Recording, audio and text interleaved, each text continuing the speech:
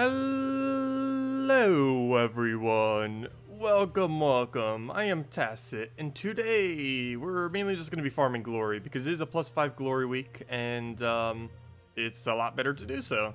I don't really need to do it too hard, because we already have a gigantic stack, but still want to get some extra in, to make sure we always constantly have a gigantic stack. Other news, new update within the next month, looking forward to that. So no, official post on that yet, or previews. Well, we had the previous preview that we went over, but nothing new since then.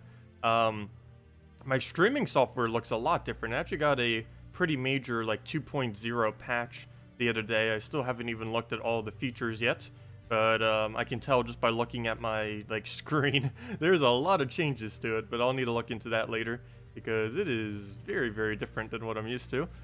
Still pretty much the same, but, you know, the new things, you gotta go learn those.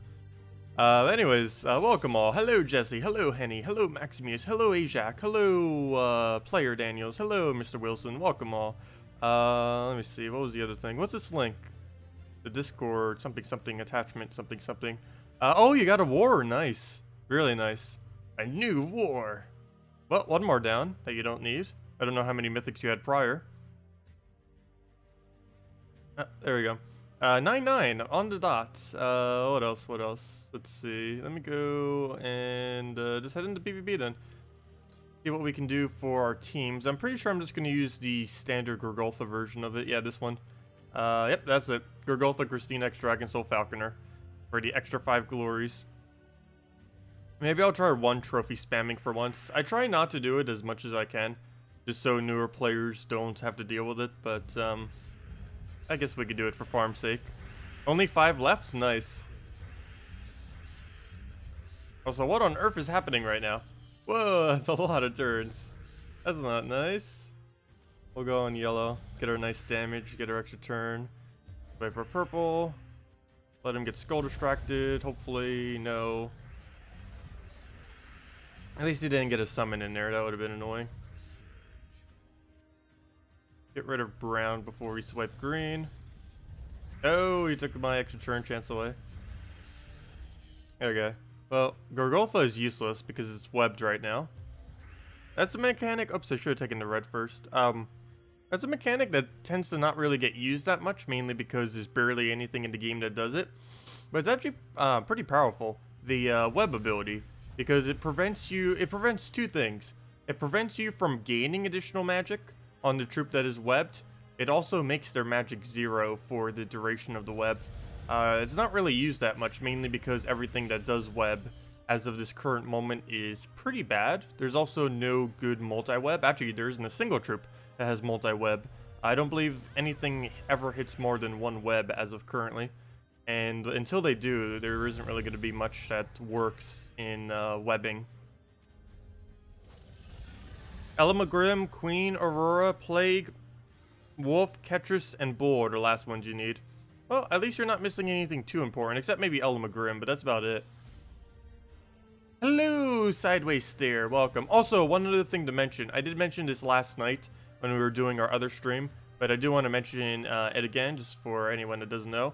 Last night was already the last time to get the new mythics. So both the unique mythics are out of the drop pool now for both platforms. Now, if you open up Glory, Gem, or any of the other keys, it's going to be pulling a mythic from all the mythics within the game. So keep that in mind. That also appears to be what Maximuse did. He waited until after the event went by for the most recent mythic, so that he would have a chance for the other ones. But yeah, the mythic drop pool right now does have every mythic in it, instead of just the unique one that was here last week.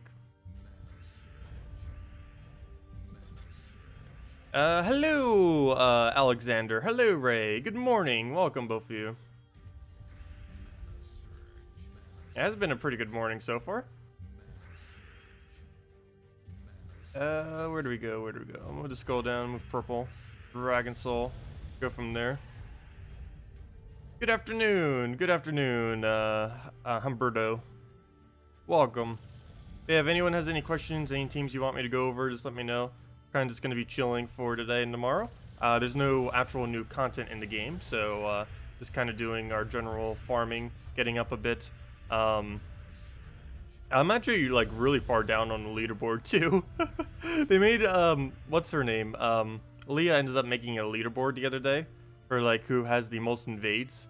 And out of everyone who has signed up to the page so far, I think I am 33rd on it.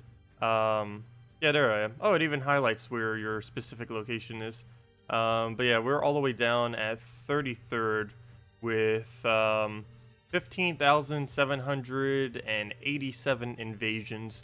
The highest is about 2.5 times more than how many I have done. Doing 2 times more, I think, would put it in the top 5. But yeah, I am very, very far behind. A lot of people play a lot. And as match. Oh, it also shows the win rate ratio. I like how almost every single person is above 90%. Mine shows as 94.53. The main reason it's so low is because I like doing fun teams and random teams. And sometimes when I'm trying to figure out teams for videos and stuff, I'll like dodge the battles a lot, which of course count as actual losses. Let's see. But yeah, the average win rate in this game, at least for late game, is like upwards of 90% for pretty much every player. Okay, where to go, where to go? We'll just get the yellow down. I don't care if it skulls. I don't mind if it takes every skull off the board. That's less turns that it's taking mana, and that makes it less dangerous. Oh, too bad we can't remove skulls. That would actually be a really nice move for the purple.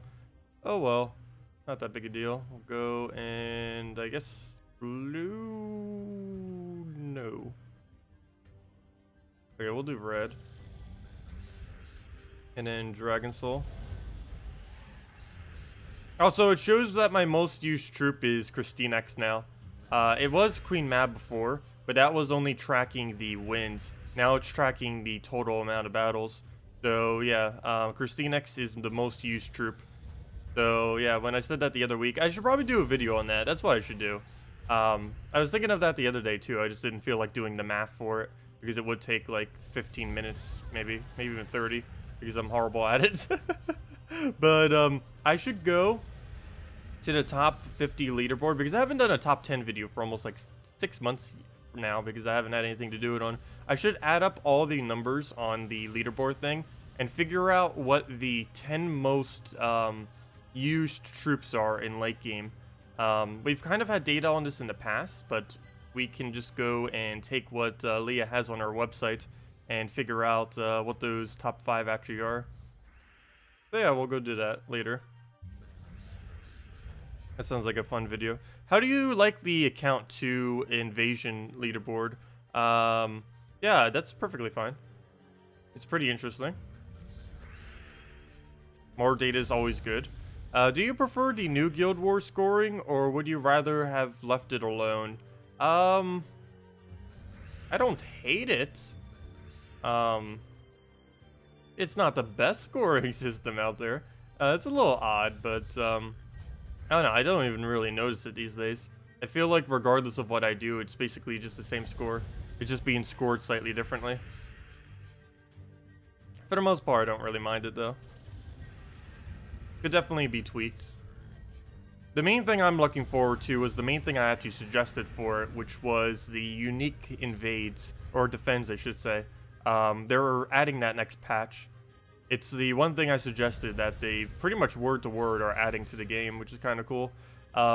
It was the have 24 unique troops. You have to, for your defend teams, to be able to get a maximum amount of score as of next patch, or I believe they're going to be implementing it next patch, because they did mention it in the thing, and they haven't implemented it yet.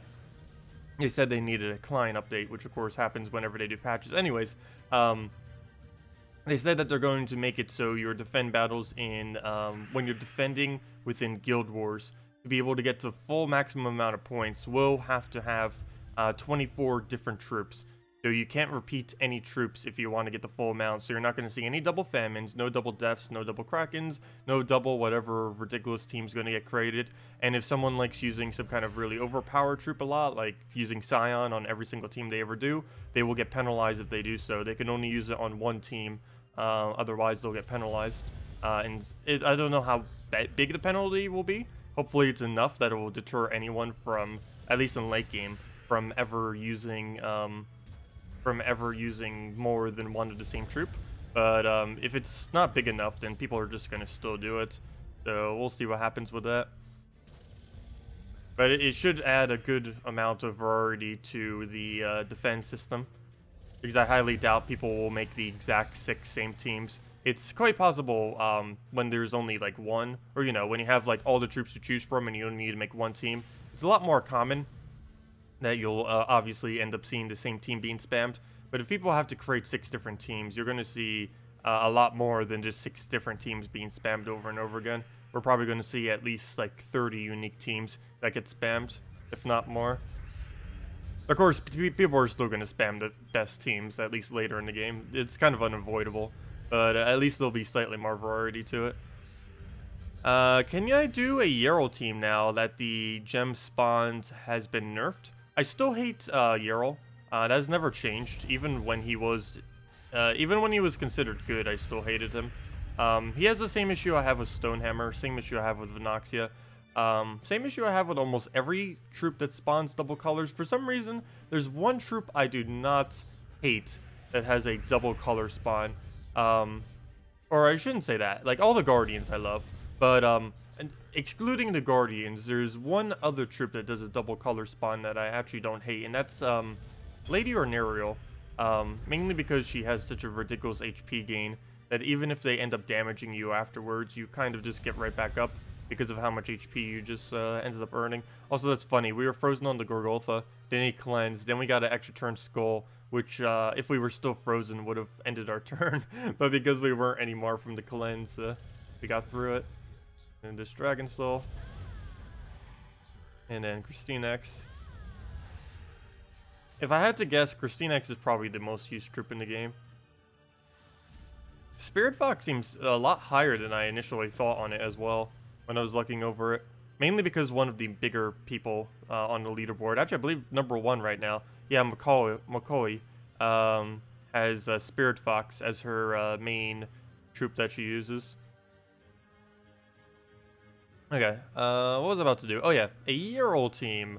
Not the hugest fans of Yarrows, but we'll go and mess with a Yarrow team. I don't even know what Yarrow teams are anymore these days. Let's see, Yarrow. Get a Yarrow in there. We could go all Giants, but all Giants is kind of bad as well. Let's get one Goblin Rocket, just says security. You could actually go triple Goblin Rocket, and that's actually a legitimate team. But we're not going to do that. Let's see. Or then again, let's get Alchemist Hellcat Loop. Maybe we are kind of going to go with it. Alchemist, Hellcats. We could always go with one other gigantic red hitter, but we'll just stick with this. Stick with the classics. Go double yellow and see if we can get this going. Let me move that up. Double yellow. Where are you? Where art thou? Where? There it is, double yellow. Take that, fight, and see where we can go from there.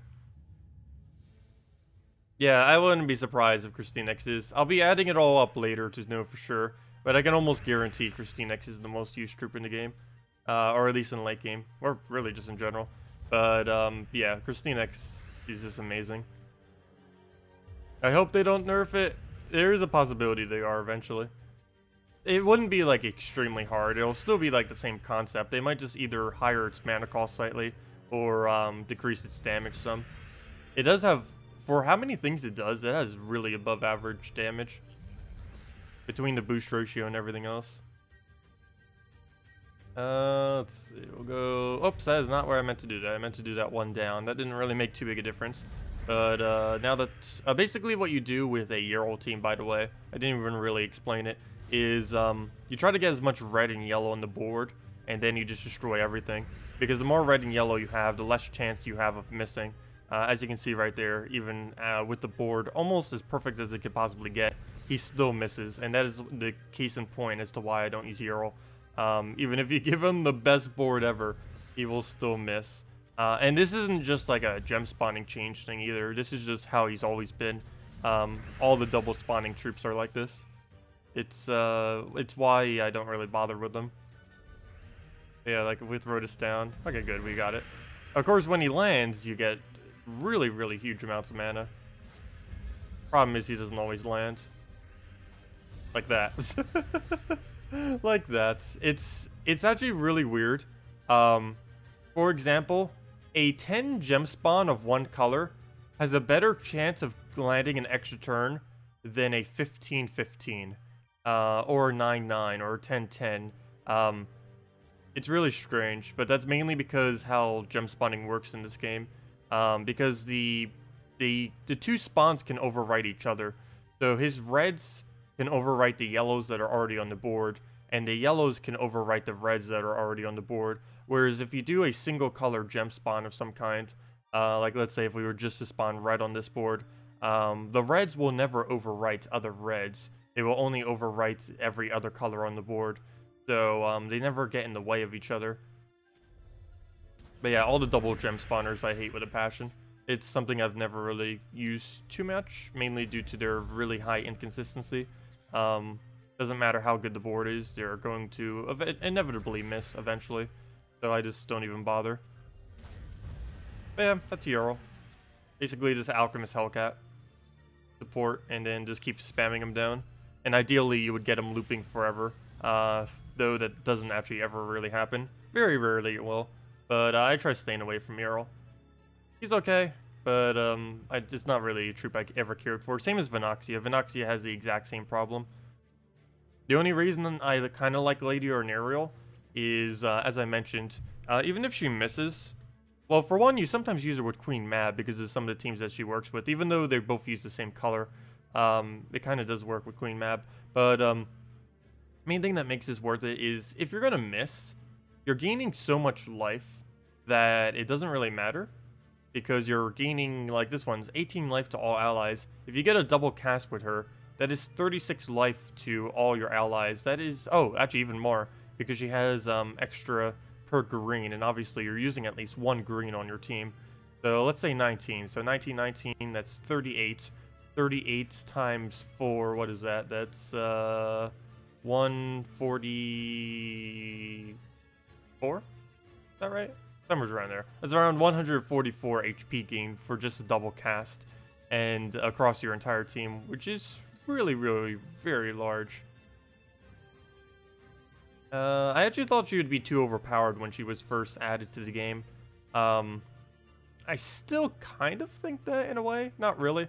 Oh no, it's hard to tell because there isn't really much that she synergizes with. If they ever added something that she really synergized with, you'd start to notice her a bit more. But most of the things she synergizes with are kind of not really that good. Like Bull Taurus, the thing that scales based on HP. That's about the best thing you can use with her, and even that's kind of average. Let's see. Hello, Anna. Welcome. Good afternoon. From Portugal. Interesting. Hello, Mohammed. Can you do a... Oh, I already did. You did the same team with Maul in last spot? That would work too. Generally, you put Maul closer to the front though. Just so we can utilize the attack that it gets. But some people use it as a single devour. It's not my preference, but if you want a free kill, you can use it with just a Maul anywhere on your team and then boom, free kill. That does work. Web spinner team? Sure, I can do some kind of web spinner team. Anything in particular you had in mind? There's Green Seer Giant Spider web spinner team or First Lot web spinner team.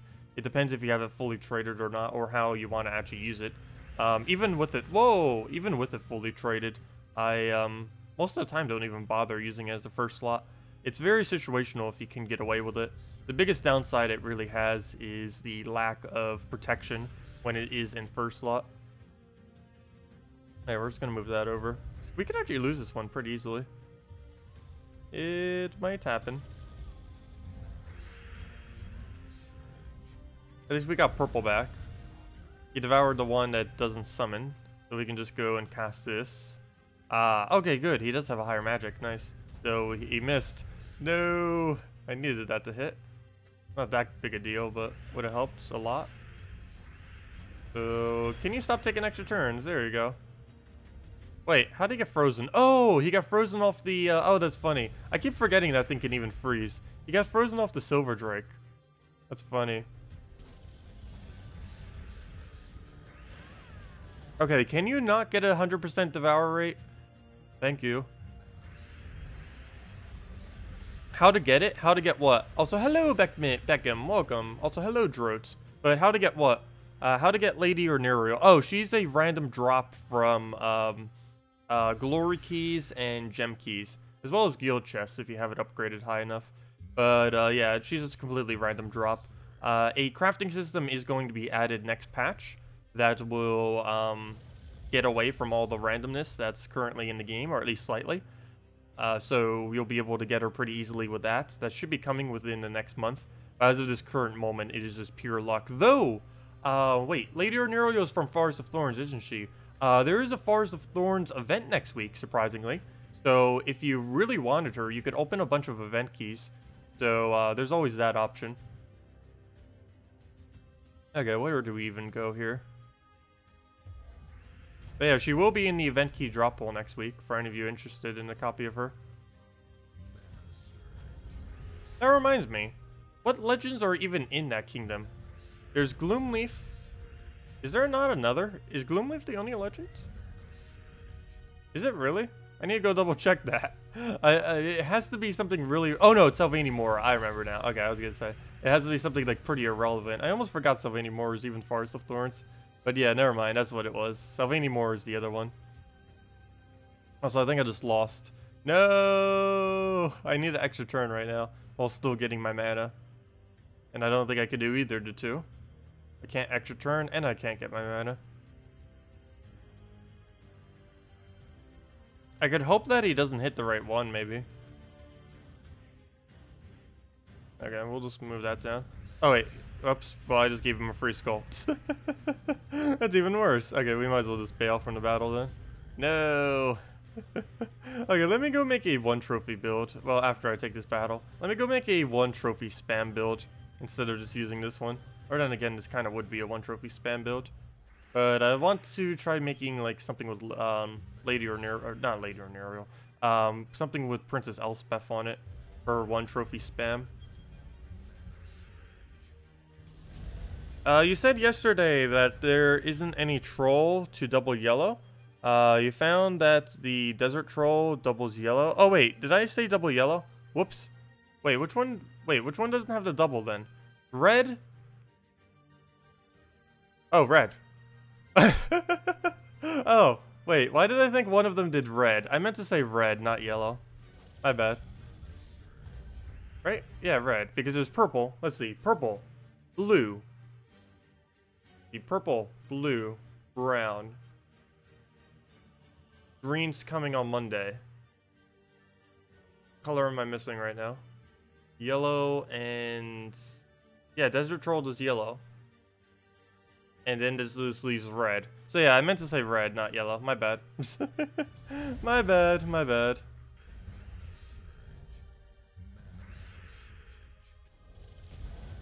Hello, Bloodstained. Welcome, welcome.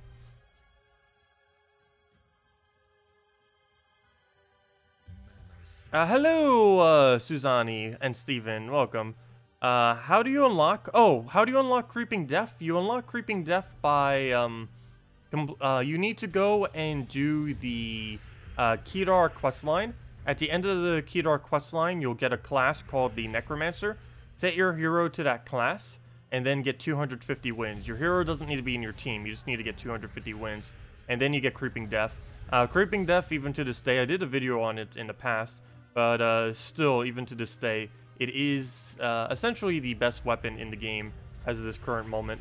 Situationally, there are weapons that would be better than it, but generally speaking, Creeping Death is the strongest weapon in the game. But yeah, you get that off the Kedar questline, or you get it off the class that you get from the Kedar questline. I'll go show you where it is in 1 second. And that is matched. There we go. But yeah, I'll go show where that is. So what you have to do to go get that, let's see. Oh, cool, we got an arcane, blue-purple. That's also the trait stone from this kingdom. But yeah, Kedar. You go to Kedar, finish out the quests until it basically says this, no quest available. Then from this, you'll end up getting a new hero class. You go over to class, switch over to... where did it go? I wish they made this in alphabetical order or something. It's the one thing that's like not in alphabetical order. They have like, they like alphabetical in order everything. But this is like the one thing that they don't bother doing it with. Also, how on earth did that keep falling out? Anyways, where was I? But yeah, you just get 250 wins on this class. Once you get 250 wins, you then get this weapon. It even shows it on this page. But you then get Creeping Death, which is a very, very, very strong weapon. But yeah, that's how you get Creeping Death. And you don't have to have your hero on the team. You just have to have that set as your class. And defend, only 83 souls. That it seems like such a taunt these days. It's like, oh, 83, that's like nothing. We can get more than that in a single battle. So, I believe if we did casual battles, it actually gives us the bonus as well. Like, if we wanted to just completely tear apart this team, I believe we still get the +5, which is kind of cool. Jinsey from your guild here. Oh, nice to see your stream, because you always miss your streams. Oh, well, glad you can finally join us. Yeah, hopefully we should be going back to #1 on the leaderboard. We fell for 1 week, but that was mainly because we only had 27 out of 30 people, which of course would make it very, very hard to actually win. Where were we? Where do I go? Where do I go? Oh, I'll just take the blue. Why not? And he gives us the free turn, get to crystallize. And this battle was supposed to go quick. I need to go switch to some kind of Elspeth team if I'm going to try farming this out. I believe this works on casual. I can almost guarantee that it does. I know I tested it earlier. I just forget what the result was. Yeah, this should give us 5 extra glory even though we're doing casual. And yep, we still get it. That's true. Actually, I don't even think we need a win either. Doing any result of a battle would actually give it to us. So let's go and see if we can go make a different +5 glory team. So I'm going to get rid of this and make this into 1 trophy plus, if I can spell trophy, that'd be great. 1 trophy +5, confirm. And what else? What else? What do we need in here? We need a Elspeth. We need, of course, the Falconer for the actual bonus. Falc. And now we need to figure out what on earth we need from here. So, what combo? Do we go the Crimson Bat combo? That would have to be a double cast. Tesla, I don't think we can get away with. What else has a really cheap cast? I could Dragon Soul multiple times. But we'd only have the 1 dragon. I think we're going to go with the Crimson Bat route. The Crimson Bat route. So Crimson, move that up, move that down. Penguin. And let's go see if this will work. Double blue banner. Actually, we could just go for... no, never mind. Frozen banner wouldn't help us anymore. So we'll just go double blue. Is there a different double blue that would work? Yeah, the minus green one wouldn't hurt. So where is it? There it is. The +2 blue, +1 yellow, -1 green. That wouldn't really make much of a difference, but we'll go see if this will work. Yeah, it doesn't matter if you win or lose, but if you retreat, that doesn't count as a lose. That counts as just retreating, unfortunately. So you can't just keep spamming retreat. Yeah, if you can somehow find a way to lose, like, instantly. Before you used to just be able to use Elspeth for that purpose, if it was the only troop on your team. Can't do that anymore, though. The biggest issue with this is not enough damage. Ideally, that would just be team wipe right there and we would win. That or only have 1 thing to kill and then we could just take the skull and kill it with 2 times damage. But that is not the case, unfortunately. Also, it'd be great if we actually got summons that used red or blue. You know what? Of course, you don't do the color I need you to. And there we go. But yeah, if we just kept doing that, we'd gain a lot of gold and a lot of souls. I mean, not souls, sorry. A lot of gold and a lot of glory. And then you just keep repicking until you find something ridiculously weak, and then go. Run just 1 Falconer and look to lose quickly. That would work if I didn't level my Falconer. I believe because it has 20% stats and I leveled it like crazy, that won't work. But I could see that working if you if you still have like a level 1 or a level 5 falconer or whatever your default level is, then yeah, that could kind of work. I believe mine is too durable to work that way though. Unless I set the difficulty up to max. You know what, I guess that could kind of work. The only problem with that though is we wouldn't get the gold, so we could do it at almost the exact same speed while still getting gold and everything else. Plus we still get the extra glory from actually winning too. I believe each one of these battles is giving 2 glory, 3 glory, somewhere around there. I believe that's boosted by your guild guardians as well, if I'm not mistaken. But we are getting some additional glory, which is kind of nice. Also, I was saying earlier that this thing is useless. Or not useless, but useless to the team when trying to farm glory. But that's kind of funny. We're getting the red that we need. But yeah, if we just kept losing, we wouldn't get the other 3 glory, all the gold, we wouldn't get the souls, and we wouldn't get the trade stone or the trophy. So yeah, I think just spamming the loss is actually fine. And just keep doing these. Sweet. But yeah. I mentioned it many times this week, but I highly advise farming glory in some way, shape, or form. There's no week ever that is better than a week like this. The absolute best time to ever farm glory is whenever there is a +5 glory, when the condition for the +5 glory is to use a specific troop. Those are always the best possible moments ever in the game to farm glory. There isn't ever a better time. I should probably figure out what the rates even are for it, though it would vary heavily based on what people are actually doing as far as strategy for it.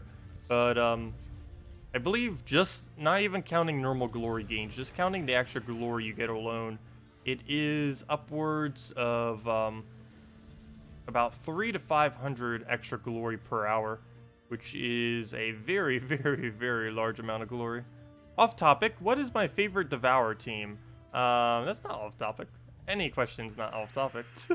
I love all the questions, but what is my favorite devour team? Depends what you consider a devour team. My favorite probably has to be just the classics. It was one of the first devour teams ever made in the game. It was the combo of the Great Maul wait, let's see, what's the full team? The Great Maul, Mercy, Inferno King, and Shegra is probably my favorite devour team. Mercy into a Great Maul that then feeds into both a Shegra and Inferno King. Then you cast both Inferno King and Shegra. And that's pretty much the match right there, assuming all goes well.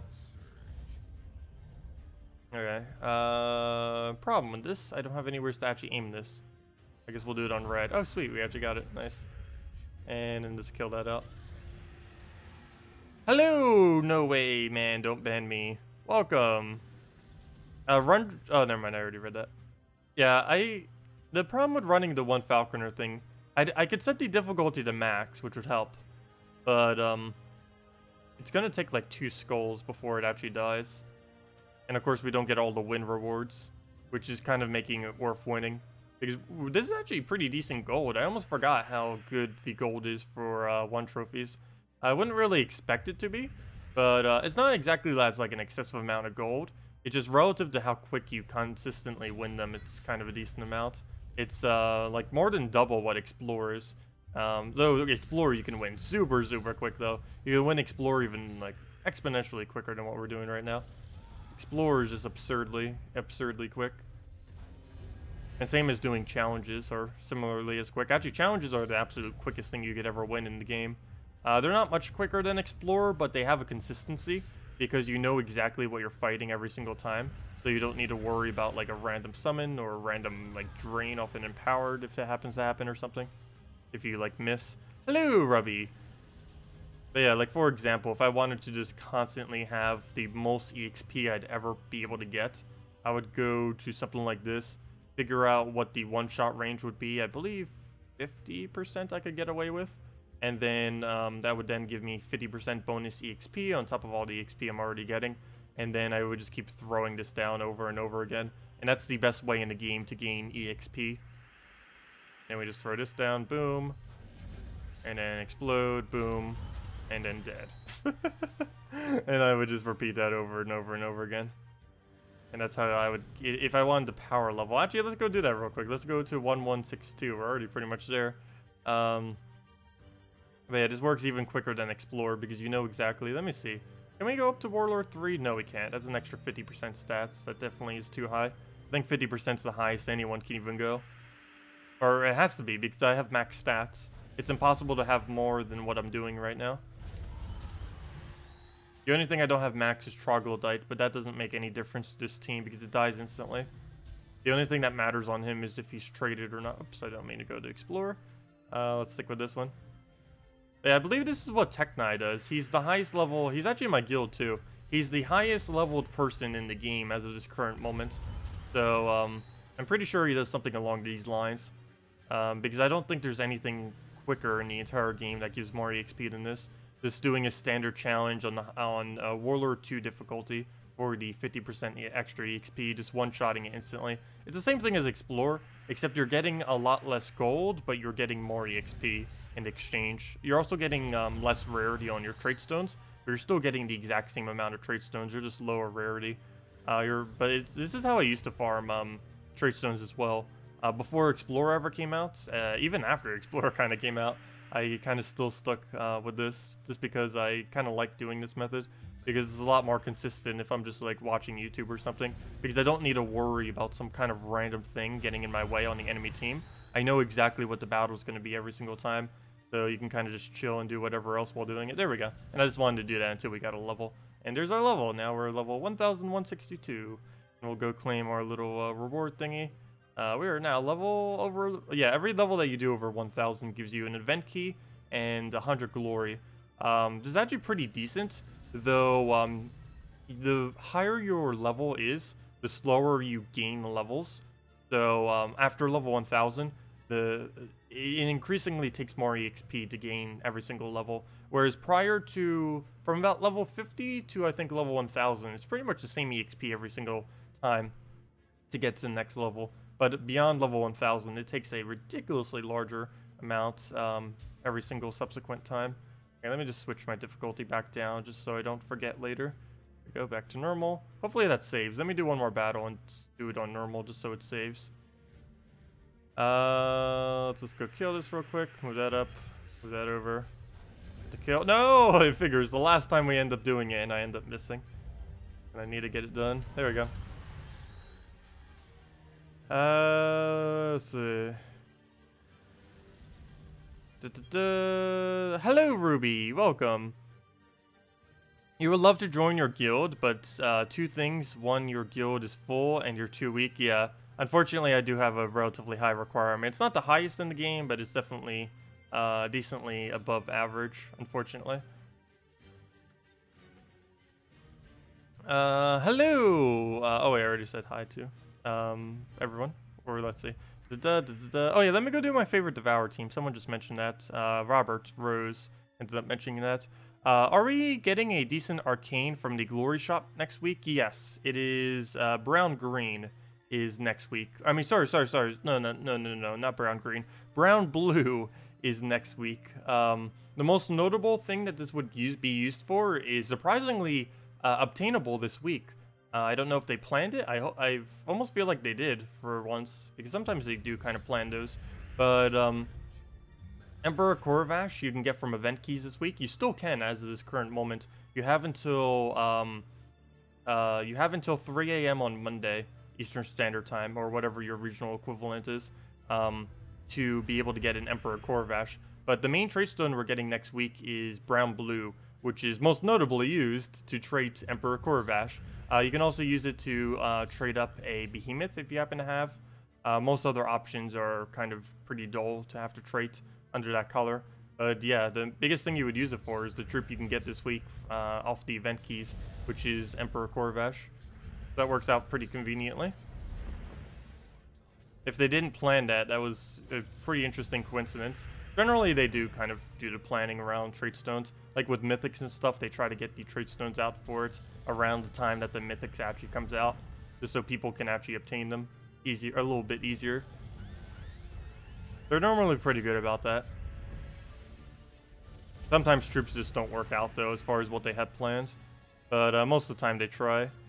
And P.S., you never really liked Bombot. Yeah, I really enjoyed it when it first came out. These days, I only use it exclusively within Explore. At one point, I was using it PvP a lot. Even one of the people, I believe, top 5 in the game, or most invades, was using a bomb bot team too. Let me see. Yeah. Oh, it was Techni. Interesting. Yeah. The number 5 on the most invades in the game, as well as the person with the highest level in the game as of currently, ended up using bomb bots as their most invaded troop that they used. I used to use that quite a bit too. The team that people used to use with it is... Do I have Mechanist class set? Oh, I'm still an Assassin.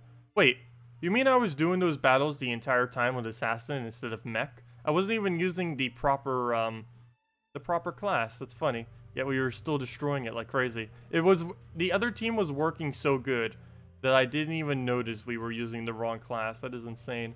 But we'll change it for free. That wasn't even as quick as we could have been doing it. Wow. But anyways... let me go do the team real quick and see if it still will work. This is the team that's the reason why some people have bomb bots as their most used. Let's see if it still works. Deep Borer, double bomb bots, and black manacles. This team has at one point the quickest win that the game has ever had for PvP for the most part, as far as being able to do 3 trophies. It is quite insane. Let's see if we can get it off, though I'm pretty sure we're going to be destroyed because it doesn't work as good anymore, particularly after the slight gem spawn change. But now that they moved it back, maybe it'll work, who knows. But the biggest issue we would normally run into is not having enough damage output. It would end up losing at a very, very decent rate. It was kind of like the other kind of like Elspeth team where it did a lot of damage, but it would die way too quick. Also, he just took my mana. That is unfortunate. Where do we go? We'll just move that down. Get ourselves Deep Borer so we can get more blue. I mean, not blue. Get more brown on the board. They both start with B. Close enough. And then Bomb Bot into Black Manacle into Win. And yeah. Very, very quick battles is what it was created for. And that's why some people have Bomb Bot as their thing. The biggest issue that it runs into is... You know what? Oh! That was the other thing of why it kind of fell off the meta. It was not used for the longest of times because of the stat change, where troops started getting 25 and 50% stats. But I just realized something. I have no clue how I just realized it now. But because the stats, they lowered the amount of stat gains you get per week. And this indirectly made the team we're using right now better. Because the biggest issue it ran into in recent times is 25% and 50% bonuses, but neither of them exist anymore. So, you know what? Let's see if we can actually kill a 10% team. Or do these have 20%? No, they're all 10s. So let's see if we can actually win against this. That'd be cool. So we'll go take the skull. Yeah, all of them are only 10%. So this would be a pretty good example then. We'd still have to test on 20%. Oh no, even with 10%, that's still going to be too much. Oh, and he gains barrier. Yeah, this isn't going to work out. And case in point as to why it's not used. You only get one shot, and if you don't kill it with all of your damage output, you just instantly lose. But, yeah. Let's see. If we kept doing, like, 2 trophies or specifically, like, moving around the specific battles, it would end up working, but yeah. It used to be pretty good. Still kind of decent. Not really advised to spam like crazy, though. What order do you... Oh, I need to go do the Devour team. How do I keep not doing it? But yeah, we'll go do that after this battle. I think I said that like 3 times now. What order do you suggest getting your color masteries in? All of them at once. I ended up going slightly different with mine. But that's because I just wanted to be different than everyone else. But the most efficient method that you can possibly do is just go consistently even on every single one of your hero masteries. Yeah, that's basically what almost everyone does, because it just gives you the most points overall. I ended up not doing that. I just went all in on purple. At the time, this was before hero weapons existed, or even hero classes, as well as a lot of things. But at the time, purple weapons were the absolute best weapons in the game.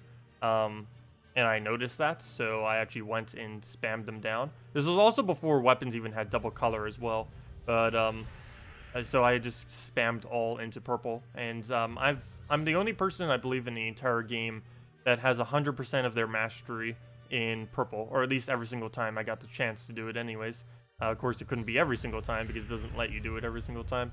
But, yeah, I have a ridiculously high purple surge. It's not really that needed, but these days, you don't really need to rush any kind of weapons, because the few weapons that you do need to rush, you can just gain from hero classes. Like, for example, Creeping Death would completely negate out the need to rush out purple, as well as there's a lot of colors, mainly because it's just such a ridiculous weapon. The brown-green weapon that they added to Kazale like a year and a half ago also is pretty decent, and has prevented, or has basically made it so you don't need to rush up any specific mastery order. And that's the War and Peace weapon. It's from the Kazale questline. You get it from doing part of Adana questline, and then doing the Kazale questline 100% through. There's also another weapon that you can get for free that's kind of odd. The one that they added to the most recent kingdom. Console currently doesn't Console currently doesn't have it, though they will next patch. The Urskea kingdom actually brings in another kingdom-related weapon. Because all these weapons, like the ones that you get between the two kingdoms now, Kazale and Urskea, plus the fact that you can get all of these weapons off the hero classes, the most notable one, of course, being Necromancer for Creeping Death. All of these weapons have kind of made focusing mastery irrelevant, to the point that you just evenly distribute them and just wait until you eventually reach the 40s. Because you do get weapons at 40-40 every single time. Did you stop playing Oath Match? Yes, I did end up stop playing Oath Match. Yeah, I got into it for a little bit. It was an okay game. It was an interesting mastery. And a little bit in a Gems of War format in a kind of way. I don't know, I was kind of hoping that they would maybe update it a bit more. It seems like one of those kind of like launch games and then just it sat there forever. So they didn't really end up doing much with it. I was hoping that it would get developed a little bit, but sadly they didn't. I could have probably asked the devs and see if I can get some free copies to hand out to people of it, because I know some people said that they might want to play it, though I'm pretty sure everyone that wanted to have played that game have probably already did. So I'll go contact the dev again. I actually asked them on the day that they gave me the free code. It's like they emailed me. Of course, they did like their whole PR thing and just mass spammed a bunch of people. But since we already do match 3 stuff, I figured, hey, why not? I've actually gotten a lot of requests to play different games, and I've turned like a good majority of them down. But yeah, there's like about an email every single week requesting for some kind of something. But it's either just like not some kind of genre that I really do, or it's some kind of like paid promotional for something that's almost illegal, or just something else. Like for example, with Albion Online, I've been contacted by 3 different gold sellers, which is illegal, to advertise their websites. So yeah, that's yeah, that happened. Of course I denied all of them. Well, I didn't even reply to any of them. I just saw the emails. It's like, nope. Well, we'll go and throw down Dragon Soul. Hello, Mike. Welcome. Also, how did I still not do the Devour team? My memory is so ridiculously short term. Let's see. What do we need to do here? Did I play Frat Princess Cake? Never heard of the game. Sounds interesting.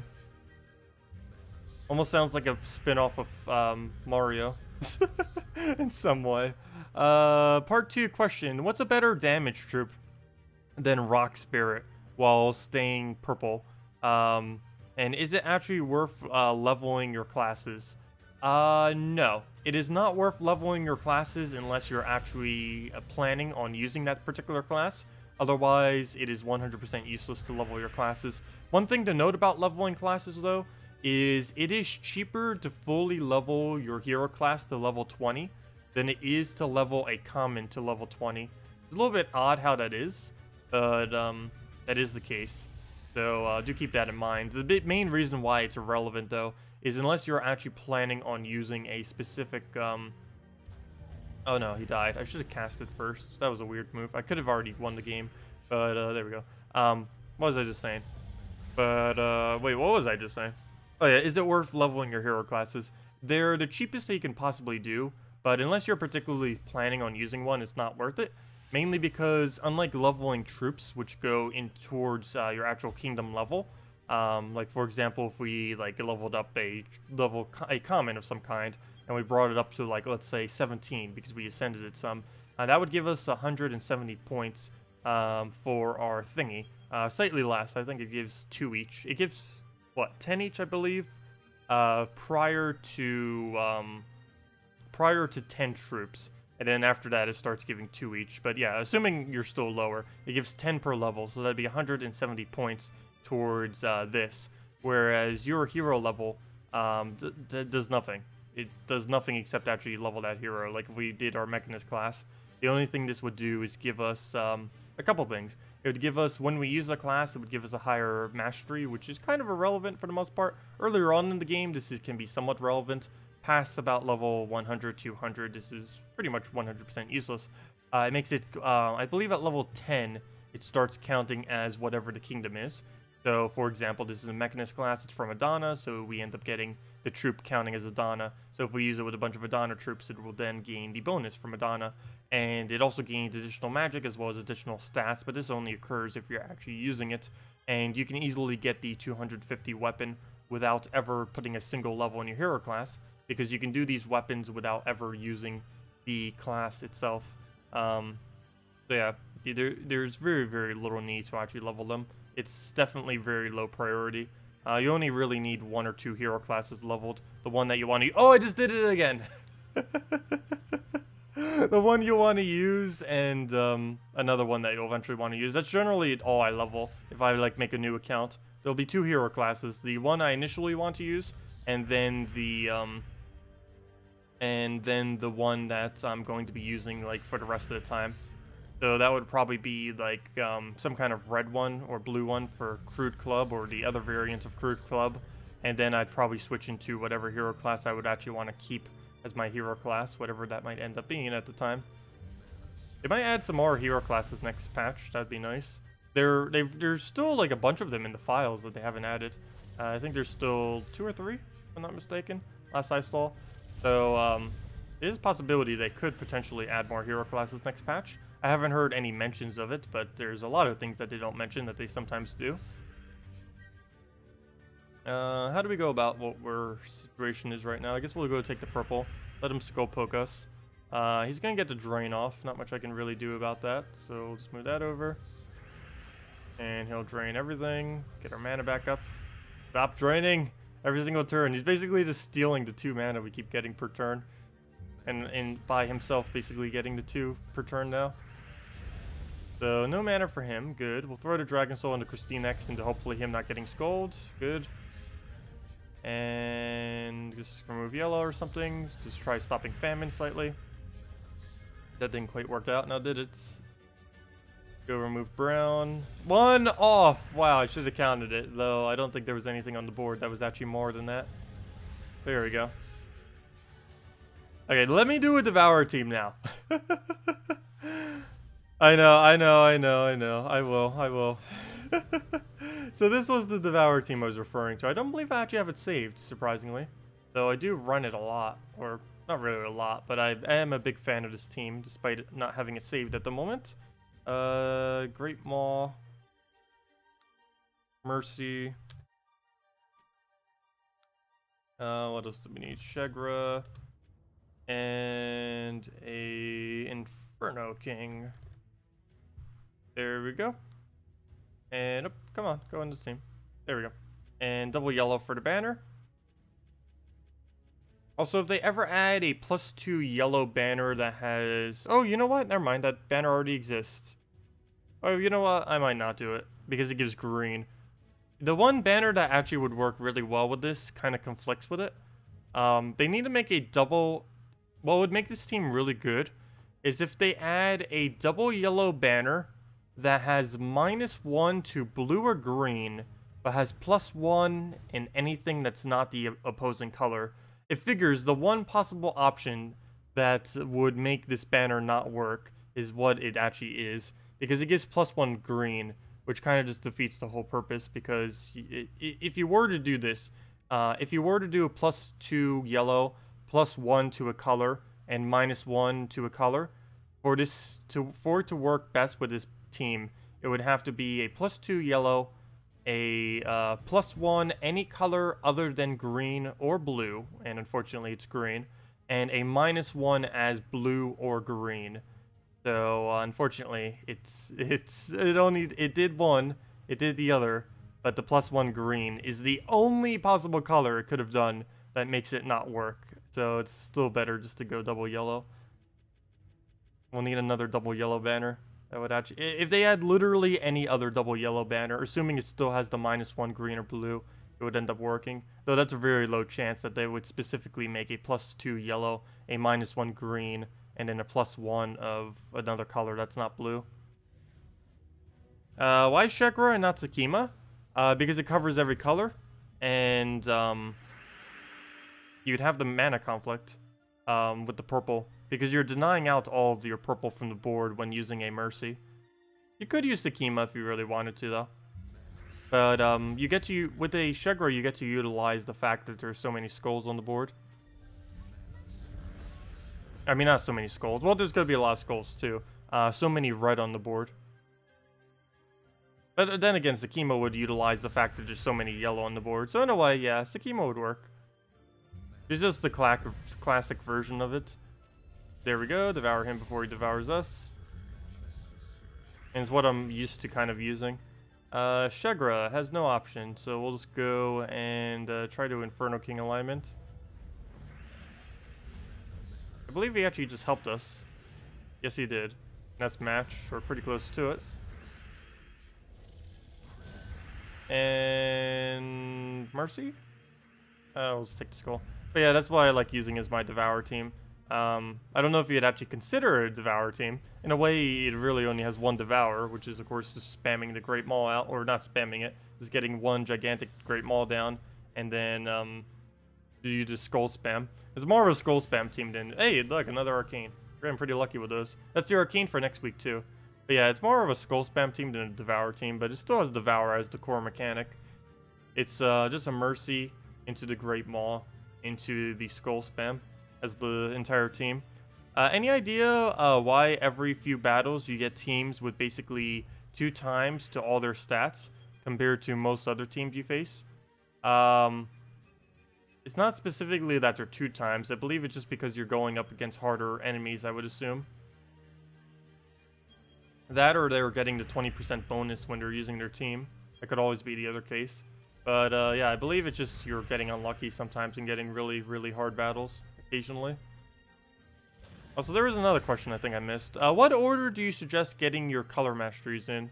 Oh, never mind, I already answered that. But yeah, you do all your color masteries evenly. I made a whole rant on that, but yeah. The short answer to that is just do them all evenly.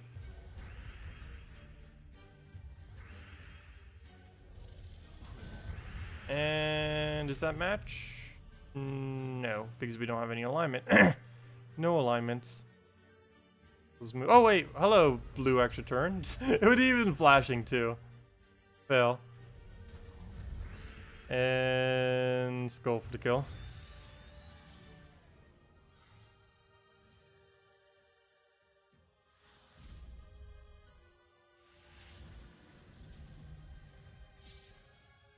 Oh, we lost. Doesn't matter. Actually, losing is almost better because that means we get more revenge battles to get to do.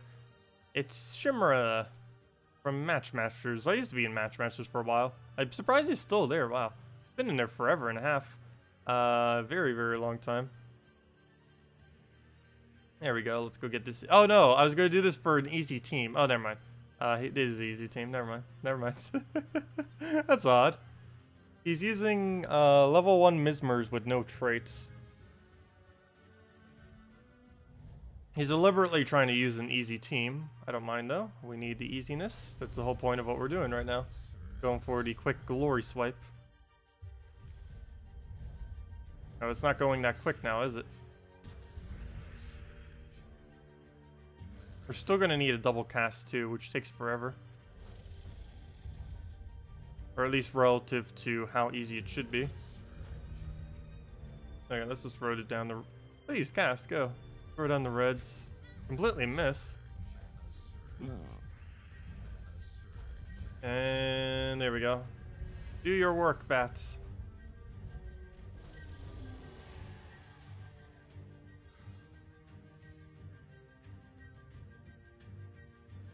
Oh yeah, what is the... I forgot to go check Guild Wars this morning. How is that going so far? Because I did drop down to bracket 2. What is even the top guild? I believe it's the Power Gem or something, whatever they were called. Where is it? Where is it? Where is it? Oh! How did we go down? That's bad. We definitely need to make sure we keep top 2. I believe it's because we have some people that didn't actually do their battles yet. Yeah, we have 2 people. No clue what's up with either Grim and Legolas. We need their battles. But yeah, once they get their battles in, we'll pretty much instantly become first in this bracket. It's almost like we have, again, it's like we have 28 out of 30 people. We're right back to where we were the other week. But yeah, we'll probably need to kick them. Though one of them did say that they were on vacation and that they were having, like, connection issues and stuff. So whichever one that was. I don't know which one it was, though. Because they said they were from my guild, and they private messaged me. But they didn't say which one they were, because their forum name was completely different than the one in game. We'll need to double check that later. Let's see. But they do have until Sunday. I normally don't mind if they do it immediately, as long as they get it done. Alright, let's just throw down our normal team, I guess. Let's go to the 5 for the Falcon. But yeah, best of luck with that battle. Yeah, I normally worry whenever I go up against like Interim or Anonymous in bracket 1, mainly because I know almost for sure they're going to be running some kind of annoying drain spam team every single time, which gives the highest chance of actually losing. And they consistently do that across their entire guild as well. Whereas quite a few other guilds might kind of have like patchy and do like a couple different things. They just spam like the exact same ridiculous overpowered teams. So a lot of top guilds end up doing that. Interim's the same way. What's a good famine team? Every team is a good famine team. If it has famine on it, it is probably a good famine team. But yeah, it's kind of how you use like Gorgolfa, except inverse. Gorgolfa is always used in first slot. Famine's generally used in third or fourth slot. As far as what you would use for a good famine team, basically anything that's not blocking him too hard. Gorgolfa Famine's pretty good. Famine with any kind of mana generator that can feed him mana. That also gives the rest of your team some kind of damage output. Like if you have like one mana generator that's related to Famine's color, another damaging troop that is related to that same color, and then one other support or tank troop, you're pretty much good to go as far as a team. As far as specific teams, that really depends on what you really have to use. Famine is very versatile, and there's almost no wrong answer as long as you don't put him too far up to your front of your line. He's only really ever used in third and fourth slot. Any other slots is kind of redundant for him, mainly because he will be a lot less effective. Also, we just got wiped. Luckily, Dragon Soul for the revive. You got this, Dragon Soul. Solo him. The struggle of not paying attention and getting wiped by Humility Draculus. I might need to go get like a web mechanic next time I see him, just to completely disable him. Because that is a little bit annoying sometimes when I'm not paying attention. That's not the first time it happens, nor will that be the last time it happens. It's really, really strong when you're not noticing it at a given moment, because you're just feeding him so much stats, and then he just kills you. Our only chance at this point is if we revive again. Nope, we didn't get it. No! No, it's fine. I don't mind getting distracted. A lose in this game is almost irrelevant, unless it's in Guild Wars, but I pay attention a lot more in Guild Wars. But yeah, no, it's perfectly fine. No need to worry. Let's just go do the quick team against this little guy. Wasn't there something else I was about to go do? Let's see. You faced Anonymous yesterday. Everybody was running Famine, so annoying. Yeah, that will happen pretty much every single time. Same with Interim, same with a few other guilds. I don't know what my guild actually uses. I assume they use something similar as well. I actually don't really keep track, nor do I like enforce some kind of like defending policy. I might need to a little bit once next patch comes out, because you'll have to in order to get full points. But I'm not going to like say, hey, you have to use these teams. Of course, I just let them use whatever they want. As long as it's winning at an okay rate, I don't really care. And of course, next patch, they'll just have to use 24 unique ones. And as long as they're doing that and they're not horrible, it'll be fine. But yeah, it doesn't really matter too much. I generally just run this exact same team every single time. It's one that gets used a lot later in the game. Scion, Ragnargord, Famine, Death. Very, very annoying. It can be countered in PvP because there's a lot of different angles to counter it. It's not really that counterable in Guild Wars, mainly because you need both an Entangle and a Mana Drain, and the only 2 days that you can do simultaneously both of them in Guild Wars is on a brown or yellow day with a Cockatrice. Off of those 2 days, it is impossible to conveniently put every single disable you need to counter this team, because you need quick drains for Ragnargord, you need drain for Famine if you're starting to get too high, you need an Entangle for Scion, or a way to get it to 0 attack, or really just any way to dispose of it quickly, any of those few options, and you need all of that. But yeah, you either have like 2 paths when you face this team. Either immediately disable the Ragnargord so it doesn't go spamming, have a backup for Famine in case the Ragnargord does go off so you can just drain him back down, or you need some kind of disable for Scion or a rush down on Scion. Generally, I tend to like rush down the Scion, but the problem with rushing down Scion is you don't focus the Ragnargord, and then the Ragnargord cast gives mana to Famine, then the Famine cast, and the Death cast, and then you're playing the RNG of if Death Mark will kill you or not, which is always annoying. Speaking of that, aren't we up? We're up against almost the exact same thing. Let me go use a natural team instead of the Falcon guy. I might just actually ditch the Falcon for now. I have enough glory. I don't really need to worry about specifically getting the extra 5.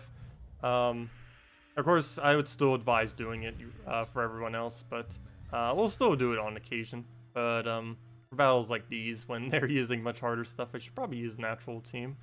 That would be helpful. And I'll let him take the skull, doesn't matter since we don't have any mana at the moment on him. Generally, it's a pretty bad idea to use exploders and particularly Gorgolfa when trying to face like a Scion or something.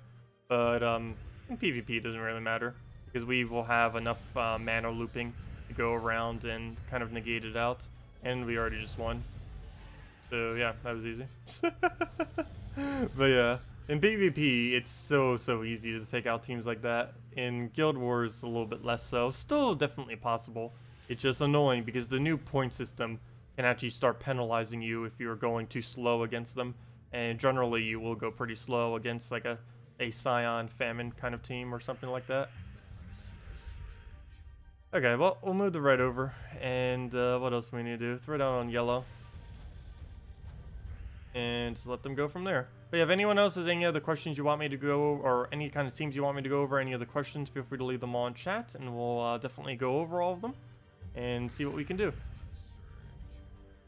Where do we go? Where do we go? I'll take that. Actually, I will take the suggested move, not because I wanted the skull, but because I wanted the purple that drops from it.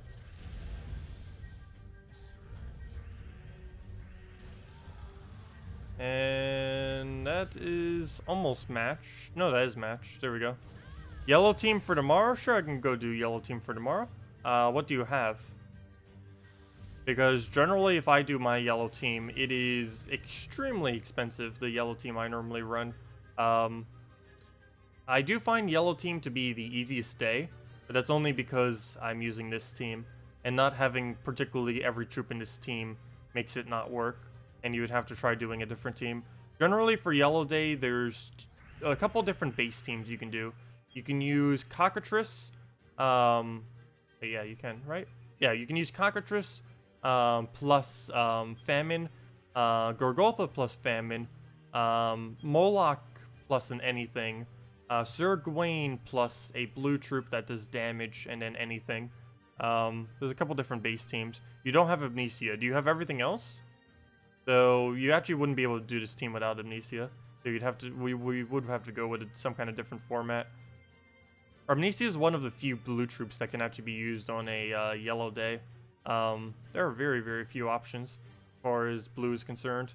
You'd even ditch the color almost in some instances because of how lack there is for decent troops on yellow day. There is one though. What's his name? Prince Escuela, or whatever that one guy is called. The yellow blue that creates a yellow storm. Situationally, if you're using an exploder, that would actually be decent. Yeah, Moloch is like MVP on these kind of days. The only problem with a Moloch though is if you want a summoner and you don't have Amnesia, generally Sir Gawain is what you go. Though summoning isn't as important anymore in Guild Wars. Compared to winning quickly and gaining a lot of mana, it's become a little bit more irrelevant. Because before it was really, really important because that was like one of the only factors that was really scored was if you did or did not end up keeping your troops alive. But now there's a lot more factors. You have more. You have Moloch, Gorgotha, Cockatrice, Stonehammer, Sir Gawain. You'd probably want to go then. Let's see, Cockatrice, Moloch. Did you say you didn't have the famine? So Cockatrice, Moloch. Do you have Sylvani Mora? Because then you'd be able to get away with a lot of Skull Disable, which would help a lot with, oh wait, never mind. Why did I say, never mind. I was thinking color-wise, I forgot. It's a yellow day, you can't use Sylvani Mora. I'll go double-check yellow and see what we can do with that then. What other legends do you have? Like key legends, or just even legends in general? Alright, we'll just take the red. Moloch I'll save for the famine. Yeah, you can almost solo a day on yellow just by spamming Moloch. It is possible. He is that good. At least in Guild War context. In normal PvP context, he's actually quite below average, but for Guild Wars, he gets the job done. He's a little bit towards the slower side, but he's consistent. And has pretty decent damage output for single target true damage. Okay, there goes Death. I actually don't have any way to really negate by a Death, other than cleansing it off Gorgotha. That's as far as I can go with it. Did we take the skull? I guess we take the skull. I'll take the skull into like a Moloch or something. Okay, nothing has died yet. That's good. Yeah, I'm just gonna do the Moloch because Famine will do more damage. So no need in not doing that. So we'll go through the Famine, and then just get our mana back, and then get the replacement, and throw down Gorgotha. Inferno King, Silent One, Forest Guardian. None of those really work within Guild Wars, except maybe Silent One, because you are going to lack the blue. We can maybe work around that. We could maybe work around that. You did say you had Gorgotha, right? So we might want to ditch the Cockatrice. It really depends what you're up against, if you would or wouldn't use it. If you have fully traded Gorgotha against everything that doesn't have a Scion or a Mana Drainer Raider, you'd probably want to use Gorgotha first slot. For everything else, you'd probably want to use a Cockatrice, like if they're using Scion or Corvash or any of those kind of things. But yeah, the team would probably have to be this then. So, Cockatrice. Is your Silent One traded? I'll assume it's not, because Silent One I don't think is one that many people would bother trait. So we'll put that down a little bit. It is really nice having at least his first trait though.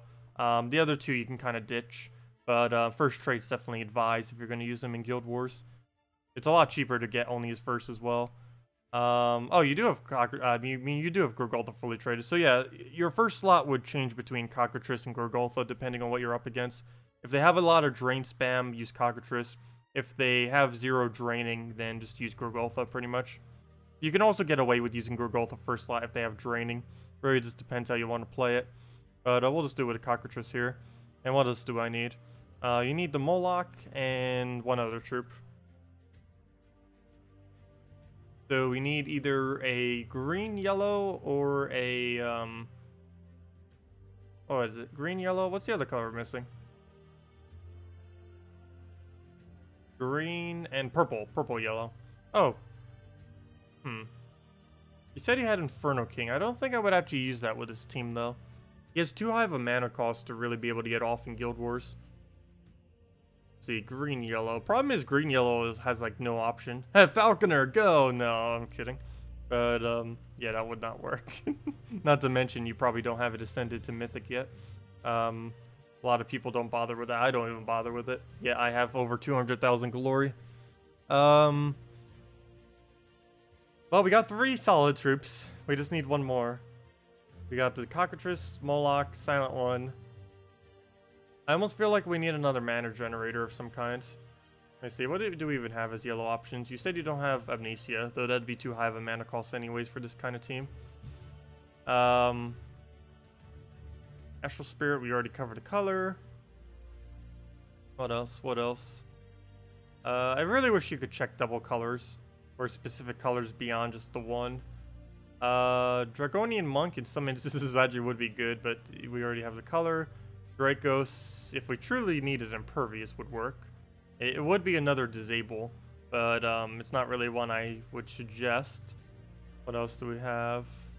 Famine, of course, would be amazing, but you don't have Famine. Famine would be the most, probably the best thing you could even do right there. Mainly because the Cockatrice will feed it brown, plus you have the extra mana drain and all that. The only problem is you don't have Famine. Let's see. What else? What else? We need a green or purple that's decent. If you truly wanted to, you could probably Hellcat the... Oh, you know what? Huh. Let's go Herdmaster then. Almost forgot. I generally don't use Herdmaster on a yellow day. I prefer using him on purple day. But he does work on a yellow day. And we could end up using it. This would also work with the Silent One, to be able to spam out the Silent One. So let's assume they're using Emperor Corvash, and this would be our team then. And again, both of my mana generators up front. A last slot Herdmaster would be really bad though. Yeah, let's just put the Herdmaster up front then, and run it that way. So this team will assume you have the first trait on Silent One and the second trait on Moloch. And I guess assumably the last trait on her Centaur too. And this one. It's basically assuming you have all of them to their link. Surprisingly, I didn't even realize that till literally just now. All of these have a mana link. And if you were to use this exact team for a yellow day, all of them would need to have their link. So air link for the Centaur on 30 traits. Cockatrice up to 2 traits, preferably 3 because you can use his final trait as well pretty easily. It's one of the reasons why I kind of want to use them in first, but it won't matter. Okay, you do have them. The second trait on Moloch you'll need, and the first trait on Silent One you'll need. So we'll roll with this. We'll want to get +1 yellow just to make sure we go to a 9. Actually, we could even go double yellow if we truly wanted to. We already have enough link. You know what? Let's go double yellow and see how that goes. Oh, you know what? Oh, no. Never mind, never mind. This banner. I really wish this banner was reverse. This one right here. There's so many more things it would be used for. If this banner was -1 green and +1 blue, there would be so many more teams you could make out of it. But, unfortunately, that's not the case. Yeah, there's very few things I ever really use that banner for. But, there we go. We'll just roll with double yellow and see how it rolls. It should end up being enough to win. And here's a Corvash, which is one of the things you kind of use to counter it, though this particular team wouldn't actually be used in Guild Wars. We'll do a battle or two. We'll do this one and then another one. But yeah, this is this complete spam of drain and disable. It might be a little bit towards the slower side, but it will get wins, and it will end up generating mana, a lot of mana to make up for the fact that it's going a little bit slower. We'll take a skull right off the bat. The only problem with it is it has no summon, but it has enough disable that hopefully you won't need a summon. Also, summoning, as I mentioned earlier, is weighted a little bit less than what it was before. Or it's not really weighted any less. It's just that there's so many other factors that decrease or increase your points that, in a way, it's indirectly less, even though I don't believe they've really tweaked it at all. Oh, I should have taken the red into yellow. I actually could have gotten a lot more out of that. So, like, for example, right here, he's probably going to die. But we'll go into the drain right there. A complete miss, unfortunately. But go get the cleanse. There isn't anything particular, or really anything at all, that we need to cleanse. Moloch we do have. I'll probably do this to disable his damage. So let's go and there's so many things I need to hit. So we'll just hit him. Another Moloch will kill him out when we go do that. Silent one would be amazing right now. Unfortunately, we don't have the mana for it. Move that over. Okay. We got a bunch of mana from that. Not too worried though. Move this over, and I could make him take a skull, though that would kind of defeat the whole purpose of doing that. He's probably going to throw down the lance, so yeah, that's unfortunate. We'll just take some yellow. Yep, there he goes. So we did die on one. Throw this down on the brown. Hopefully get its mana back up. It keeps missing and just giving Corvash everything. That is really bad. Haven't been able to get Silent One up. Maybe we should move Silent One closer to the front so that he can gain the yellow. Maybe the second slot or something. Because it is struggling right now to get its mana. Because the Cockatrice, once it gets up, ideally it will loop with itself.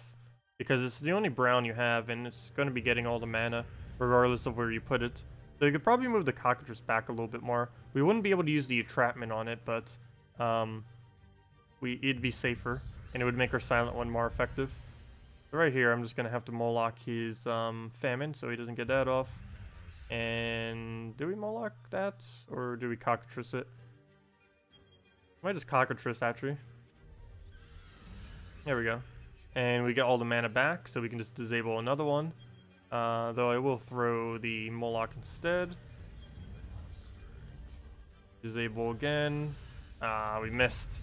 The amount of time we've given Corvash full mana this battle is insane. Hey, you can always use Gorgolfa instead of Cockroaches. I mainly did that for the disable.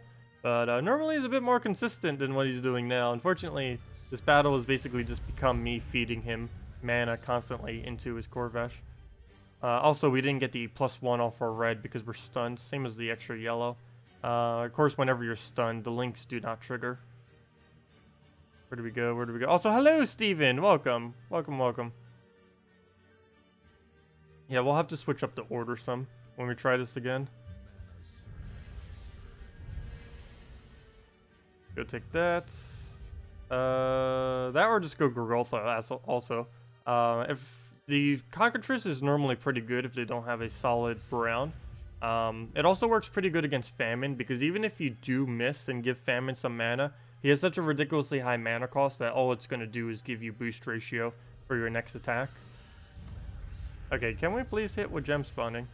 Let's just throw down the Moloch right there.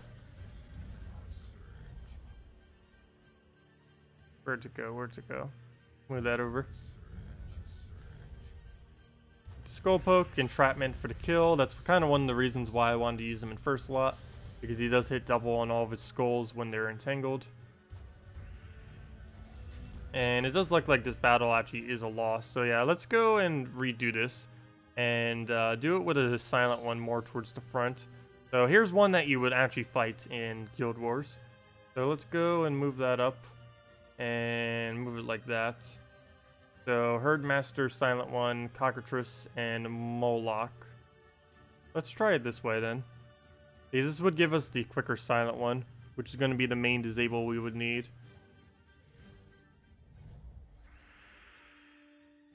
So purple, purple. 1 mana short, of course. Right off the top. Actually, that won't drop far enough though.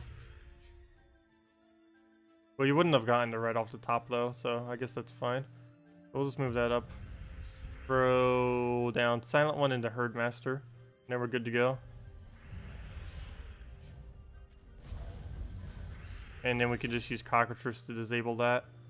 And that'll be good. Ooh. Do I let it drain me? Yeah, I do. Also, one other thing to mention, which is kind of the reason why we're doing Herdmaster plus Silent One. It's a really interesting combo since they have nerfed him.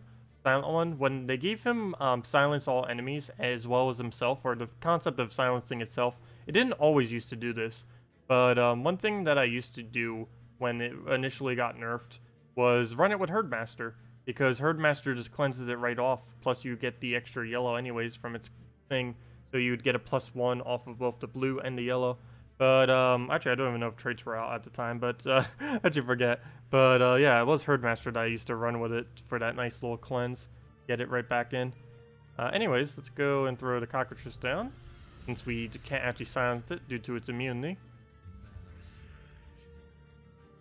But that'll make sure it can't drain us off of skulls. The only real issue I could see with this team is we really lack damage options. Like, we have very, very few. Wow, he just cleansed his entire team pretty much at once. But we lack a lot of different damages. We really only have the Moloch, which is a bit of an issue. We have plenty of disable, but we don't do damage quick enough to be able to utilize the amount of disable we have.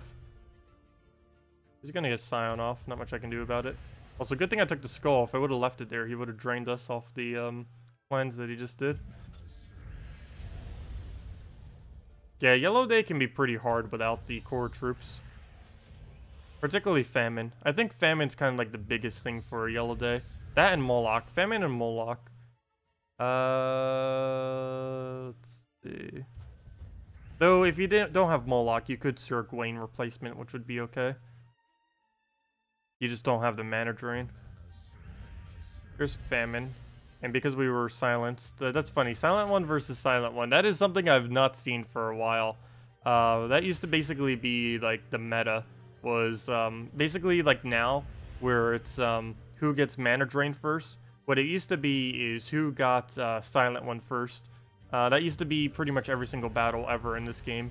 Was a battle of who was able to accumulate enough mana to cast the silent one and then win the battle.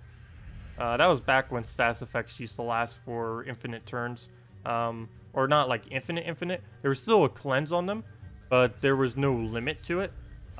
It was a 10% chance every single turn that never increased and had no limit. Whereas now it's a cumulative 10% chance, which essentially gives it a 10-turn limit at most, because it would be 10% and 20, then 30, 40, 50, 60, and eventually it would be all the way at 100. Do we just take the skull? I give him a lot of green, but he already has his mana, so... Yeah, this does end up failing again, apparently. So that is quite unfortunate. Yeah, we'll just move the cockatrice up. Move that down. Go and disable that. Oh wait, why did I disable the one that was already silenced? That was an odd move. Luckily he's I guess that would kind of work. Mainly because he's casting Ragnagord into two troops that can't gain any mana. The only problem is we can't gain any mana either. And he just did it again, but he got a skull out of it, so that actually was a little bit better value. But yeah, this isn't really working out that well, surprisingly. Thought it would work a little bit better than this. I think the biggest issue we're running into is not enough damage. A lot of disable, not enough damage. Because Moloch is acting as almost our entirety of our damage, other than the skulls, of course. Sometimes you can get away with that, but most battles, particularly if they have some kind of skull mitigation, isn't really going to work. So why did I not swipe my mana that turn? Luckily we got it off the top there. But we'll go take that down. Moloch, cockatrice, and then that's pretty much match. Actually, I hold the cockatrice. There's no point in casting it yet. We'll smooth that over. No, really? The one thing I do, and he ends up getting something out of it. Red Surge? No. Oh wait, never mind. That was a Surge, but we're a little short. And now it's match. Doesn't matter what it does. Oh, it won! That would have been pretty low score though if that was actually Guild Wars. Luckily it's not. Yeah, it's hard making budget yellow teams for Yellow Guild War Day. There's very, very select few things that work. I feel bad saying that yellow is actually the easiest day. For me it is, but that's only because there's one core team that works really insane for it. Trying to use it with the scraps of what other yellows there are normally doesn't end up panning out that well. But I think the biggest issue might actually be Silent One in this team. Replacing out Silent One for actual damage might be your best bet. Even if it was like something like Sir Esquella or whatever his name, or Princess Esquella, I believe it's called. Not the absolute best of options, but he does create a lot more yellows. Summon a Light Storm, deal damage to an enemy, and if the enemy dies, you gain a bunch of attack, which is kind of nice. You could end up maybe doing something based more around that or something. Also, I'm not a huge fan of using Herdmaster on Yellow Day. It's more of a Purple Day kind of troop. The biggest issue with using a Herdmaster on Yellow Day is you're going to be swiping yellow off the board. And with Herdmaster, you want as many yellows on the board as possible when you cast him. So it's a little bit of a conflict when using him on a Yellow Day. He does work, particularly if you're up against a lot of stats effect, but it's something I do try avoiding. The only problem is you can't really replace him with a Gorgolfa. You could, but then you also have to replace out Cockators for something else, and then you need another different color troop. But yeah, something along those lines would technically work. It just might not be the best score, but it would end up winning, and would win with pure color, which would make up for any score that you lost if you were using like a triple of some kind. So in a way, it would kind of work, but yeah, really depends on what you kind of want to do to adjust it for your personal preference for playing it. That was a long response to that, but yeah, I hope that helped, Muhammad. If you still need any help with it, just let me know. Not quite sure what else you might have. You mentioned a couple things, and that's what we kind of came up with. But yeah, maybe replace out Silent One for something damage related. The biggest thing I see from what I just did was the lack of damage. Good morning, ODX. Welcome. We'll just throw the Dragon Soul. What is the requirements to join my guild? It is 500,000 gold, 300 trophies, 1.5k seals per week, which is the max amount of seals you can obtain per week, and performing well in Guild Wars. Really, that's all the requirements. You also have to max the Guild Sentinels, though despite their cost, this might seem like a lot of resources, but we end up placing high enough every single week, or at least once we get back to bracket 1, that it doesn't really matter that we're paying out for the statues, because we're basically just gaining all of it back anyways.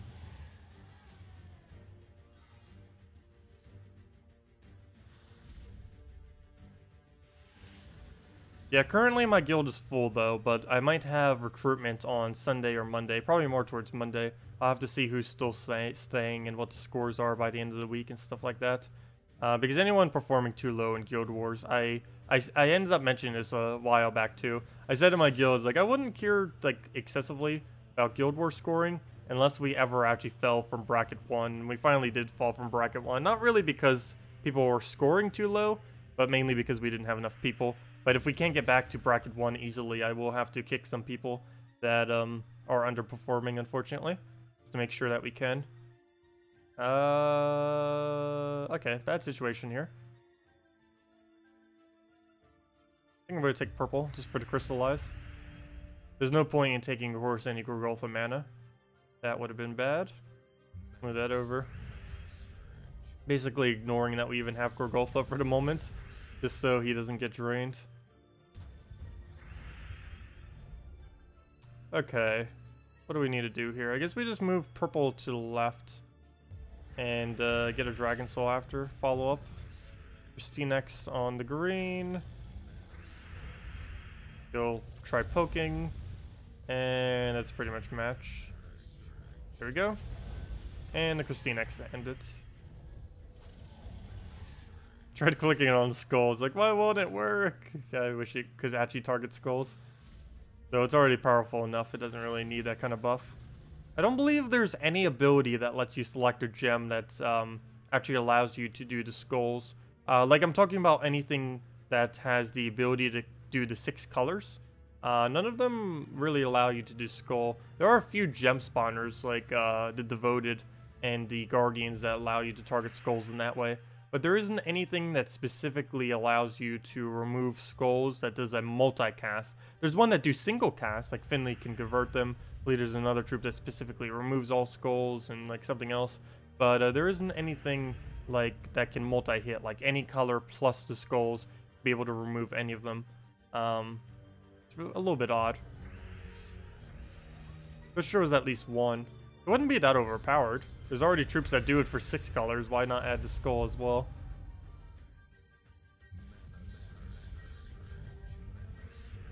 Okay, where do we go? Let's just go and do the skull poke. And I guess we'll take the red. Forest Guardian. What about Forest Guardian? Forest Guardian doesn't do that. We'll move that over. Hello, Sharhin. I have no clue how to say that. Welcome. We'll take the extra turn right there.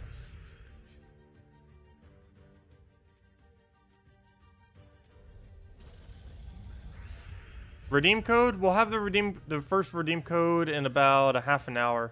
The other one will be in about 2.5-ish hours. But yeah, we will have 2 redeem codes today and tomorrow.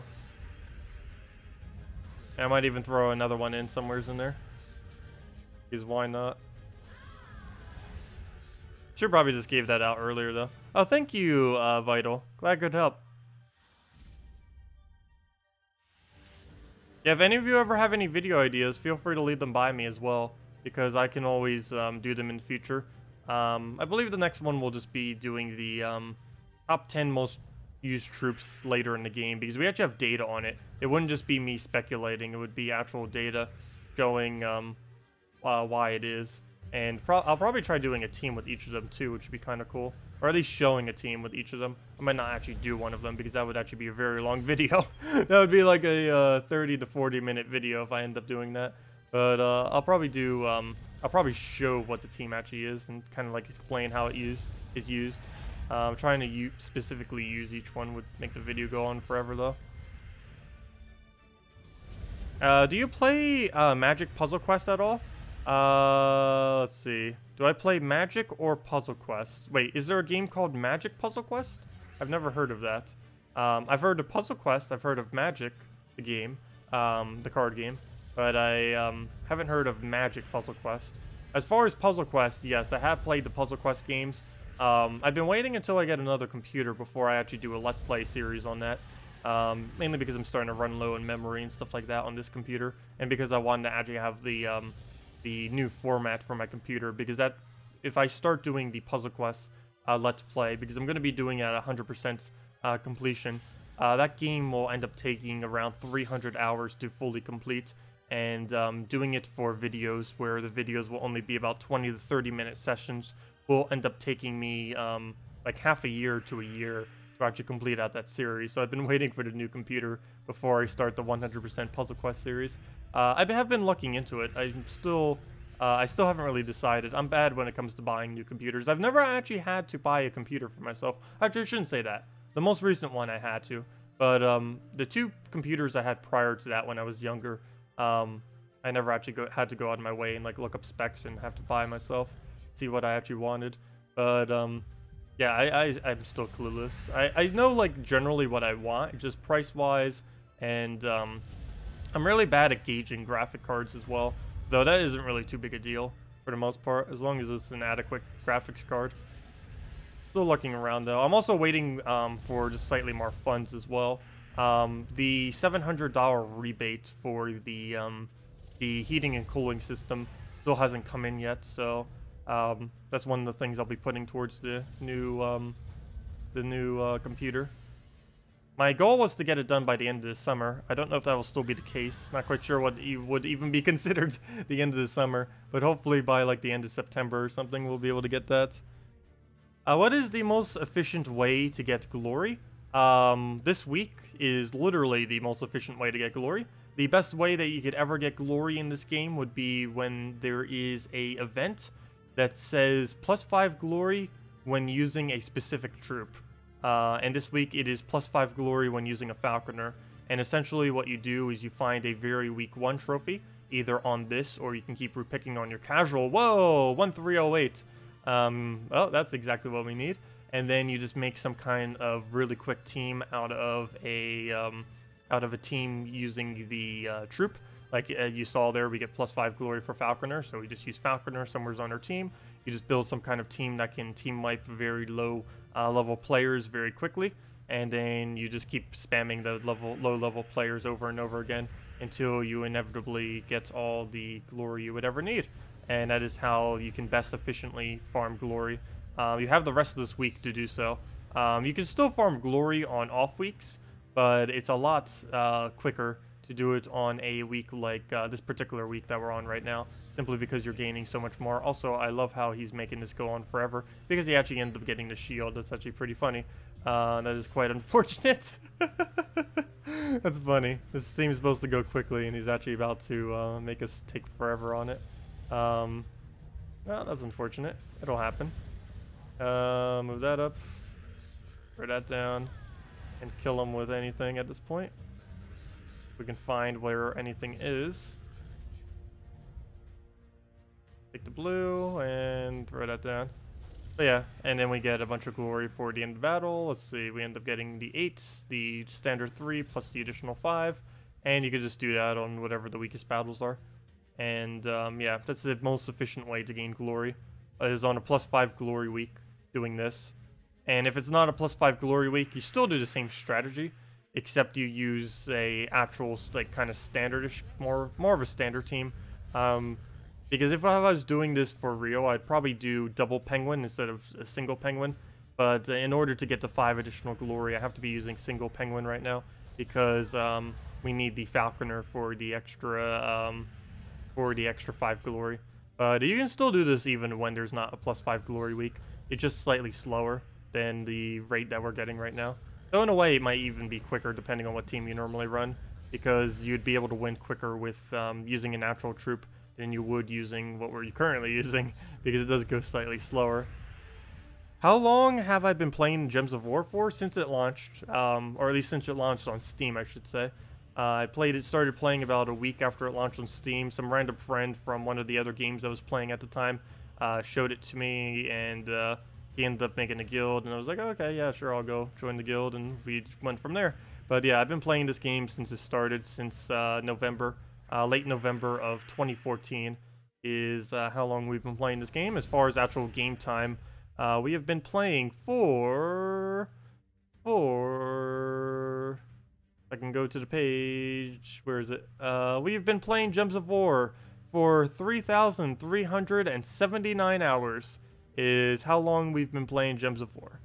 That is a very, very, very, very long amount of time. But yes, we've been playing Gems of War a lot. To say the least.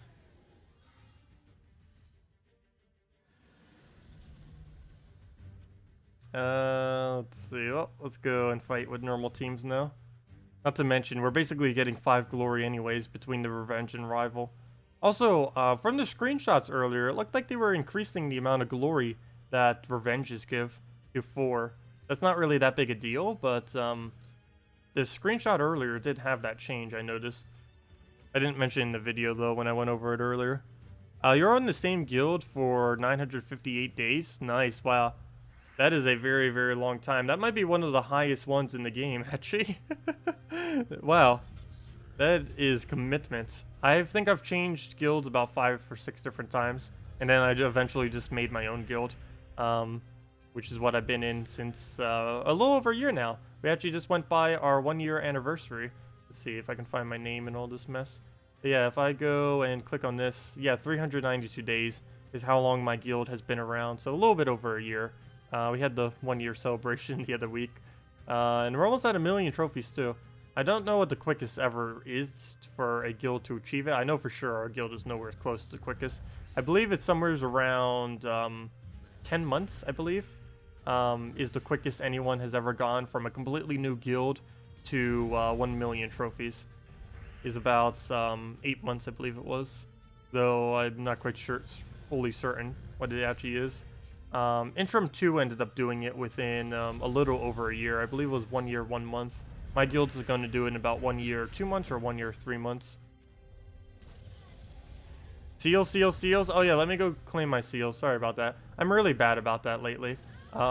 They really need to just automatically claim seals. No one really knows. I don't think they ever give a definitive answer either. Why on earth seals don't automatically claim? They're the only thing in this entire game that basically doesn't auto-claim. Actually, there's 2 things that don't auto-claim. This one I can kind of see. The event thing doesn't auto-claim, where you end up doing the, where is it? These. These you have to manually claim, and we're almost at the last one. And the other thing that you have to manually claim is seals. This at least makes sense though, because you kind of have to, it like reminds you of what the event actually is and all that. Plus it actually flashes and all that kind of stuff. Whereas the guild thing, it doesn't flash, it doesn't do anything, it just sits there, and there's no reason for it not to be automatic. Yeah, let me go claim my seals. Oh wait, I'm actually not at 1,500 yet, and also we're not at 40,000. I haven't really been, one of the other reasons why I don't normally claim my seals anymore, or forget to, is I don't actually open them. I've been saving them for when they add the Guild War troops to the drop pool. They said that a couple months ago, that in a couple months they would end up adding them to the drop pool. There is a possibility that as of next patch, they will actually do that, which is coming within the next month. So that's why I've been saving all my seals. And if you're someone who already has all the Guild Guardians to Mythic 4 copies, if you haven't already, you might want to start saving your seals, because whatever copies of the Guild War troops you don't have, you will need to obtain through those, because they might start a new rotation or a different rotation off the Guild War troops where they're going to add new ones, but the previous ones will never show up, so you have to get them through keys. So that's essentially what they're going to be doing in the future. When they're doing it, it should be next patch, but I don't know for sure. Based on what they said earlier, the approximate time would end up being next patch, but they have yet to ever confirm that they will be doing it yet. So it's just speculation, but they did mention it in the past. But yeah, do save your seals if you're like very late game player, because you will need them for that purpose. And they are actually important, unlike the guild statues, mainly because all the Guild War troops are actually associated with kingdoms. So because they're associated with kingdoms, you need them for the power level of your kingdoms. So they do come into play a lot more than how these standard guardians do. So yeah, definitely save them if you're late in the game. Do redeem codes do the exact thing. Redeem codes end up giving 1 gem key, 2 treasure maps, 2,500 gold, and 1 gem key, 2 treasure maps, 200 souls, and 2,500 gold is what the redeem codes give. Actually, I might as well just give a redeem code out now. It's about that time. So I'll go hand it out in now, or as soon as we kill it. Here we go. But yeah, there's a small amount of resources. For newer players, it's a lot bigger. Let's see. Speaking of newer players, hello Scary, newer player and watch your Tesla team suggestion videos. You've had good success with your Gate Valkyrie Tesla +1 team, but don't like that Gate has 0 attack. Any way to incorporate Heronif or Alistair? I normally wouldn't advise using either of those. Heronif you tend to only use with Rowain plus Setite, because they both use green and you can just get a bunch of green into additional green. Alistair is also someone I tend to stay away from. The biggest problem with Alistair is he just doesn't really have much loopability on his, I don't know, he's just a troop I've never really cared for. Let's see, Alistair. He's 12 mana cost, gives all allies armor, removes all purple for a slight boost, and then gains barrier. I've generally always liked Templar more than a Alistair. It has a lower mana cost by 2. It does a slightly lower mana and a slightly lower armor and a slightly lower boost ratio. But the fact that it has a lower mana cost is a lot more efficient.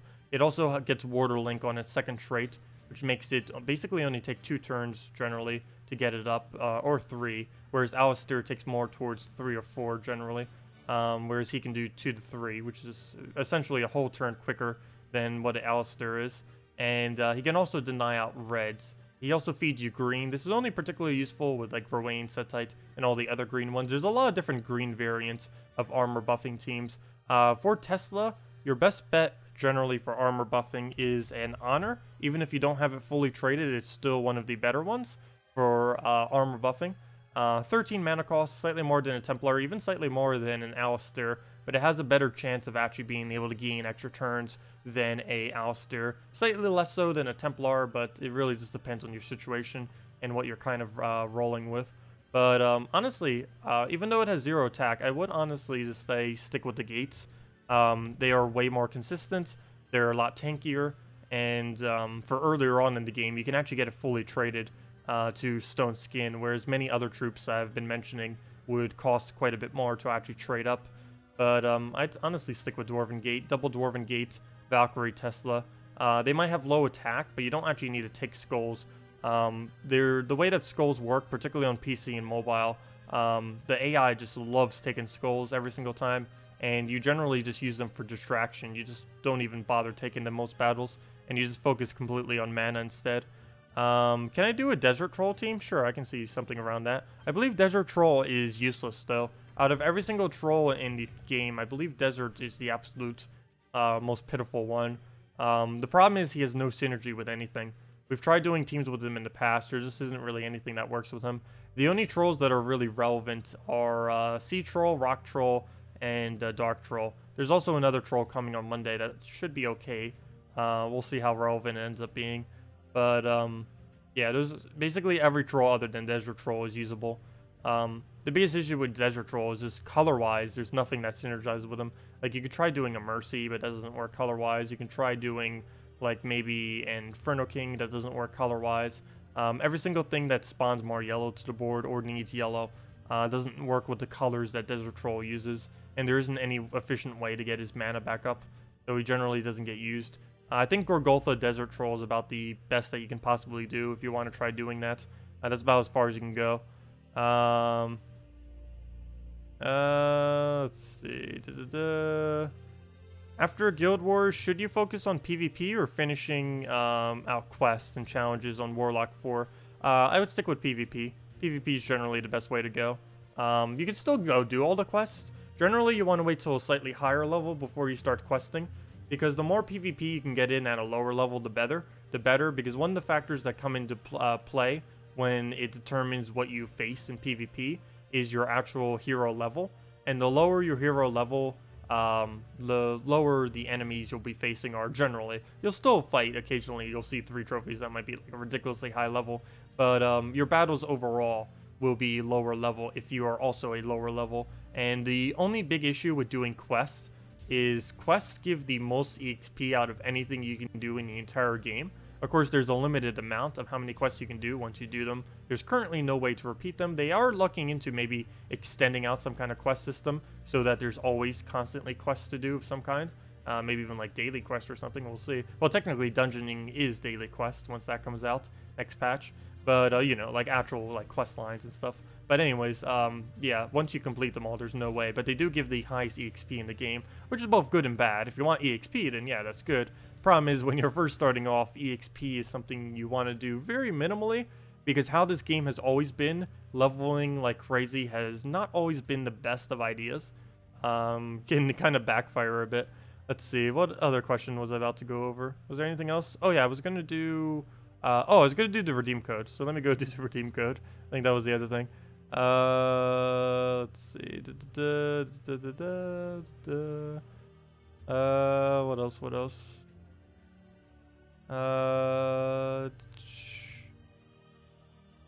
Tacet, when you reach 6,000 subs, you should do a vlog, video logs.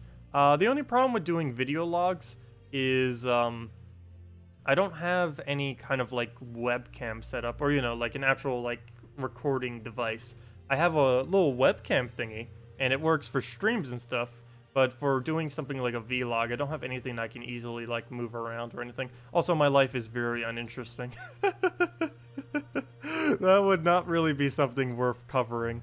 That'd be the most boring vlog series ever. Though I'm pretty sure there's some really cringe-worthy, boring ones out there. But mine would be in that category of cringe and horribleness. There's just nothing interesting that normally happens on a daily basis, or even on a weekly basis sometimes. Sometimes not even on a monthly basis in my life. So yeah, that'd be pretty boring to watch. Let's see. Hello, Simon. No, let me go do the redeem code already.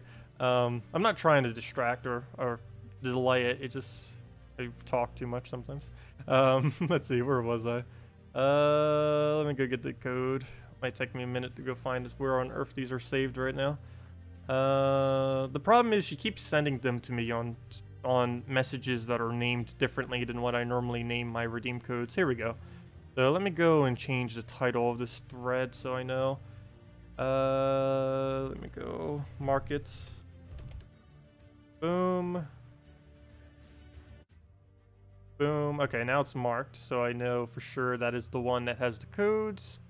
And let me just go copy all of these and put them up there.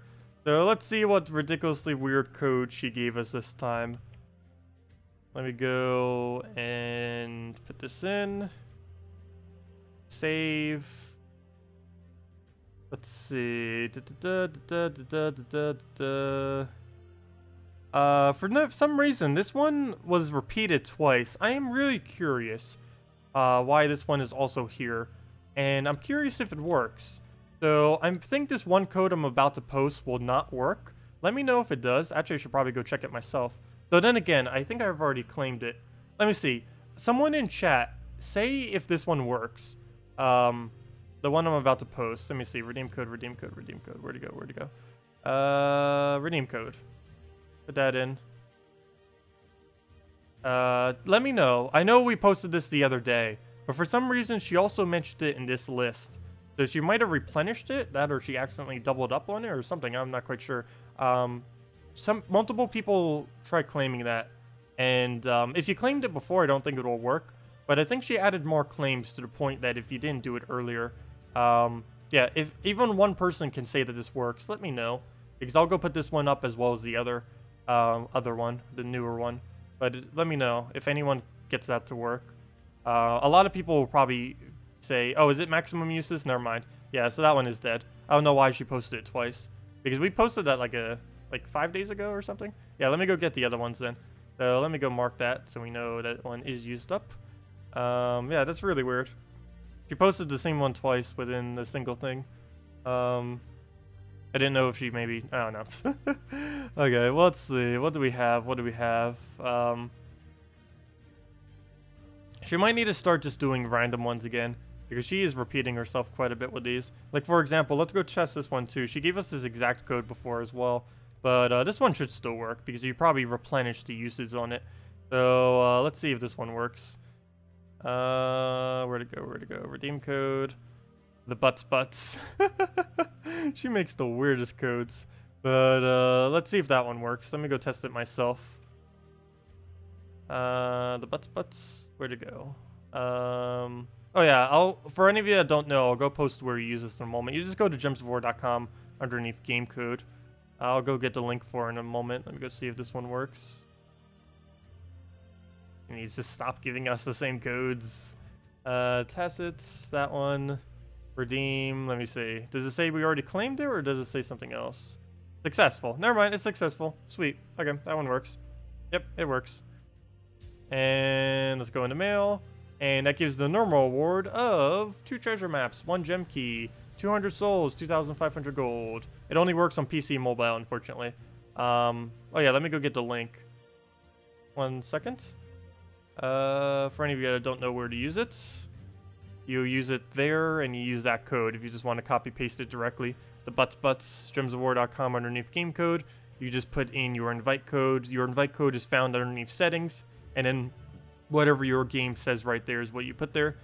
Be careful, it is case sensitive. It's also underscore sensitive if you happen to have an underscore in between. Sometimes it's slightly hard to see, but most names do have an underscore in it, particularly if you made your account within recent times. But yeah, there you guys go. And we'll have another one in about 2 hours or so for the redeem code. Let's see what we get from the gem key. The Mythic is no longer in the gem key drop pool. Well, there's still Mythics in the drop pool. It just a specific Mythic from last week isn't. And we just get a Minogore. Not really something I need, but oh well. Better than nothing. Sometimes we get lucky. Sometimes we get nothing. Really, Runix is about the only thing I really need, unless I'm going to get like a Mythic drop from it. So there's very few drops I can even get from a gem key drop pool that I even really need. Is there an overview of the current amount of trait stones in the game? What do you mean by that? Yes, there is. You can go on your menu under your player screen if you're like wondering where all of them are. They actually added a really nice tool to it too, a search option, which I believe a lot of people don't actually know about. Pretty much everyone that needs to know about it doesn't actually know about it because the game never explains that it's there. It's a really, really cool feature. I didn't even notice it when I was beta testing. I didn't notice it until the game actually went live. It's like, oh, there's this nice new feature. Yeah, but yeah, I'll go show that real quick. it shows your whole collection and everything else that's there, but it also shows you where all the trait stones can be obtained and everything, and even brings you directly there when you click on it, which is kind of cool. But yeah, let me go and do that real quick. But yeah, for every single trait stone in the game, all you have to do is go under Hero, go under Collection, which does it default? No. I think you have to click over there. It doesn't matter. Just click on Collection, and then scroll all the way down, and here you go. Here are all the trait stones. And what's interesting about it is, let's say, Brown Blue. This trait stone is coming in next week. You'll be able to get them for free. But let's say we had no clue where to get them. Well, you can just click on the trait stone, and then it brings up a screen and it shows exactly where they are. And we can see Broken Spire and Blackhawk, and if we have no clue where either of these are, like obviously Broken Spire, you probably know that's where you start. Let's say we don't know where Blackhawk is, you just click on it, and then boom, it brings you right there. And then any battles you do in this kingdom has the chance of giving you that trait stone, and Explore would give you a higher chance of it. Wait, what? That's weird. Look at this glitch. Look at this glitch. This is supposed to be... Wait, what? What? Never mind. How on earth did that just happen? That was weird. It brought me here, but it brought up Silverglade? What? That was strange. I've never seen that glitch occur before. But anyways, it should have brought up this, which shows that the brown blue trait stones are here, and of course there's a higher chance of getting it under Explore. But just doing anything in that kingdom has the chance of giving it. Gem Key, Nature Runic, nice. I think I need more of that specific color. Let's see, which runics do I need the most right now? I actually need red runics the most. Really? I still need the most in red. That's amazing. Even after all this time. And I still have like over 4,000 of all the minors. I almost have more of some of the majors as well. This was mainly due to glory keys in the past. There used to be a lot higher drop rate of glory keys. So I had a lot of excess of them. The other reason why major trait stones tend to get such a high stack is for some reason you need a ridiculously higher amount of minor trait stones than major trait stones. And in a way, this kind of devalued this. In a way, even though common trait stones, these minor ones are easier to obtain. They're technically rarer in a way than majors, because relative to the amount of minors you need compared to majors is quite drastic. I think you need like a 4-to-1 ratio. You need almost like 4 times as many minor trait stones as you need majors in this game. It is really odd. They have been trying to add more troops that have like a higher major trait stone cost, but it's really, really strangely scaled. All the other trait stones are scaled pretty decently. Just the major ones are really odd how they end up going about it. And I think they're even kind of aware how fail it kind of was, but they can't really adjust it now at this point.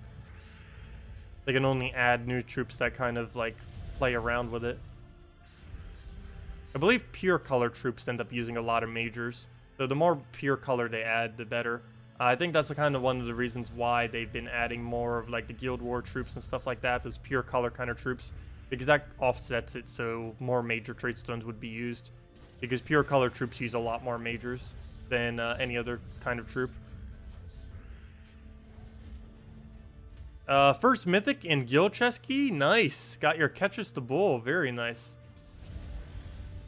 Unfortunately, that's not the best of Mythics, but it's definitely a usable one. Particularly with its change that it got within the last few months, which was it being able to hit adjacent enemies for half the damage, which is pretty decent.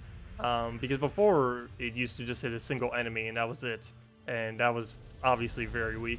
But now that it hits half damage, the premise of Ketris is cast on second slot, cast on fourth slot. This does full damage because half and half, and then full damage.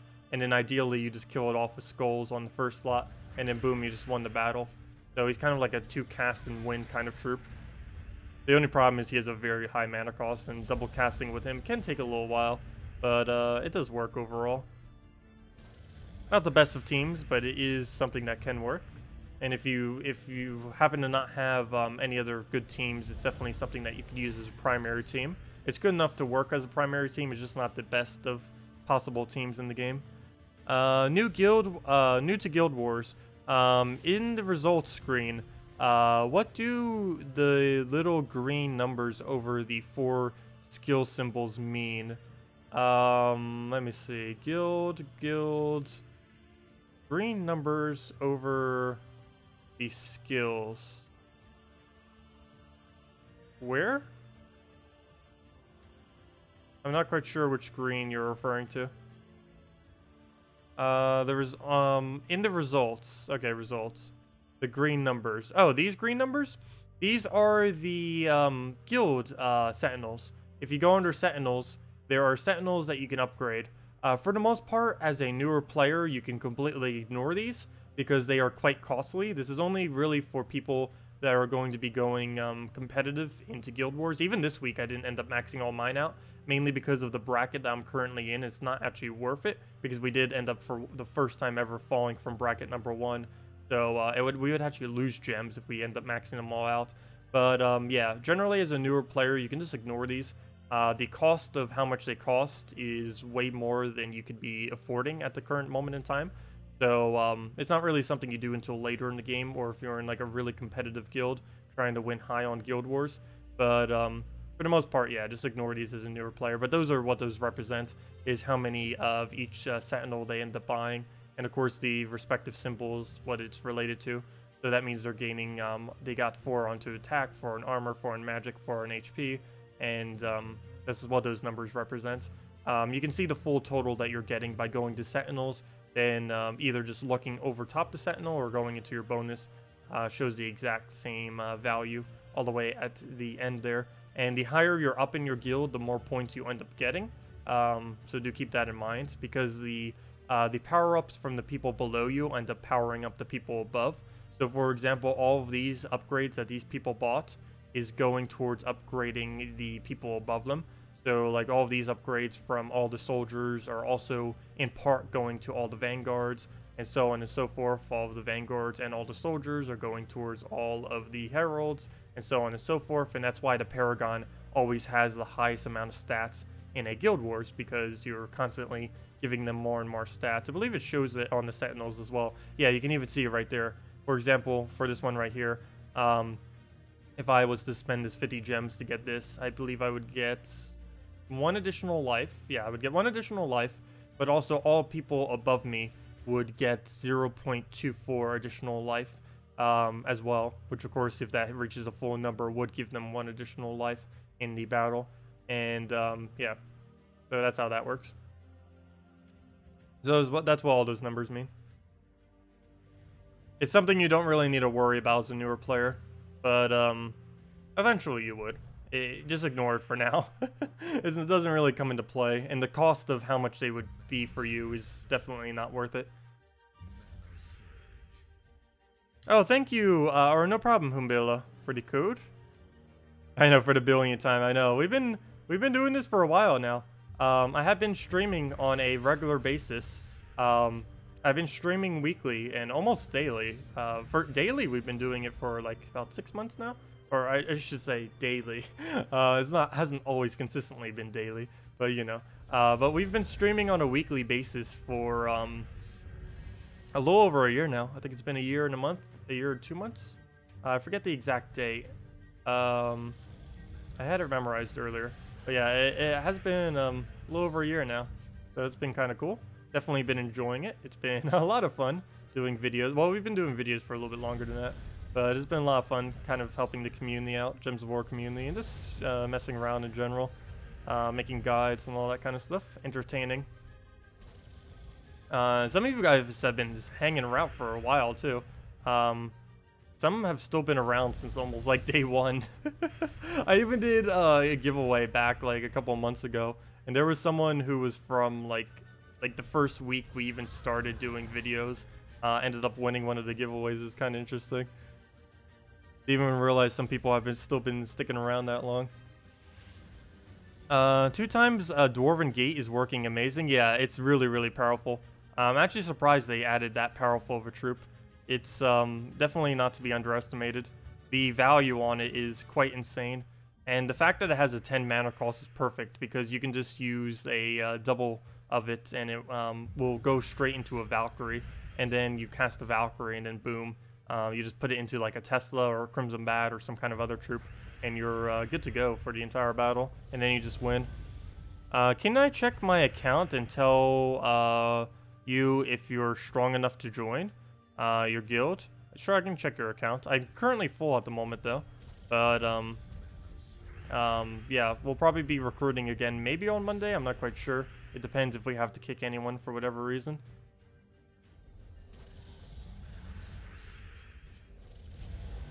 Just say something in global chat, Jesse. Also, what name are you using in global chat? Because some people don't use the same name on YouTube as they use within the game. Oh, your name is Killer. Okay, well, I'll go check global chat one. Let's see. Your purple team now only averaging just over 1k points per battle with the new rules. Any ideas to how to improve it? Carnex, get rid of Carnex. Bone Dragon, get rid of Bone Dragon. Kraken and Prismatic Orb, also get rid of Prismatic Orb. So basically, start with Kraken and build around that. The problem with Carnex is Scion. The problem with Bone Dragon is it's way too inconsistent after it got changed. You'd be better off with Keeper Souls, and generally I just avoid using Skulls in general in Guild Wars, mainly because of how the new scoring system works. Skulls are actually pretty bad, because you do get judged based on how much damage you do, but you also get judged based on how much damage you take.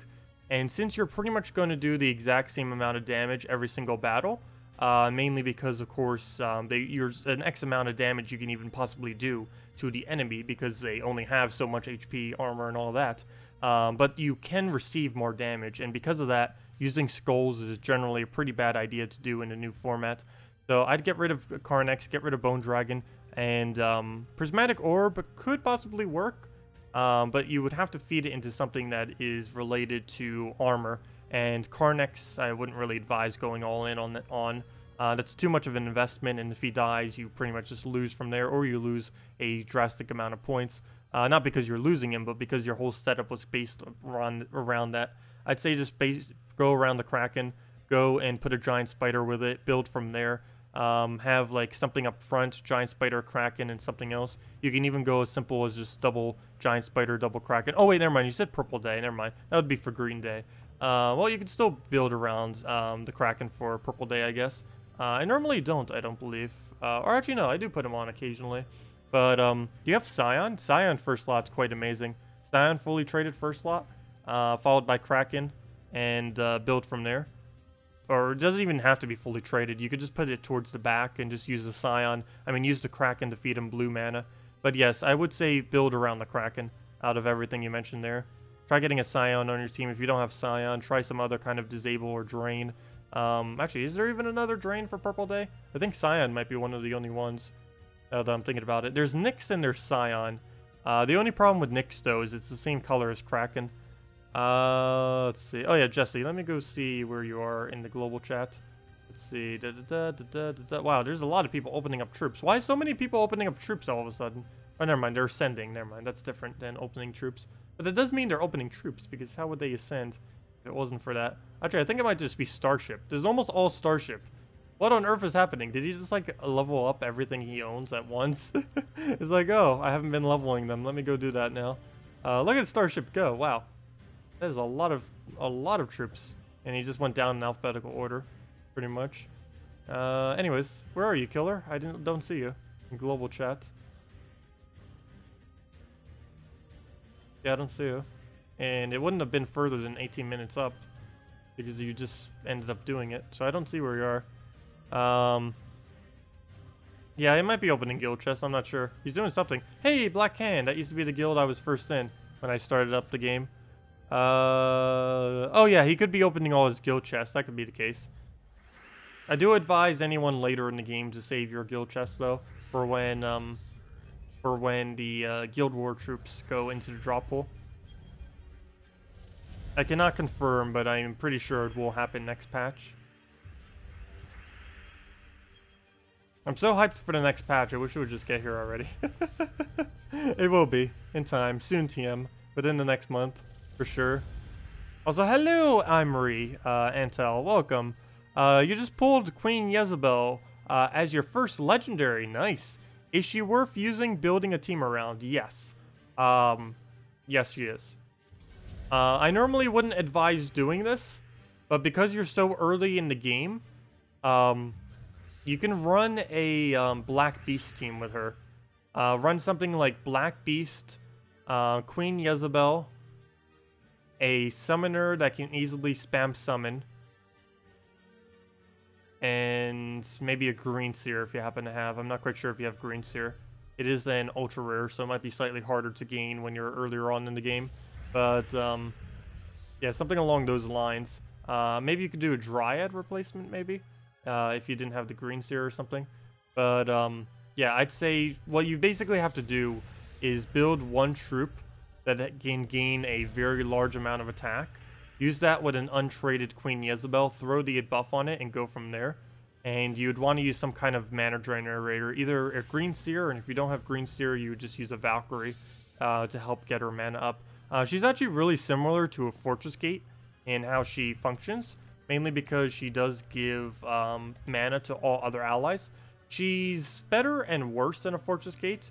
As far as her mana cost to the amount of mana she gives, she's actually weaker than Fortress Gate, even though the Fortress Gate is a common. It's kind of odd. Though her average amount of mana that she gives is higher. It gives 5.5 on average.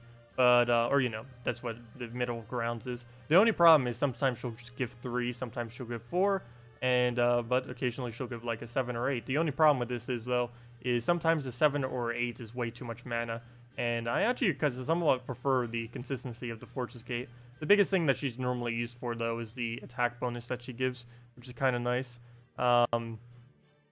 Another thing you can maybe do with it is the core team that I used to kind of just mess around with once Dark Priestess came into the game can be done pretty easily. If you have a Dark Priestess, which I believe is an ultra rare, so it's not that hard to get. Let me double check.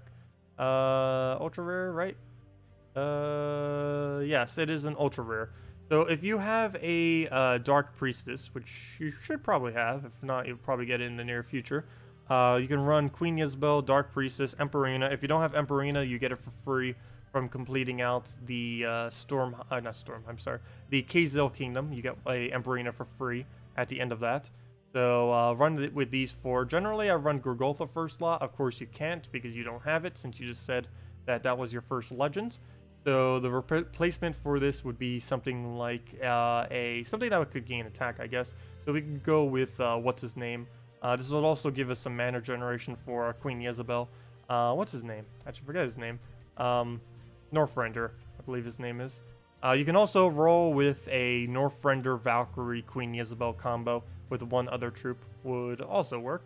But we'll go and see if we can mess with this and see if we can get this going. You likely do not have your Emperina on Firelink. Generally, I wouldn't give him a +1 red. But since you probably don't have it, you'd go with something like a red-green as your banner. Red-green, yeah, red-green. Because you would need it for the Dark Priestess as well. So your banner would end up being, where is it? Red-green, red-green, red-green. No, it's in here somewhere. It's the one with the axes in the middle. There it is. So you'd end up going red-green then, as your banner. And we can go test this real quick. I guess we could do it against Gorgoltha. One nice thing about Queen Jezebel is since her thing is a cast, even though it's skull related in a way, or like based on attack, it still hits through the mitigation of like if they have stone skin or granite skin or anything like that, it still hits through everything very easily. Okay, so let's go get Dark Priestess right off the bat. He'll poke us. He'll poke us again as well. Not much I can really do to stop him from doing that. We'll go, I guess we'll just get some red in case we need a backup Emperina, in case something's going to get low. Always nice to have. Might even just take another red right here because he's going to go and take a little poke. We'll go throw this down on first slot, get our scope poke. Of course, our skulls do very little until we can start getting a Queen Jezebel up, so definitely want to try focusing on that. He'll just take the skull, we'll go and max that back out. One reason why Emperina is used with this team is it fully heals a troop. It's the only troop in the game that can fully heal another ally, which is kind of nice. I will go take that, throw the very large Queen Jezebel out. Unfortunately, Queen Jezebel does do armor and not HP, so it does lose some synergy there in a way, but it still works out. Oh no, Rowan's gonna wreck the entire strategy I have right now because she's about to kill us. Okay, good. She does miss the kill. Unfortunately, I did not get the mana I needed there. And I can't cast that again or else it's gonna die. Ideally, I need a Emperina here. Unfortunately, we do not have the capability to take one, or at least the mana we need to be able to take one, so we'll do that. There's our Emperorina. No, no. Okay, good. There we go. We killed Grigolfa, kind of. He ended up reviving that. That's quite unfortunate. But you just keep buffing this, throwing your other stuff, and going from there. So we'll just throw that down again, get her skull, and boom. He just hits the barrier. She just hits the barrier. And we just keep repeating that until you win. And of course, Queen Jezebel, whenever you get her back up. Actually, we'll do that now. She's up to being able to do one-shot range off your troop. You could start going to maybe a second troop if you really wanted to, but just keep throwing that down. And yeah. So she's an okay troop. You can also use her, like I mentioned, with the... No! Dead. You can also use her with... oh, what's it called? The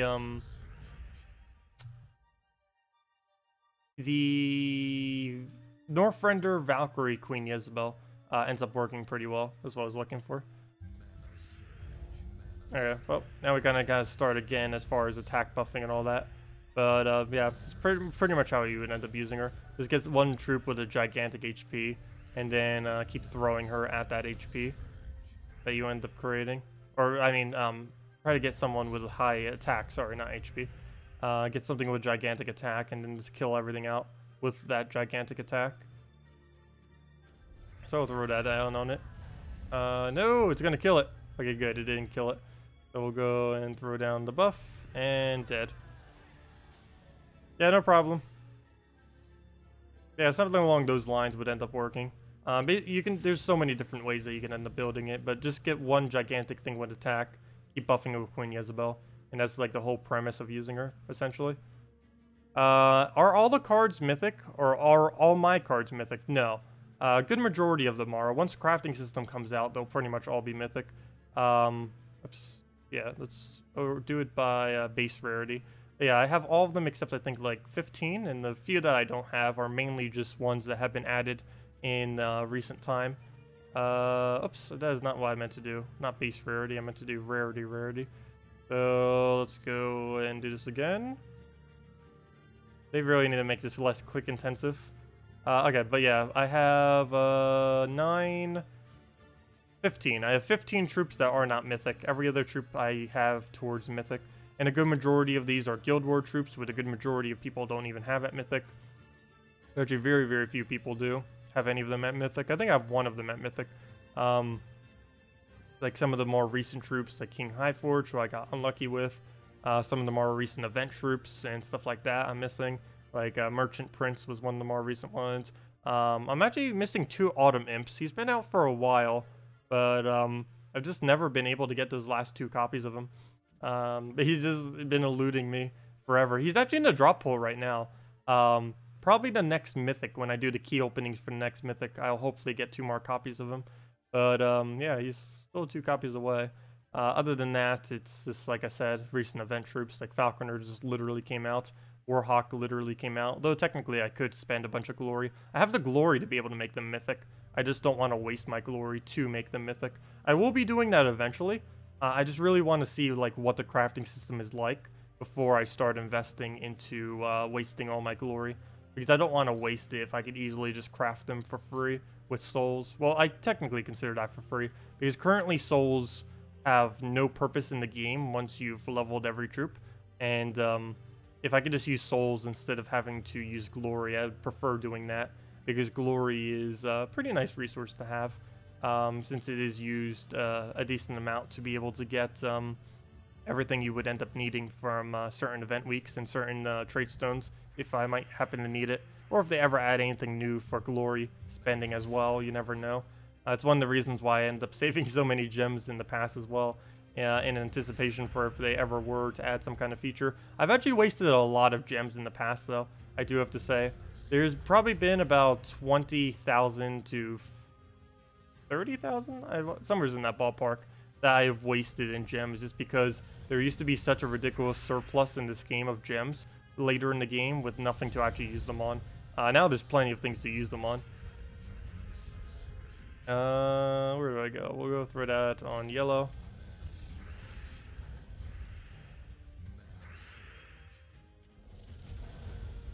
When is the update coming? It has not been confirmed yet when the next update is coming to Gems of War.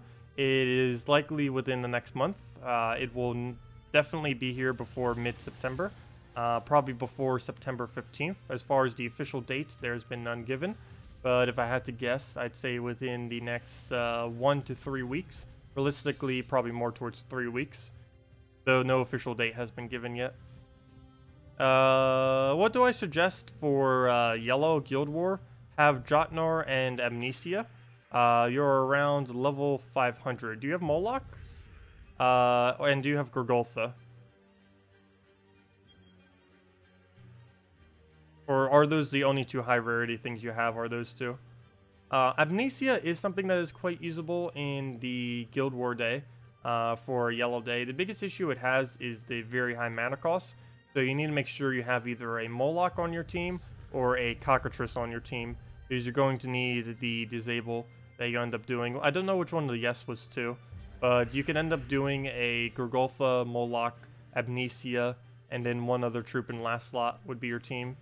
Famine is generally what I put in last, but I don't believe you have a Famine, so you can go with something around those lines. Gorgoltha Moloch alone is pretty much enough to win a Guild War day, assuming they don't completely troll you with like Scion spam or something, because you get so much mana generation from it, plus you have, which will increase your score, plus you have the Moloch for your disable. The only slight issue that happens when it's ran without a Famine is occasionally, if you miss with the Gorgoltha, you'll end up giving them too much mana and not have a counter. Because of course after you cast Moloch, you have to wait a turn with like the Gorgoltha, unless you get an extra turn off it. You have to wait a turn to be able to go and cast again. Yeah, no problem, Aaron. Also, hello, Russell. Welcome, welcome, welcome. What are you? Oh, I already answered that. Yeah, I know, it's a lot of Mythic cards. We've been playing since the game launched, though, so that's the only reason why I pretty much have so much. That, and I've always been in one of, like, the top 0.1% of guilds in this game, so that has helped quite a bit as well in gaining resources. You don't have any Mythics? How do you get so many Mythics? As far as Ascension or actual Mythic drops? As far as Ascension, it comes from opening a lot of keys. As far as a lot of Mythic drops, it's actually, in a way, kind of similar, also opening a lot of keys, mainly because currently there's no way to particularly farm specific troops. This will change as of next patch when crafting system is added, but as of this current moment in time, there's no particular way to be able to specifically farm a troop. Like, for example, if you wanted a Dragon Soul, there is currently no way in the game that you can do anything to increase your chance of getting a Dragon Soul. Whereas next patch, if you, say, wanted a Dragon Soul, there would be methods which you could try farming that would eventually give you a Dragon Soul. How long that will take, we do not know. We don't know any rates yet as far as how long it will take to get like a common or a legend or a mythic or anything like that with the new crafting system. But it will actually be possible, whereas now it's just complete random luck if you do or do not get a specific drop that you want. You can easily spend no money on this game and still 100% it. It's really hard to 100% this game. It's not really something that you realistically try to do. Your main goal should be making a solid team. It doesn't really matter if you have everything or not. What only matters is if you have a couple solid teams that you can do, have a nice farming team and stuff like that. There's really no need to have literally everything. It's nice having everything, it's just not really a necessity. For Guild Wars, it comes into play slightly, because of course the more you have, the more options you have to use. But for general play, like PvP and stuff, it's really irrelevant if you have a lot compared to not having a lot. Let's see, what was the other part I was going to mention to that? But yeah, playing free-to-play, there are people in this game that have played for only about a year without spending anything that still have nearly everything. And there's people that have literally everything as well. But some of them have been playing since launch, though. But there are some people who are 100% free-to-play that have literally everything. Their account basically looks exactly like mine, yet they've never paid a penny on the game. So yeah, there are people that do end up doing going through like that. A good majority of people do end up spending a little bit just to kind of help the devs out who do play that much. The only purchase, a lot of the purchases in this game are really, really bad, though. The only one I really consider to be worth it is the Death Knight armor. That and daily gems. But you do eventually reach the point in this game where gems, or at least the amount of gems that you get from spending money is basically irrelevant, because you already gain so much resources for free that you don't really need to buy gems. Is this your full-time? Yes, I do this full-time. What so-called regular jobs have you held and schooling have I completed? What regular jobs have I had in the past? I used to work for a Canadian green energy, basically as a secretary almost. I used to do filing. I did, essentially I would have to go, oh wait, what's the name for it? Auditing. I would have to go to places, have to double check how many lights they had and all that, count them up, because it was a green energy place for basically replacing out all of the lighting to more efficient methods. They also did like heating, cooling, some other things. I didn't really bother with all that sector. My dad mainly did most of that. But yeah, I basically just did the filing, Excel spreadsheets, stuff like that. I just did it between my homework. I literally just considered it as additional homework while I was in high school. And I was actually getting paid pretty decently for it too, like $10 an hour. Wasn't that bad. It was actually the highest paying job I've ever had. The company ended up going under though, not because of anything I did obviously, but because the person that they had, the whole kind of thing around the company was they were going to do like this whole kind of financing thing, but their financial entity that was partnered with them ended up breaking away from them. So they were never spread to America. I believe they're still centered in Canada and still going pretty well though. But their American sector that they were trying to bring into America kind of flopped. And yeah, so I only had that job for like half a year or a year. I don't even remember. It was just something I kind of just did on the side while, of course, in normal school. I think I was still in like 11th grade at the time. Other jobs. I worked at a place called Chopsticks and Forks. It was American/Chinese food place. Very, very weird kind of place. I actually did not get paid for most of that work too. It was kind of weird. A lot of the employees didn't end up getting paid. Some people ended up quitting. I'm pretty sure what he was doing there was 100% illegal. But yeah, I worked there for about, let's see. The amount of that I should have been paid by the end of it at minimum wage would have been about $1,300. I only ever ended up getting paid once, like the very first week, 100 and something. So yeah, because the company was, he like said, oh no, we'll get to it, and then he ended up basically going bankrupt. So yeah, let's see, how many hours would that have been? What is 1,300 divided by 7.5? Let's see, 1,300 divided by 7.5. So 173.33. So yeah, I was basically working for less than $1 an hour when I had that job.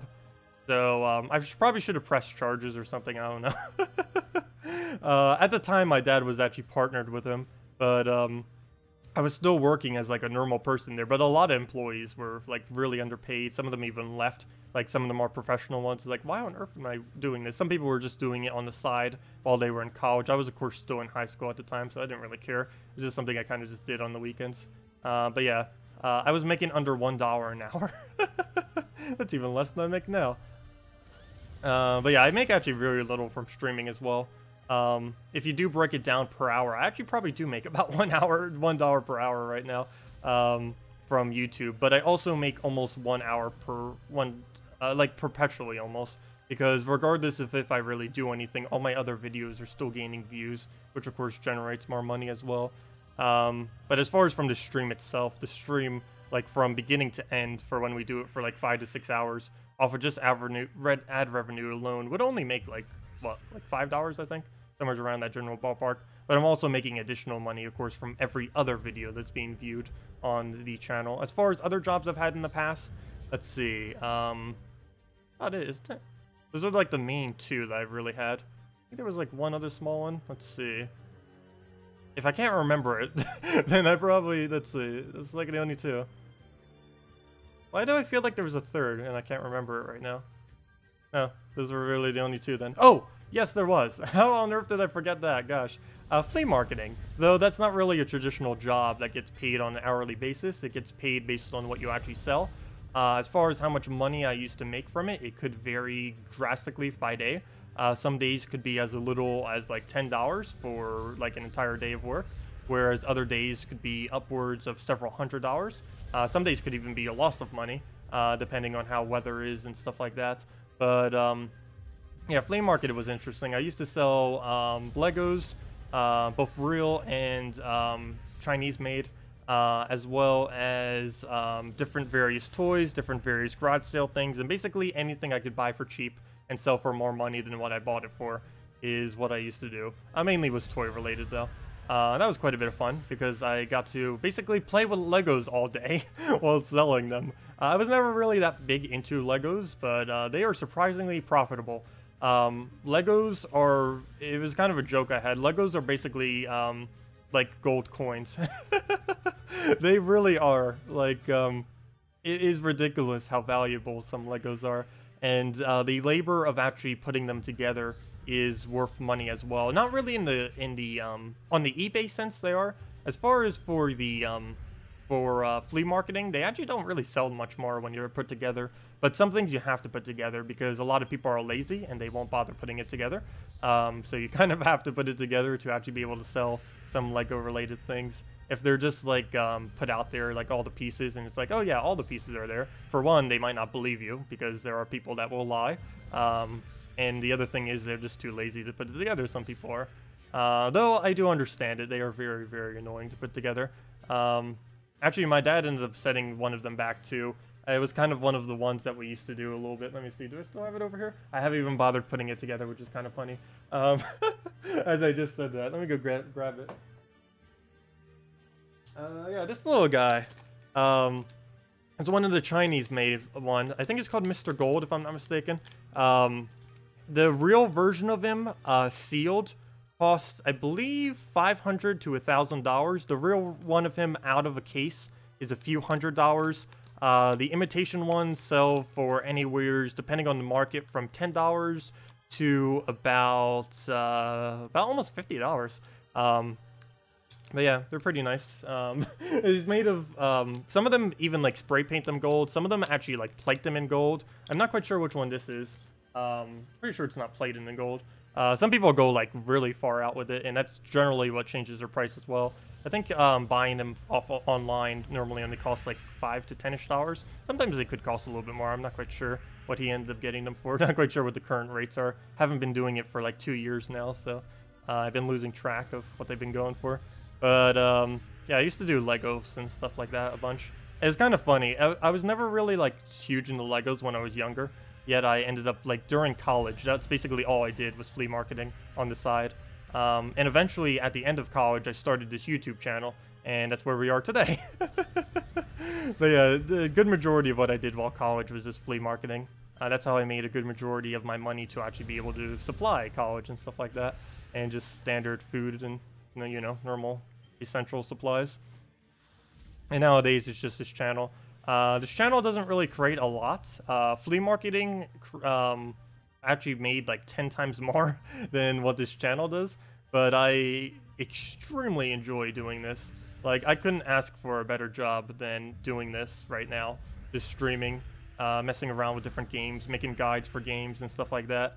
I always say that as like, it's such an unrealistic job. That's not even like a job I would have considered when I was younger, because it just seems so unrealistically unviable.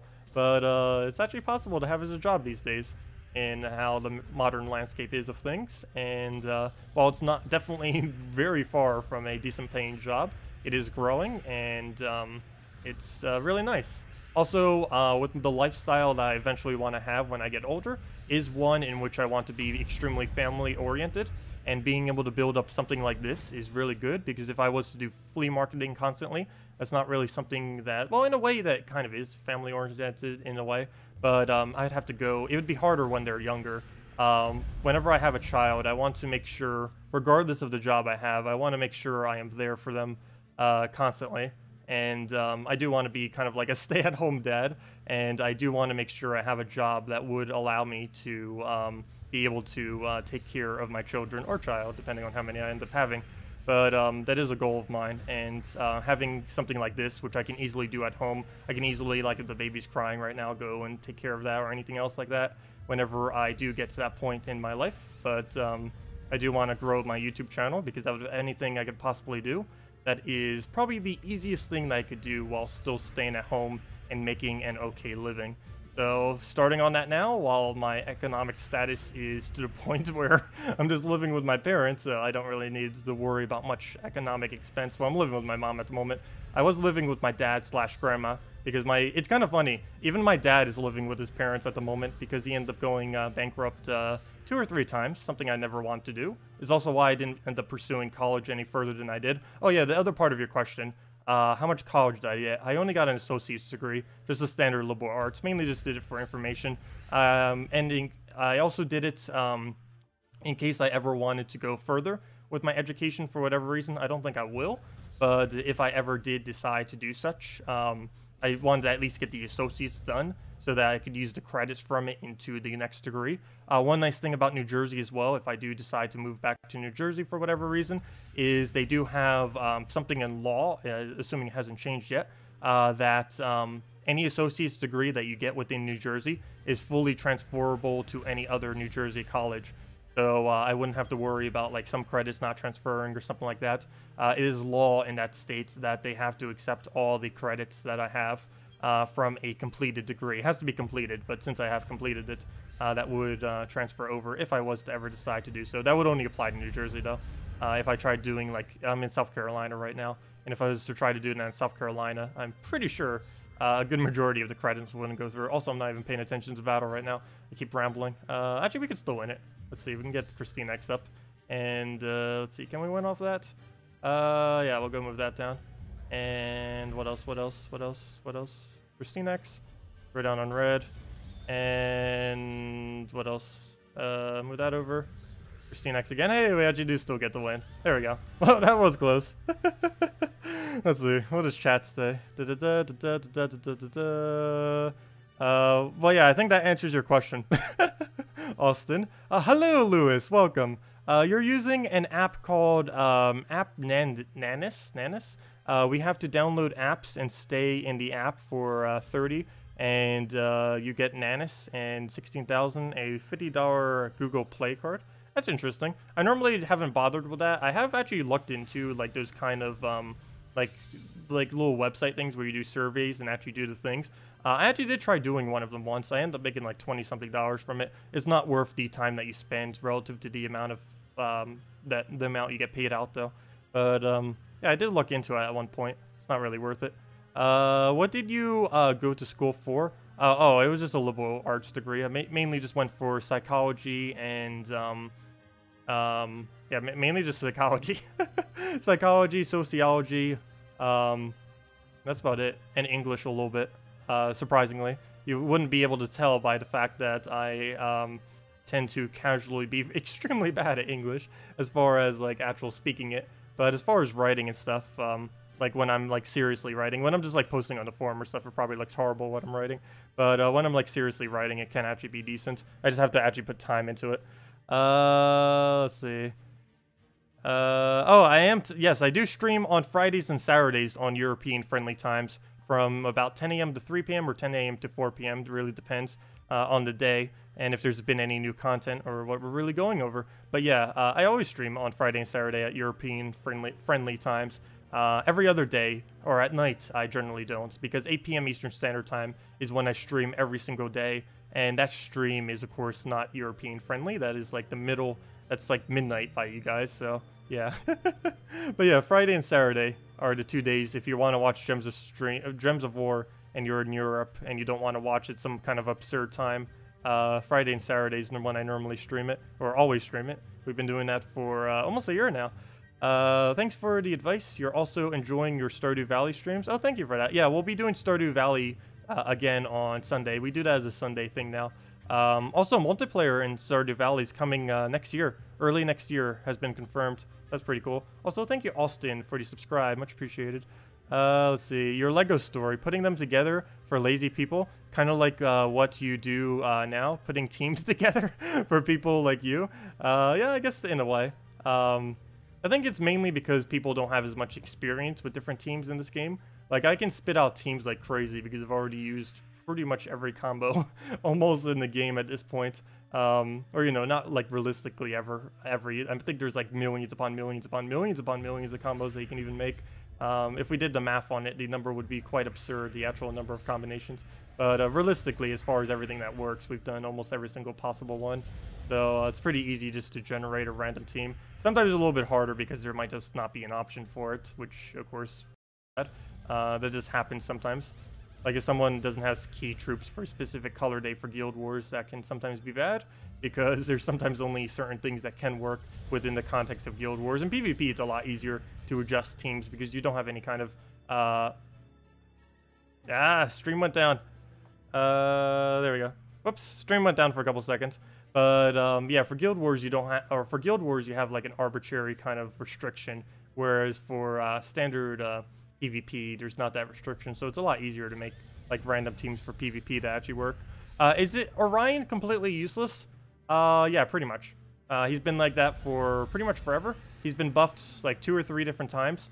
Not a single one of those buffs actually made him viable. They keep trying, they just keep failing. He's supposed to be random. The whole concept of the troop is he's supposed to be really random. The biggest problem with this is randomness is horrible in this game, as well as in many games. But there's so many consistent teams in Gems of War that any troop that's based off of random concepts, even if it's slightly stronger in those random concepts, it just, the randomness makes them way too inconsistent. Like for example, Queen Jezebel compared to the Dwarven Gate's actually a pretty good example of that now too. Even though Queen Jezebel does have a higher overall mana gain, or chance of giving a higher overall mana gain, the fact that it can occasionally give you a lower amount of mana, like 3 or 4, compared to the Dwarven Gate that constantly always gives you 5, it basically makes the gate always better in a way. Okay. Not always, but assuming you only need mana from the troop, it's actually better just to go gate than it is to go Queen Jezebel, unless you also need to somehow cover green. Hey, Celestial Traits done. Well, I'll take that. Green is the easiest. Your most problematic Guild War teams are yellow and brown. Green is easiest. Yeah, green has a lot of pretty good options. My absolute favorite is just double Giant Spider, double Kraken, or just spam KrissTigger, are the 2 core ones I tend to roll with whenever I run with Guild Wars for that. But yeah, as far as Orion, the only thing Orion's really used for is true damage pokes. That's about the only thing that he's really kind of used for, is use a Stargazer on him. Then that Stargazer ideally will buff him to the point where he will one-shot, and then that one-shot, you just plow through the entire team with those, and ideally you will hit it 100% of the time, even though he only has a 75% chance. And that's basically how you play him. Of course, the problem is it's not a 100% chance. Though, if they did make it a 100% chance, that would be a very drastic change to the point that he would become, he would move from being one of the most irrelevant troops in the game to one of the strongest if they adjust it by 25%. The biggest issue with this, and the reason why no troops have 100%, is when they initially released traits, there were a lot of troops, even comets and stuff, that had 100% true damage. They didn't really think about how overpowered that would be. But being able to do true damage off your skulls 100% of the time is very, very strong, because you can just put a skull spammer into attack buffer and plow down everything very, very quick. Particularly skull spammers that are more controlled, like a skeleton or Keeper of Souls, because you'd be able to deliberately get multiple shots. Like right now, we could just like gauge where the board is and figure out where we would need to do to get multiple different instances. Unfortunately, there's no extra turn currently available, but we could look at which available options we have for extra turns and then decide which one would actually give us the most amount of singular instance of hits, because we wouldn't want them all bunched together. We'd want as many single hits as possible off of extra turns, because with something like an Orion, your goal isn't to overkill them. Your goal is to take as many separate skulls that will one-shot and then just go from there. Whereas just doing one gigantic pile of skulls isn't really something you do with Orion. You want those individual patches. Did the Great Maul have a trait of 15% Devour on Skull? Yes, it used to. Now it doesn't have that trait, and now instead they gave it to Krog, the Dread, or whatever it's called. Oh, it's Krog. There it is. Krog the Dread ended up getting Great Maul's trait. It's really weird. It's the first time ever or the only time ever, that they removed a unique trait from a troop, completely changed it to something else, and then gave that trait in a weaker form to a different troop. It was really odd. But yeah, back in the day, the Great Maul used to have this trait, except it used to be 15% instead of 5. Back then, basically everyone ran Great Maul, and it was basically the battle of whose Great Maul devoured the enemy first. This was also prior to immune to devour existing. It was really weird because they simultaneously nerfed Great Maul to not have this devour at the same time that they add immune to disease, the specific trait of immune to disease, which is also slightly odd because they added indigestible for this purpose. But they only gave it to one troop in the entire game. She doesn't actually have it. She just happened to came up. Oh, wait, never mind. Oh, never mind. She does have indigestible. 2 troops. I forgot. I saw immune to devour on her, but I forgot that's the thing. Never mind, 2 troops. Well, for the longest time, it was only 1 troop. In console, it's still only 1 troop. But they only gave it to Rock Troll, which is really weird. Apparently, they also gave it to this. I somehow forgot about that. But they also gave it to the new Mythic that came out 1 week ago. But only 2. Yeah, if you compare it to Mana Shield, which came out at the exact same time, they gave it to 10. They gave it to exactly 10. So they gave 10 Mana Shields, but they only gave 2 indigestibles. It was really odd. Like, it was almost pointless that they even added it. And they went a little crazy with Mana Shields. I think the main reason they went crazier with Mana Shield was Queen Mab at the time was also ridiculous, and she still, to this day, is pretty far out there as far as how powerful she is. On console, I believe she might still be the most used troop on console, except maybe like a Valkyrie, because she keeps getting used with a Valkyrie, and other teams actually use Valkyrie, whereas not as many teams use another Queen Mab. Dark Maiden, Giant Spider, Double Kraken is mine. Yeah, that sounds pretty solid. I normally don't run it with a Dark Maiden, but Dark Maiden is insanely good on both red and green days. It's something I did when Guild Wars initially came out. For some reason, I kind of stopped bothering with it. Not quite sure why that is. I just stopped using it. I think the biggest issue I had with it was it kind of held up a slot on the team in most of the battles. And I'd prefer just going a different mana generator or an actual tank or just something else instead. She does help tank if you're using an actual tank, though. But dedicating a troop to a tank and then dedicating another troop to support that tank with HP is a little bit of a waste in Guild Wars and just in general, because it goes a lot slower.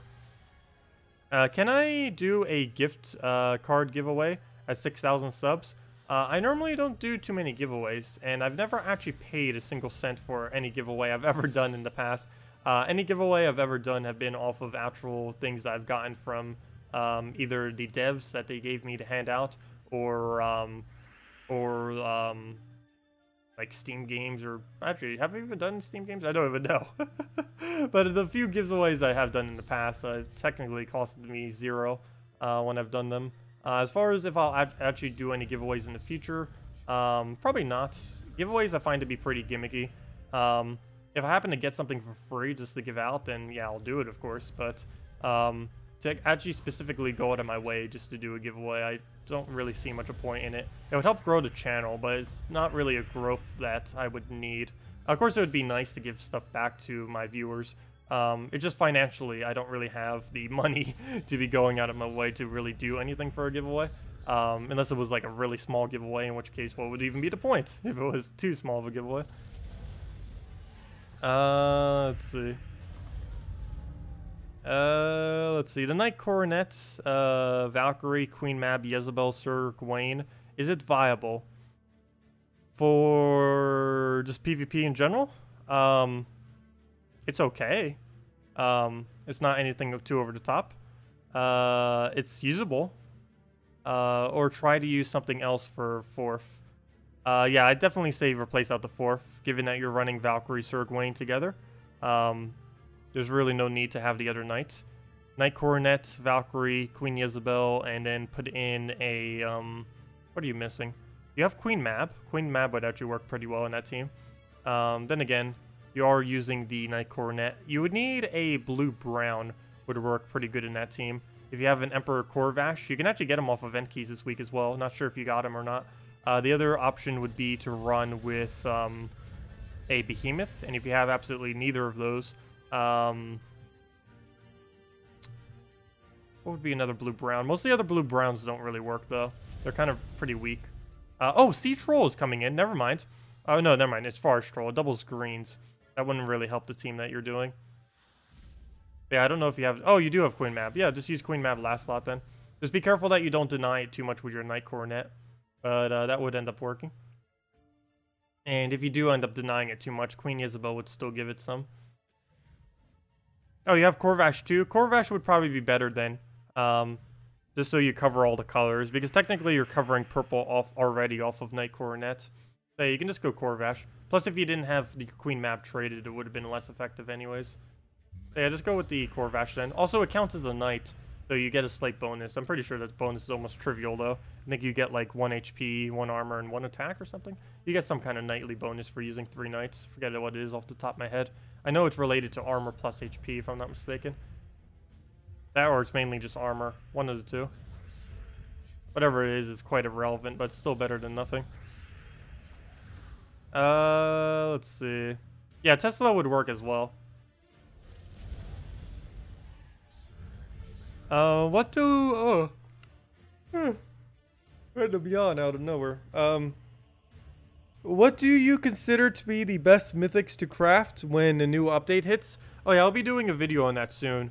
A lot of people have been asking me to do that. I've been trying to wait. I've been deliberately, like, waiting until we actually know when the patch is coming.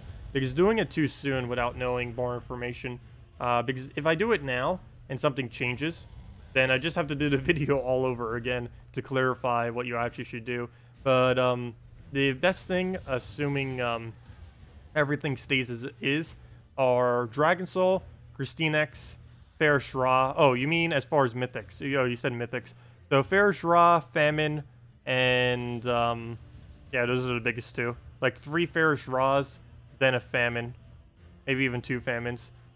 Like 3 Fairish Ras, then 2 Famines. 3 Fairish Ras, 2 Famines, 1 Death. There you go.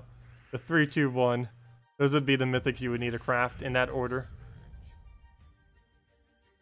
Because the crafting system in some way will be using souls. I believe it's also going to be using the new jewel resource as well. But it is definitely 100% also going to be using souls.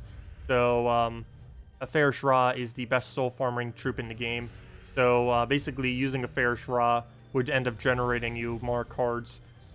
Just because you'd be able to use the souls that you get from him to be able to generate newer cards. Not sure if Soulforge will be entirely souls only.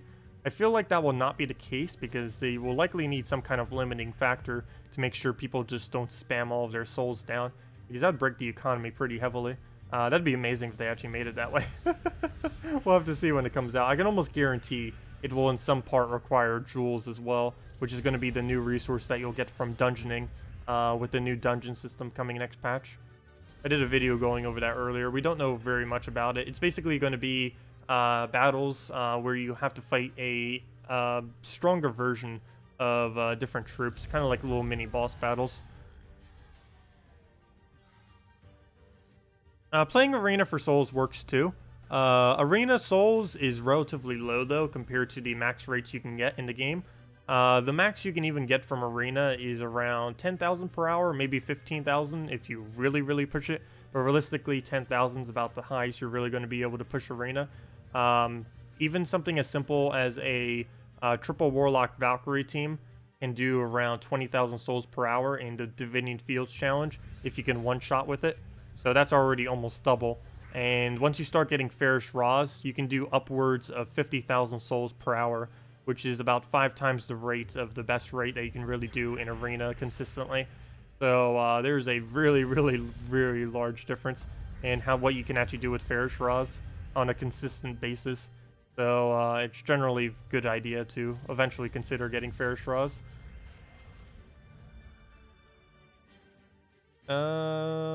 Once it's craftable. We'll go move that up.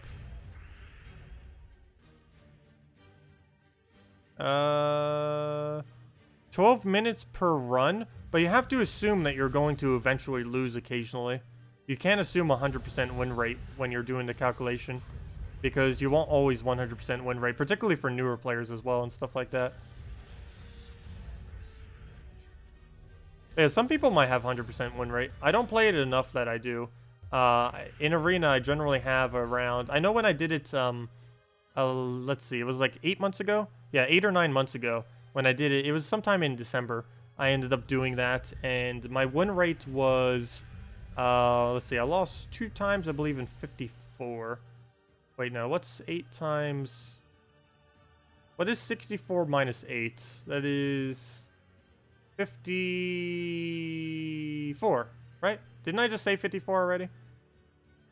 Pretty sure I already just said 54. Wait, never mind. No, 56. What am I saying? 56. So, 56. 56 out of 2.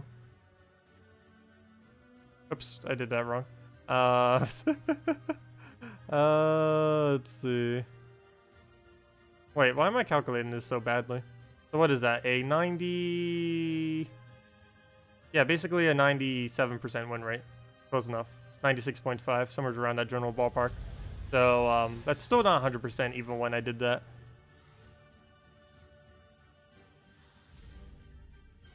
Crimson Bat team, please? Sure, I can do some kind of Crimson Bat team. What specifically were you looking for? Generally, if you're building Crimson Bat, you just build Crimson Bat plus Valkyrie, and then you just build from there. Oh, you know what? Never mind. Let me go do the best Crimson Bat team in the game in case you only have one. Soothsayer, Herd. Well, actually, this isn't the absolute best, but, or it could be. It depends how you like to play. Yeah, this is very, very, very strong. The only thing you need traded is Soothsayer fully traded. You don't need any traits on Crimson Bat. You also don't need any traits on Herdmaster, though it is optimal if you did have fully traded, though it's not required. Only Soothsayer is required to have fully traded, mainly because it speeds up the battle by a lot, because he starts with full mana. But yeah, let me go do a Crimson Bat team. So essentially what you do is just throw the Soothsayers wherever.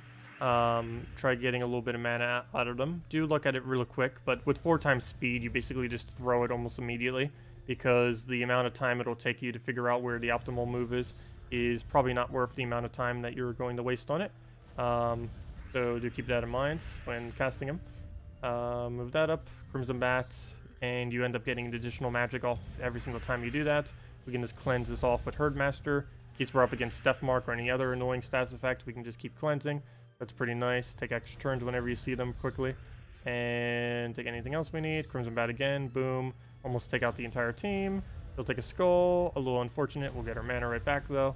Not full mana, but we can just swipe that. Cast again, boom, dead. And yeah, that's basically how that works. And it's pretty quick, pretty efficient. If you can double cast with it, it is super, super, super quick. Like that battle, we were able to double cast. Generally, when you fight higher level players, though, you will not be able to double cast. It's one of the reasons I don't bother using it much, because if it doesn't double cast, it does go a decent amount slower.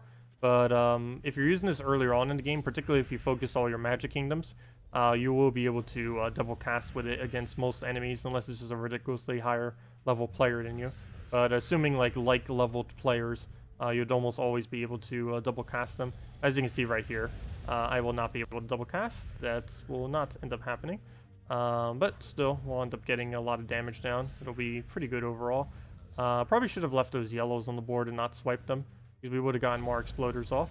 But we'll just do our poke, still our turn, throw the bats. Kills most of his team, not all of it though. All the ones with lower HP values die. And then we just throw another one. And how are you not full mana yet? Get to full. You're almost there. And that of course got the death mark off us on as well. We'll just go and try finding our mana we need. You can also see how many you're going to be getting, because a Soothsayer, unlike Explosion, gives you full amount of every single one destroyed. Like whenever we do this plus value, we get 100% of the mana.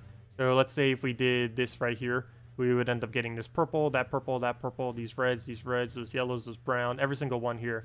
We would get 100% of their value. Like let's just say for reds, for instance, or for reds and blues.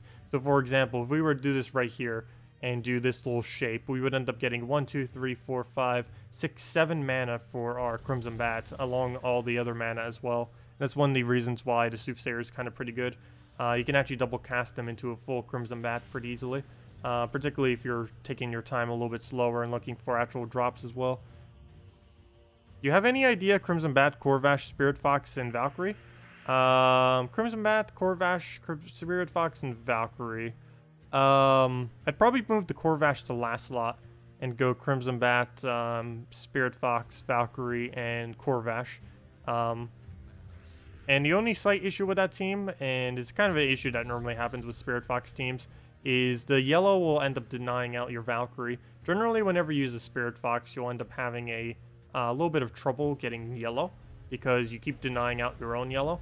That will happen a lot. It's sometimes a necessary evil for the team that you kind of have to be able to make it work. But do keep that in mind. It's actually a lot harder to get Valkyrie up when you only can do it basically off of red because the yellow are perpetually going to not be on the board. But yeah, as far as budget Crimson Bat teams are concerned, this is about as cheap as a insanely good Crimson Bat team as you can make. There's a lot of teams that you can make out of Crimson Bat, but this is definitely the best for only one Crimson Bat. Yeah, it works out really nice. It's one of the quicker teams in the game as well. It's been something that's been quick for a while. I used to actually run this as my core team too, not the specific lineup. I believe it was, actually I almost forget what it was now. It wasn't this particular team. I know it used Soothsayers and Crimson Bats. I forget exactly what it was. I think it was one Crimson Bat, maybe like, it might have been two Crimson Bats with like a Soothsayer and something else. I actually forget what it was. Oh, you know what? It might have been like some kind of Gorgolfa build. Oh. I actually forget. I don't remember. I do not remember, but it was something based around Soothsayer and all that.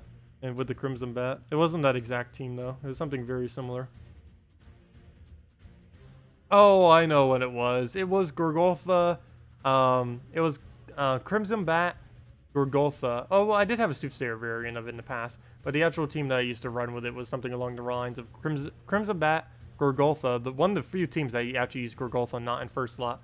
Crimson Bat, Gorgolfa, Crescendo, which was added like a year and a half ago, like in like February one year. It was actually the last weapon they ever added. Back when they used to do like weekly or bi-weekly weapons, they used to add every single week or every other week. They used to do that in the past. They did that for about a year and then eventually stopped. And Crescendo was the last one of them that they ever added, and they actually made it pretty decent. It was kind of nice. But that's what I used to use with it, or one of them that I used to use.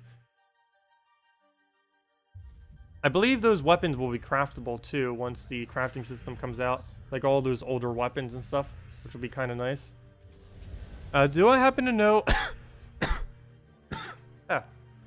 Do I happen to know something about the fixing of player stats gained from leveling up? Because at the moment you're not giving them to newer players. You haven't gained any stats from 350 to 800. You should have gained one at 500. Should have gained one at 500. I believe you also gained one at 750, if I'm not mistaken. But you definitely should have gained one at 500. I know that for sure. I believe you either get one magic or one attack. I can't remember. I believe it's one magic. Because I know you get one magic at level 100. I believe the other one's at 500 as well. You could have maybe accidentally clicked too quickly through the screen.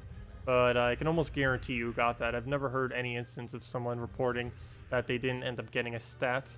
Though then again, some people might not actually know where they are. I don't even memorize where most of them are. I know where some of them are, just don't have them all memorized. I don't know why they just don't have a list of it somewhere. I was going to make a guide on it at one point. I know what it is up to like level 100 and a few of the other values. I forget what the full list is though. Oh, see you, Jesse. Have a good night. Bye. Hello, Eldo. Oh, I have no clue how to say that name. Elda. Hello, Elda. Welcome. I'm not even going to try attempting the rest. Can I try Uryali and Crescendo? Sure. Interesting combo. We can go see what I can do. Uryali plus Crescendo. Crescendo. Hero. Crescendo. Uryali. Oops. Oh, I spelled it right. I just didn't go in the right tab. Crescendo, Uryali. I almost feel like going Green Seer Giant Spider at this point, just to feed them. And Green Seer Giant Spider. I'm not using the right hero class, though. Let me actually go move that down because of that. But we'll roll with that. Run it on a +2 blue. And go from there. Actually, we can run Frozen Banner. Because we don't have, what are we missing? We don't have any red, so we do spawn a red, but that we'll probably win before that even becomes an issue. Yeah, Growlithe is extremely, extremely powerful. It was kind of funny. They made a random buff to him too, like, I think it was like 6 months back, I forget when. But he didn't always used to have a cleanse on his ability. They randomly added that one patch. I have no clue why. It was one of the most random buffs they've ever made to a troop. I think they did it to make sure that he can keep his granite skin, because at the time, Corvash was still being used some, but recently around the same time, they ended up nerfing Corvash. It was a little bit odd. They have a really bad habit of doing that too. They'll make a nerf to a troop, but they'll make some kind of other change that kind of already nerfed it. So they didn't need the specific nerf. Like everyone will, like, for example, request like they'll nerf X. And then they'll nerf X, but they'll also do some kind of other nerf that also nerfs X. And then it's like, wait, why do you double nerf it? And then they like over nerf something or something. But yeah, they do a lot of like weird kind of changes like that sometimes. Where they directly change it, but then they also indirectly change it simultaneously by some kind of other troop being changed or something. Or mechanic or just something in general. Also, we could lose. This is actually a very lose capable situation right now. How on earth did he even get the mana for Plague? Actually, how is he even getting the mana for almost everything he's doing on me right now? Getting really lucky.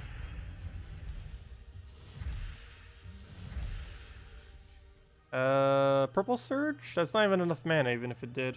Plus he's gonna drain us off his skull, even if I did as well. So we'll go take that. Can we undisease already? That would be great. Let's see, we do have a cast. He's just gonna drain us though. Gonna have to let it happen.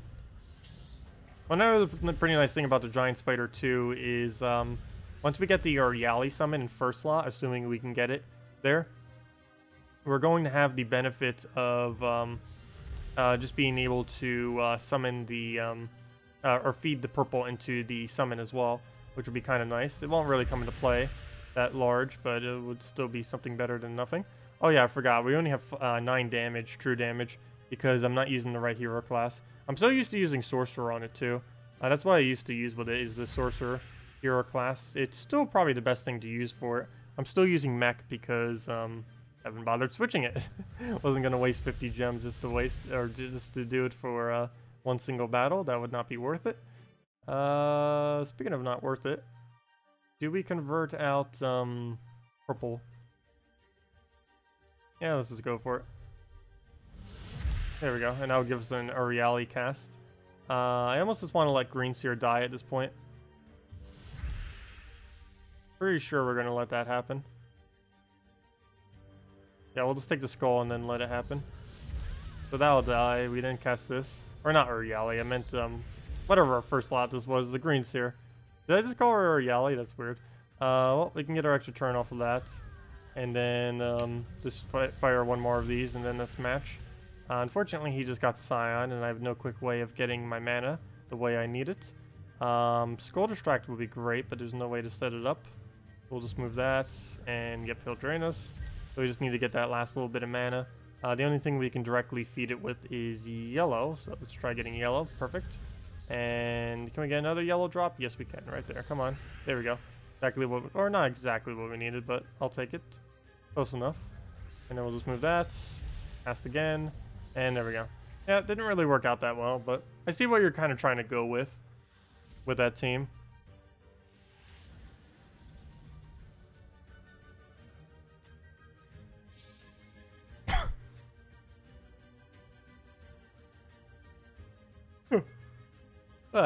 Hello, Adrian. Welcome. Let's see. And then double tribute chance at 3 stars. Wait, how strong is tribute bonus when you level all the kingdoms? Yeah, basically what LPN said.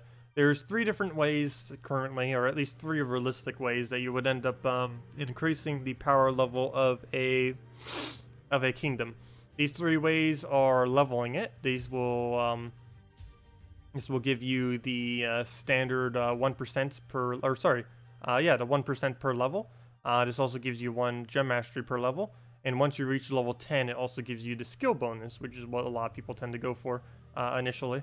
Other than this, this will be the first thing you do when you start leveling. The next thing would end up being the double tribute chance. What this does is, or sorry, double tribute reward would be the first one at 1 gold star. What this does is it doubles the reward that you get from here. I believe the default for this is 10, 20? I actually don't even remember. I think it's 20 actually. I don't even remember these days. 10? No, I think it might be 10. I don't even know. But whatever it normally is, yeah, I think it's 10. Whatever it normally is, it would double that value, is essentially what that would do. The next one is the double tribute chance.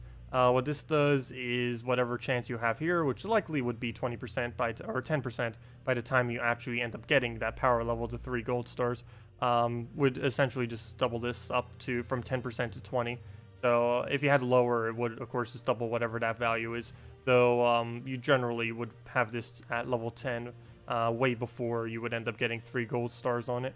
Though I'm kind of curious what happens the other way around. I don't think I've ever seen someone have not level 10 but have the power level for it. It's normally not something that happens, but yeah, it increases the chance. And that's about as far as you really need to concern yourself with. There's also additional ones that come later, like triple tribute reward, which of course is just triple of the previous one, instead of just double. And eventually this will be unlocked and give triple tribute chance, which isn't even available yet. Some kingdoms I believe would be getting it pretty soon. They might even lift this next category once the next patch comes out. They might even lift both of them once the next patch comes out. Definitely the next one should be lifted, because I'm pretty sure within that time frame it would be possible to start getting that, which would be very, very... the game is going to be so broken how much resources late game players will start getting per tribute. Though most late game players don't bother like constantly checking it because they already have so many resources that kind of doesn't really matter. Also, thank you, Adrian, for the subscribe. Much appreciated. Let's go check our events. And there we go. We have completed the event. And 80 gems. That's not too bad. We actually... Wow, a lot of gems. That's one of the most gems. I didn't even mention that at the beginning of the week. But wow, you get 120 gems from just doing a bunch of PvP this week. That is very, very decent. You're essentially getting 1 gem per PvP battle you do. Because you would need 500. You kill 4 every single time. So, yeah. So that would come out to, let's see. Yeah, you'd basically be getting more than 1 gem per PvP battle that you win, essentially. Because 80, 110, 120. So, let's see. 500 divided by 120. And oh wait, slightly less so. Well, pretty much every battle you're getting 1 gem per PvP battle that you do, essentially. So close enough. Oh, oops, I didn't click collect. There we go. 80 gems. That's not too bad. But yeah, PvP, very valuable this week. I didn't even notice that specifically. I knew it was like ridiculously easy. Oops, I just replaced out my 4x dragon team instead of my other team. Fail. Let me go put my other team back in here. Fail. Also, I like how I still have it named 4x dragon, yet I still am using the Gorgolfa version of it. Oops. It's easy to make this team into 4x dragon, though. All you have to do is replace out Gorgolfa. That or replace out... oops, why am I putting double of those? That or end up replacing out one of the Christine X's for Sylvania Moore, too. If you wanted to go down that route. That's used to be what I used to do for it. And switch the banner back to Dragon Soul banner. The Absol banner. I always call it Dragon Soul banner, even though that's not actually what it's called. It's just what I always used it for. Where'd it go? There we go.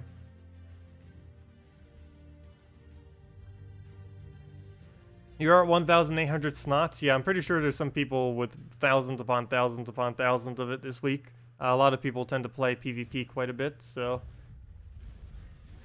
let's see. Tacet, please play Yerel, Thoradin, Goggin Good, and Jotnar. Sure, we can do that. An all-giant team. Interesting. Generally, if you're running all-giant team these days, you basically have to run it with your hero fully traded. But we can run it that way and see how it works. Because there aren't really that many good giants. But one giant that actually isn't that bad is using your own hero as a giant would end up working. Also, the heating and cooling system. I don't know why. The cooling system, it's normally pretty decent, but sometimes it goes too high. I actually, in summer, need a blanket here. Because sometimes it just goes way too high. But even if you try adjusting it to make sure it doesn't, it still likes to do it sometimes. A little weird. Okay. Anyways, where was I? Let's go throw down the Gorgolfa. Fastest PvP team without mythics? Probably the Crimson Bat team we were already doing. Surprisingly, the Soothsayer, Herdmaster Soothsayer, Crimson Bats. If you can double cast with it, it is one of the quickest teams in the game, and it doesn't use any mythics. You have to be able to double cast with it, though. If it doesn't double cast, it's still excessively quick. It's just not as quick and wouldn't be like the absolute quickest. But if it can double cast, it goes pretty much as quick as any of the absolute best quick teams. Actually, good majority of the quickest teams actually don't use mythics. They definitely use legends, though. It's hard to do no legends and no mythics. But no mythics you could easily avoid for most of the core teams that you use within PvP. Most of the mythics troops are for a specific purpose. They're really specialized, pretty much every single mythic as far as what it does. And generally the specialization is done by another troop for a cheaper mana cost to a slightly less degree. So they're not really that needed. Like even Oriali is essentially just a Crimson Bat or a Draculus, or well, Draculus is a mythic as well. But it's essentially just like a Crimson Bat that costs more mana in a way if you're not getting the summon. Gate Valkyrie Tesla, yeah, that's another variant too that we were doing a lot the other week. That's basically like the same as using Soothsayer, Herd, Soothsayer in a way. They both do serve like a similar purpose.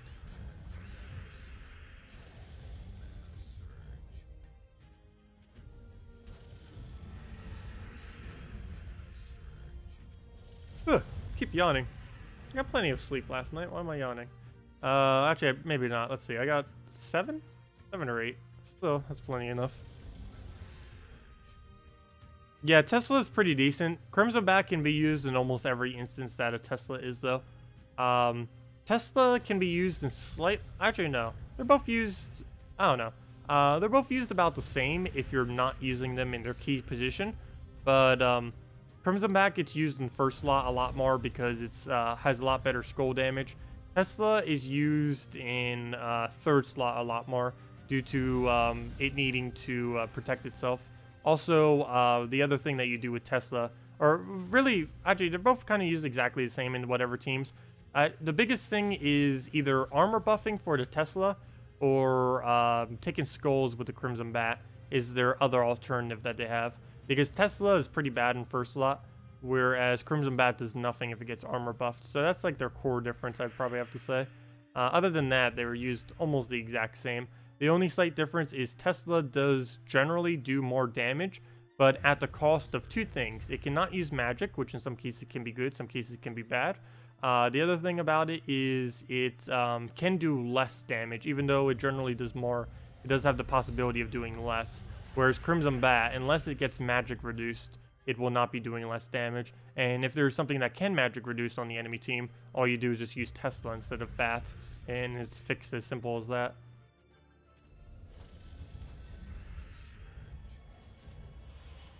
Tesla is better versus respawns, yes. That is the case as well.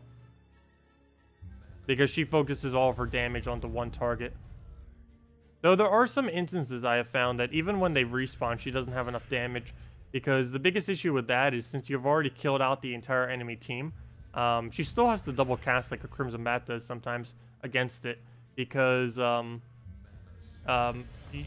you essentially killed out the entire enemy team and there's only that one left, you might not have enough armor boost ratio to be able to get it all the way up. Which does happen occasionally. Though generally she would have a better capability of one-shotting than a bat would, of course. Okay, we can actually lose this. Let's see. KrissTigger for the save right there. Nice. I mean, yeah, KrissTigger for the save. So we'll go move that over. What else? What else? It's magic. No, it's lower. It's lower. Should be able to pull off this win. He doesn't really have any kill cards on his team anymore. What do we do? I guess we just take some mana. He went for the skull. Oh, he silenced this as well. That's a thing. We'll go and get KrissTigger up, even though it will not be able to do anything yet. Though, then again, it would have already gotten up anyways, because it would have gotten 2 mana when it got back off of silence.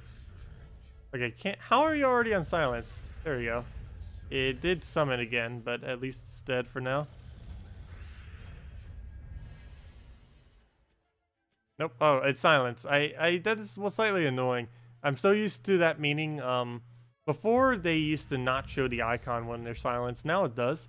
I guess that's mainly just an indication to see if it is or is not all the way up on mana yet. Just so there's some kind of indication for it. They might do that deliberately. I'm not even sure if that's deliberate or not, the way they have it right now. Pretty sure it is.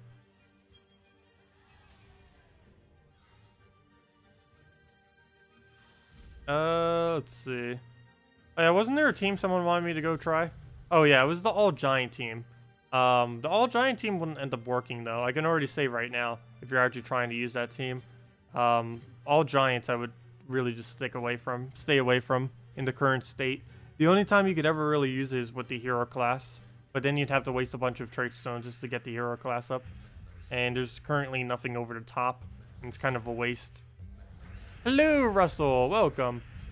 Which team do you think is better for PvP? You're working on switching from first to second. Euro humility. Huh. My bad. They're switching from Euro, Humility, Alchemist, and Kraken to Maul, Inferno King, Sakima, Mercy. The second one. Definitely the second one. 100% the second one. You're using a Gorgoltha Wisp KrissTigger Queen map. Sounds pretty good right now for PvP, since you don't have Dragon Soul. It works pretty well and not slow at all. Yeah, that sounds pretty solid. The only slight downside, of course, would be no souls, but still a decent team. Really decent. Good move. Oh, I should have taken red. We would have gotten the extra turn. Fail. Whoops. Not gonna matter though. Unless he devours, which he didn't even do. Hello, Jesse. Welcome. But yeah, if anyone else has any other questions, any teams you need help building or anything like that, feel free to leave them in chat.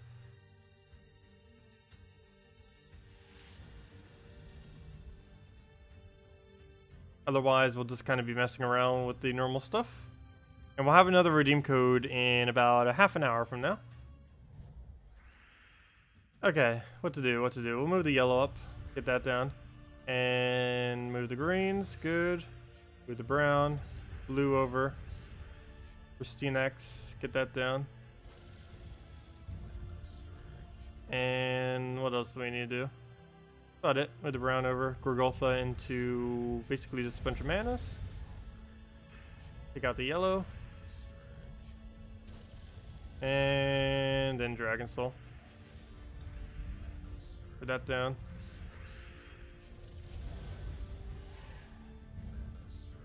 Oh, your mom fell asleep. Nice.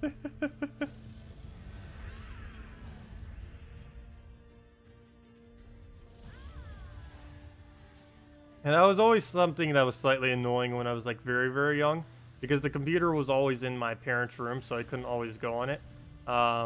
But ever since middle school and onwards, the computer was always in my room, so I could just go on it like whenever, and it wouldn't even matter. Oh, that was weird. There was only one trait that even triggers. That's really funny. Normally there's a bunch of them, but it was only like Coronet had the only trait that triggers at the beginning of a battle. That's the only slight weird thing about summons, which I guess works but kind of doesn't work. It's really odd how it is, or not really odd, but there are any trait that only triggers at the beginning of a battle will not trigger if you summon it. So for example, let's say like leadership that just triggered on it or something. No, it was his water spirit that triggered on him. But yeah, let's say this. Let's say a Princess Elspeth kills a troop. She summons a Knight Coronet. Leader would not trigger, and water spirit would not trigger. Even if it was in first slot, it wouldn't trigger.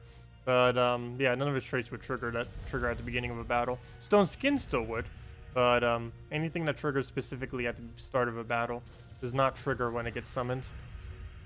That'd be cool if they eventually did that, though in a way that would kind of devalue ever using them on a team, because the whole point in using some commons on a team would be to be able to use their initial trait, because any of them that can be summoned, you're better off in almost every instance just using whatever is summoning that troop.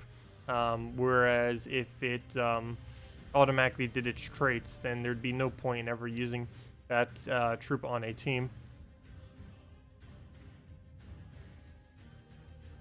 Any advice for a brown team without a famine? Basically, go Cockatrice because it generates a bunch of brown for you. You can use that in first slot instead of a Gorgoltha, and you use this as a mana drainer raider. Well, you can use it in first or second because it has entrapment on it, so it can be used in a first slot for damage. So if you wanted it more as a disabled drainer, you'd as full commitment. If it's like your only drainer on your team, if you don't have like Emperor Corvash or something, you would probably put it in second. But if you did have like a Corvash on the team, go something like Cockatrice plus Emperor Corvash, and then just build your team from there. That base alone would probably be enough for you to win, because it has a double mana drain, a double stun, assuming your Corvash is traded, it has a multi-stun. It also has a Entangle off the Cockatrice, as well as a mana drain off the Cockatrice, a full mana drain, and the Cockatrice also generates brown mana for you, so it covers basically everything you need. Kind of nice. Gorgoltha, Cabarrus, Corvash, Ketris. I've kind of stopped using Cabarrus in Brown Day Guild Wars ever since they nerfed him. He now has a 40% devour chance instead of 50. He also has the issue of not having summon. His summon used to be 100%, now it's only 50%, so he's not consistent at summoning anymore.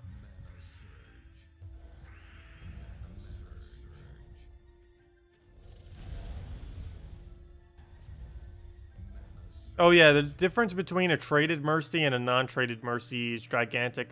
Mercy non-traded is unusable as a troop. Mercy fully traded is one of the strongest troops in late game. It doesn't get used as much anymore, though it still is pretty strong. It's mainly because most of the core teams that it used to be used in have kind of gotten counters since then, because they were so overly used that the devs started adding counters.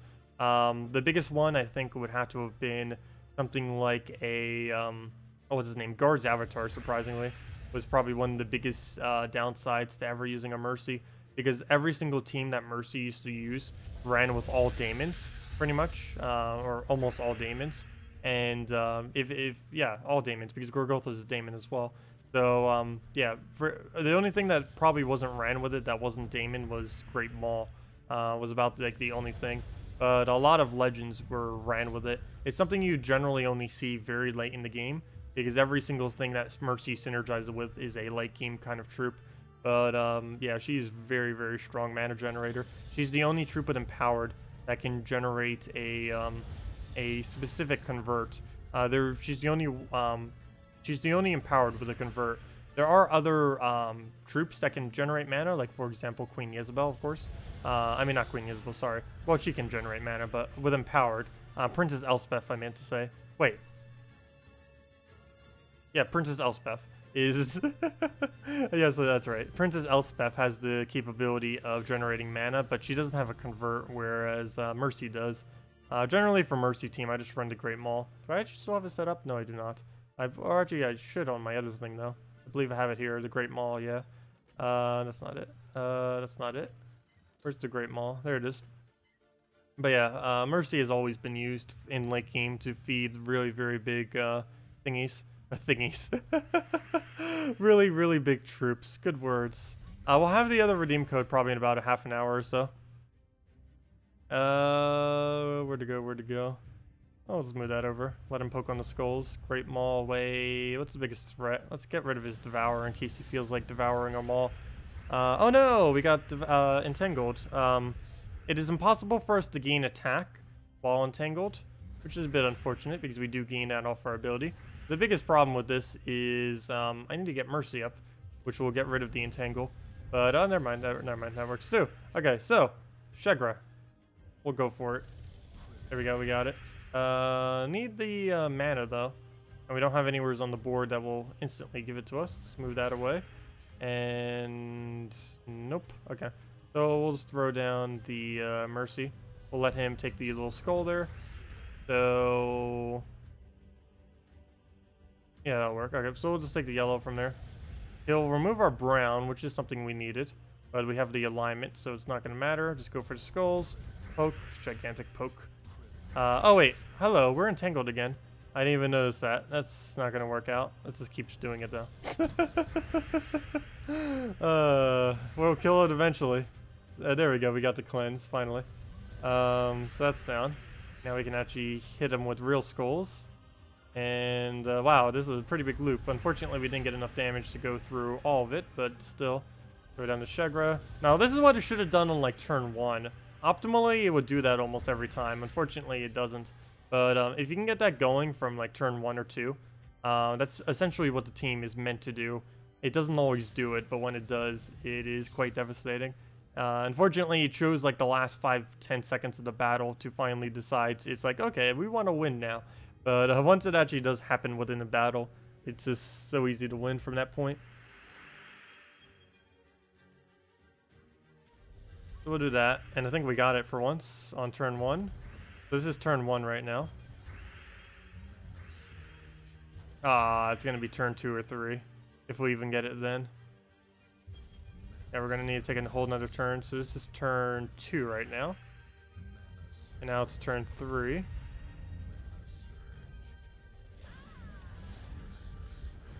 Oh no, you got no.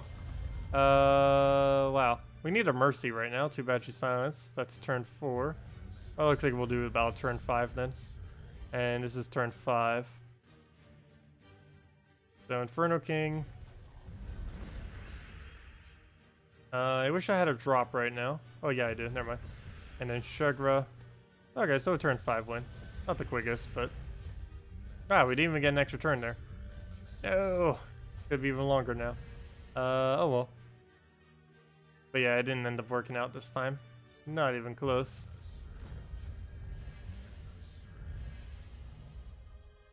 And now we gotta worry about this board that's not giving us anything. There we go. And down it goes. Hello, Mehmet. Welcome. If you could summon troops so their traits trigger, you could keep summoning something like with plus X to allies and get the bonus multiple times. Oh yeah, that would end up working pretty well. Yeah, it probably would be pretty broken if you could end up summoning with traits. Which is probably one of the reasons why they don't have it. Because infinitely casting some traits would be quite devastating. As far as how powerful you would end up being able to go with some of them. Some available options out there. I don't know, what should we run with now? I guess we'll just go and farm some glory. For glory! But if anyone else has any other teams you want me to go over, just let me know. We'll go over them. Move that over. What else? What else? Move the blues. Don't need to do that. Move that over. The reds, get the skull, dragon soul. And going from there. KrissTigger. Ooh. Oh, that is not the color I meant to do it on. I meant to do it on red. Fail. Fail. Throw that down. Kill. KrissTigger. Get the non-kill. The non-kill. And hopefully this extra turns. You know what? I probably should have just Gurgulthed there. That was funny. We can't even try aiming the Hunter's Mark on the thing because it has evade. I mean, not evade. It has stealthy. And that's almost match. One more little shot will do it. And then that's match. Oh yeah, Ural, Throden, Goggin Good, and Jotnar. Sure, we'll go run that and see how that works. Let's see. Against Devour, probably want to avoid that. Against all dragons, I guess all dragons would be fine. So let's go and throw that down. What do we need? We need Ural. Gog. I hate Gog so much. Gog and Good is really, really, really strange of a troop. It's actually based on one of the troops in Puzzle Quest. The first boss in Puzzle Quest 1 is essentially this guy. Not specifically this guy, but it's a boss based on gold. And this troop is completely based on... It's an ogre based on gold. And this ogre is completely based on gold. They visually look a bit different. But it was also a multi-headed kind of thing. But yeah, find that kind of interesting. Though this was nowhere near as good as the actual boss. The actual boss, first boss of Puzzle Quest 1 was actually pretty decent. This thing is pretty below average. Let me see, what else do we need for it? Let's see, Ural, got it. Thoradin, I need it. You know, I might just need to start the series up before I even get the new computer. The Puzzle Quest series, that is. Thoradin? How do I go to Thoradin? Thoradin. Why is it not coming up? What troop are you trying to make me do? Oh, the hero weapon. Oh, okay, I didn't notice that. Oh, the only problem is I don't have the gems to be able to switch my thing right now. Or the free switch, or do I? No, I think we already used up the free switch, so I can't actually do that right now. We could do it tomorrow for the stream. I could try doing it as one like the earlier ones that we do. That or we have to spend 50 gems right now. I guess we could just spend the 50 gems, but then we can't do anything else with mech for the rest of the stream or for today. And I was actually going to farm a little bit later with the mech class. So we actually can't really do it then. I didn't realize they actually did it. But as far as like showing what or saying what the actual team will do, as far as if it's decent or not, as far as an all-giant team, that would end up working. So what you said, the Ural, the Thoradin, the Gog and Good, and the Jotnar. It would be okay. The biggest issue with it is Jotnar is pretty weak, though you'd get enough barriers that it would probably one-shot. Gog and Good, I almost would feel like replacing out, but color-wise, I don't think you could do it. As far as Ural can tends to miss a lot, and you wouldn't have any way to set up the board. Thoradin would be insanely good, though, because it has a gigantic boost ratio that would end up being quite devastating to the enemy team, because I believe it takes the... it's a really weird weapon. It's the only weapon that's actually like it, where I believe it takes a boost ratio off of all allies and all enemies. It deals damage to an enemy, and half that to adjacent enemies, boosted by ally and enemy giants. It's currently the only weapon in the game that boosts based on both allies and enemies. There's one other troop that does this too, and that is Tesla. I'm not quite sure if they're going to be adding even more than that, but these kind of things tend to be pretty strong. But yeah, this is a pretty decent weapon, particularly since it does half to adjacents, which is something I don't believe it actually came in with. And of course, if you get a big enough boost ratio, off your team alone, that'd be 24 for 49. And it could theoretically go as high as, let's see, 24, that is 48 plus 25, that is 73. It could hit as high as 73 to a single target, and then whatever half of that is to the two adjacent, which is like, what, 36.5, so like 36 then. So yeah, 73 to 1 and 36 to the two adjacents. So not that bad. Though you would need to have the entire enemy team as giants too. It'd mainly be used probably as an anti-giant kind of thing. Using all giants while also making anti-giant. It's kind of odd, but it would kind of work that way. Anyways, let me go and... but yeah, if there's any other teams, ones that don't use Hero, let me know. Hero normally doesn't get used in many teams. There are very, very, very few teams out there that actually use it. Oh, it's your defend team. Ah, interesting. The only problem with that on defend is no one would bother using giants against it, because they would already see ahead of time what your team is due to scouting. So that wouldn't quite work out to like surprise them or something like that, because they kind of already know.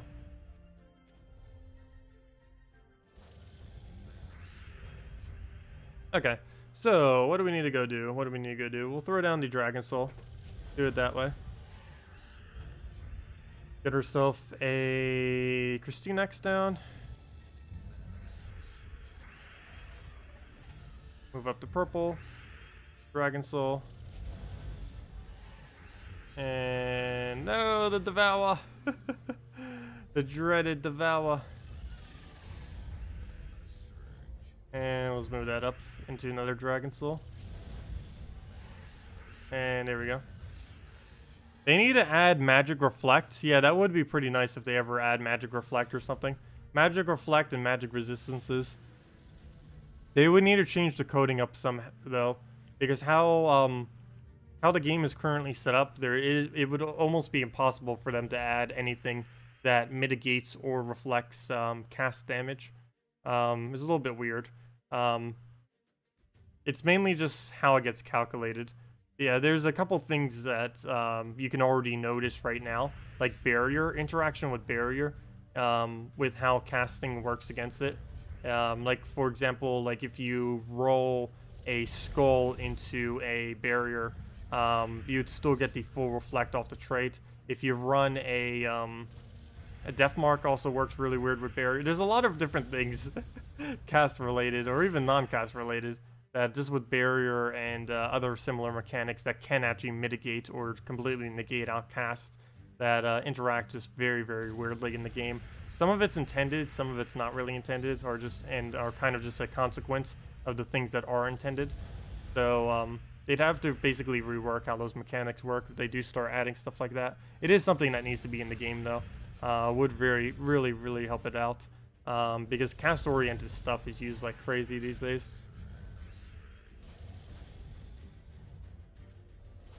The only problem, if they start doing that too much, it's just going to bring back skull spam. And for once, this game is set up in a way where skull spam is not an issue.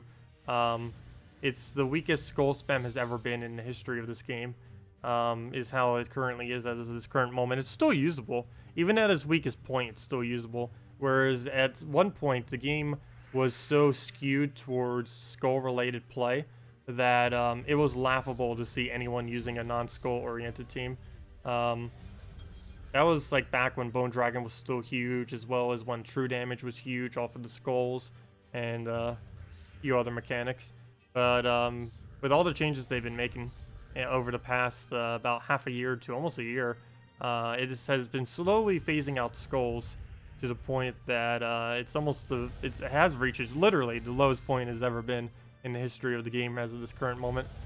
Yet even at that point, still 100% usable, which just shows how ridiculous skull spam is in general. Okay, we'll go move that over. Throw down, I guess, KrissTigger, and go from there. You'll make another team suggestion then. Wisp, Kraken, Wisp. Sure, we'll go with that. The blue off the Kraken won't do anything, but we'll be able to... It's actually a little bit of a weird team. Why no Giant Spider? You would have to go like Wisp, Giant Spider, Kraken, Wisp or something along those lines. I don't get why you don't have something else on the team, because you're using 4 purples and the Kraken is feeding blue into nothing. So you need something to feed it blue into, and you might as well just use the Giant Spider. Like Giant Spider, somewhere's on the team. Double Wisp. Actually, isn't this what I ended up doing the very first week when, or at least with the way I'm doing it now? Oh, you were doing it for a Guild War team. Oh, okay. So I'll do it without the Spider then, and do it with triple Wisp and see how that goes. Let's see. Wisp, Wisp, Wisp. Move that down. What banner do we need? I probably still want to set my banner to purple just because we will still need the additional mana because the Wisps are going to die eventually. I guess we'll just go standard like +2 purple. No, never mind. We can go, where is the minus yellow?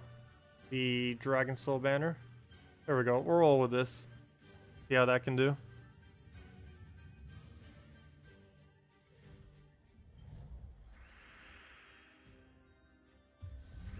Okay, double extra turn, neither the mana we need. I'm just denying my blues that we'll need for extra turnage. There we go. And throw... Actually, might as well throw all of them first. Ooh. It's tempting to throw Kraken right now. There's 2 ridiculously good spots for it. And we still missed. We got the mana, but we don't need the actual mana. Oh no, we're frozen. Fail. Okay, well, one dead. One less thing to have to worry about. Take the purple. Not even gonna worry about the skull. We lose our turn soon. What else? What else? Move that over. Move that over. Move that up. And just throw the Kraken. Cast. Yeah, we can take blue. Cast in the skull and then win. Oh no, he got the summon. But yeah, that was pretty much the win. Other than the fact he just summoned right there. But yeah, that does end up working out pretty well. Okay. And you have so much purple generation off the triple link, plus the banner, of course, as well. Every purple is gigantic. The biggest issue this would have is some people will run anti-purple team where they deny all the purple. And in that instance, this team would very struggle because it requires constant purple on the board. Because it's the only way you really generate mana is off of purple. Well, reds as well, but mainly purple.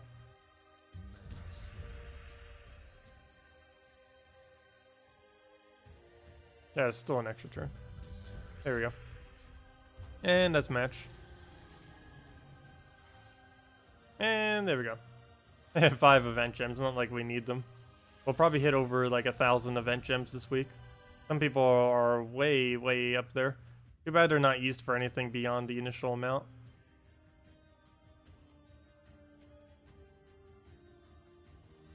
But yeah, that did end up working out pretty well. Let's see, is it purple day today? How did that end up scoring for you?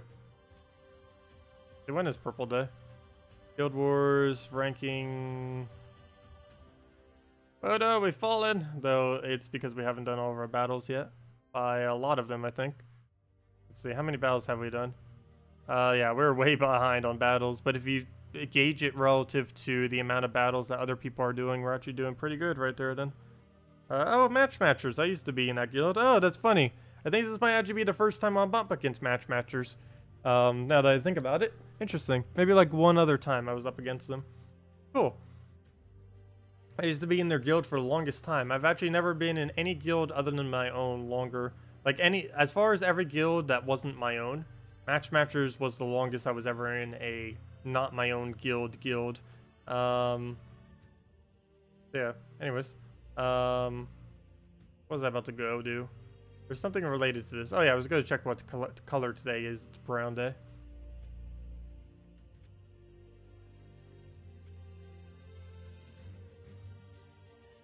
Yeah, if anyone else has anything else you want me to go over, let me know. We'll give out the redeem code. Actually, probably after this battle, might as well give out the other one. Alright, so we'll move that, move that, move that. What else, what else?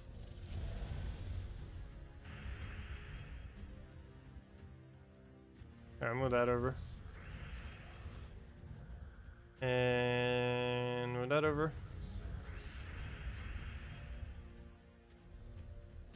You got 29.2k points after 4 days now. So average 7,300 per day. Nice. Very nice. I ended up scoring above average yesterday. I think I did like 7,400 or so. Most of my days tends to average more towards slightly over 7,000 though. Like not that high over, like 7,100-ish. I've been scoring more towards 700, 300. Occasionally it happens, but not always. It depends if I'm up against an easier battle. In bracket 1, that normally doesn't happen because a lot of the battles tend to be a lot harder than other brackets. But like in bracket 2, I have noticed a slight increase in my score. Pretty sure by the end of the week. Well, then again, it'll be a bad example by the end of the week because I ended up losing twice on the very first week. Whereas this week, I'm easily on track, probably for perfect score. Unless we just get trolled by a devour or some kind of other like drain spam mechanic or just some other annoying kind of premise. But other than that, should be good. Any viable centaur teams? They're not really over the top. Generally, if you're running all centaur, you run something with Orion in first slot, Stargazer in last slot, Astral Spirit either in second or third, and then like one other troop somewhere is in that mess. It's okay. It's very, very situational if it would actually be good. It's something you generally don't really run unless it has a bonus on a given week. Once it even has the bonus, it's probably only getting like 20% these days, 10 or 20%. So it's not really going to be that huge. And yeah, it's not really worth using. The whole premise of it is those Stargazer into Orion. And if that's not enough to one-shot, which it should be, you then just clean up with Astral Spirit with the true damage. Ideally, you hit true damage every time. It doesn't always, though. And it tends to be really random. 75%, sometimes it can hit it every single time. Some battles, it could go like 3 times without hitting true damage.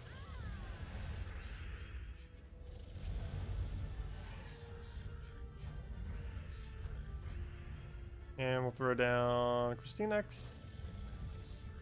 And then a Dragon Soul. Spending 1 million gold for 30 minor trade stones isn't fun. Oh, did you end up getting that off the tribute? Yeah, the main reason why minor trade stones are even in the in that drop pool is because why does it have 2 HP? Because back in the day, or well, like around the time when they were released, a lot of people still needed minor trade stones because the way that the game was scaled, there was a real lacking of those trade stones. But for some reason, it's still in the drop pool, and they haven't really changed it. Like, it's really weird. Like, you'll get all these rewards. It's like, yeah, stuff we need, stuff we need, stuff we really need, stuff we really need. And then one of them's like, oh, minor trade stones. Wait, what? In a way, you still need a lot of minor trade stones, but the fact that it's in the legendary tasks just seems a little bit off-putting. Also, they still have the icon there showing it drop seals. This has actually never dropped seals. It was supposed to, but they never modified it. There was a glitch that was occurring with it where it wasn't really functioning correctly, and they have never bothered fixing it. I'm not quite sure when they're actually going to get around to that, or if they're even going to bother fixing. They need to like remove the icon or do something. It still shows there. Even the amounts, the drop table is still in the game files and everything like that too. It's just set to 0% chance of dropping.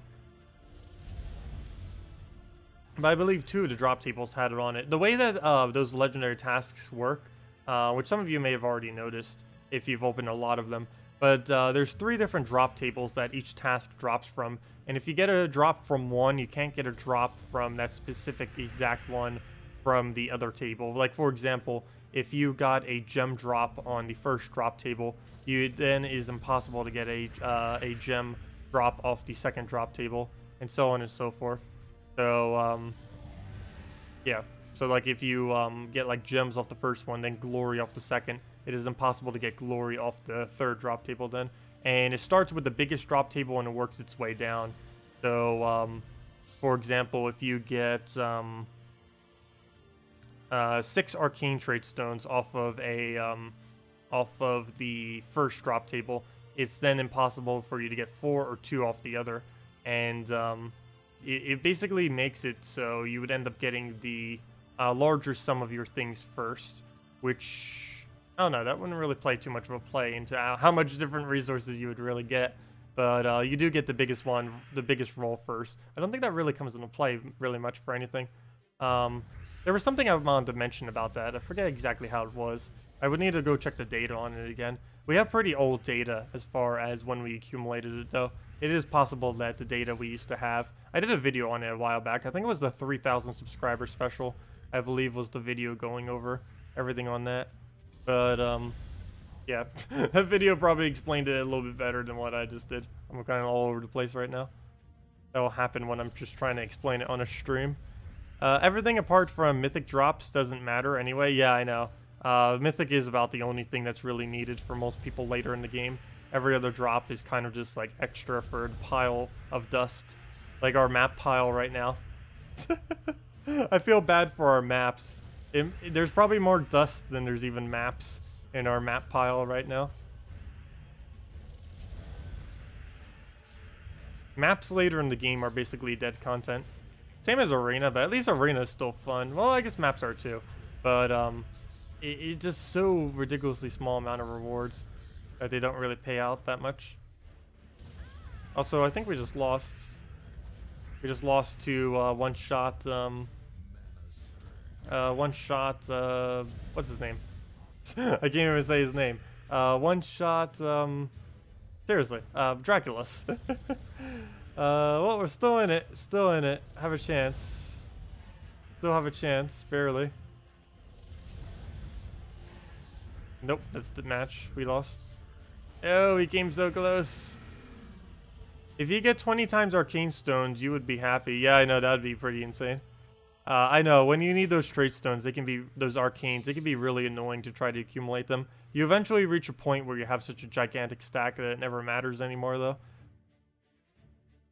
You have been having trouble with the one thing for this game. You have almost no base Mythics troops.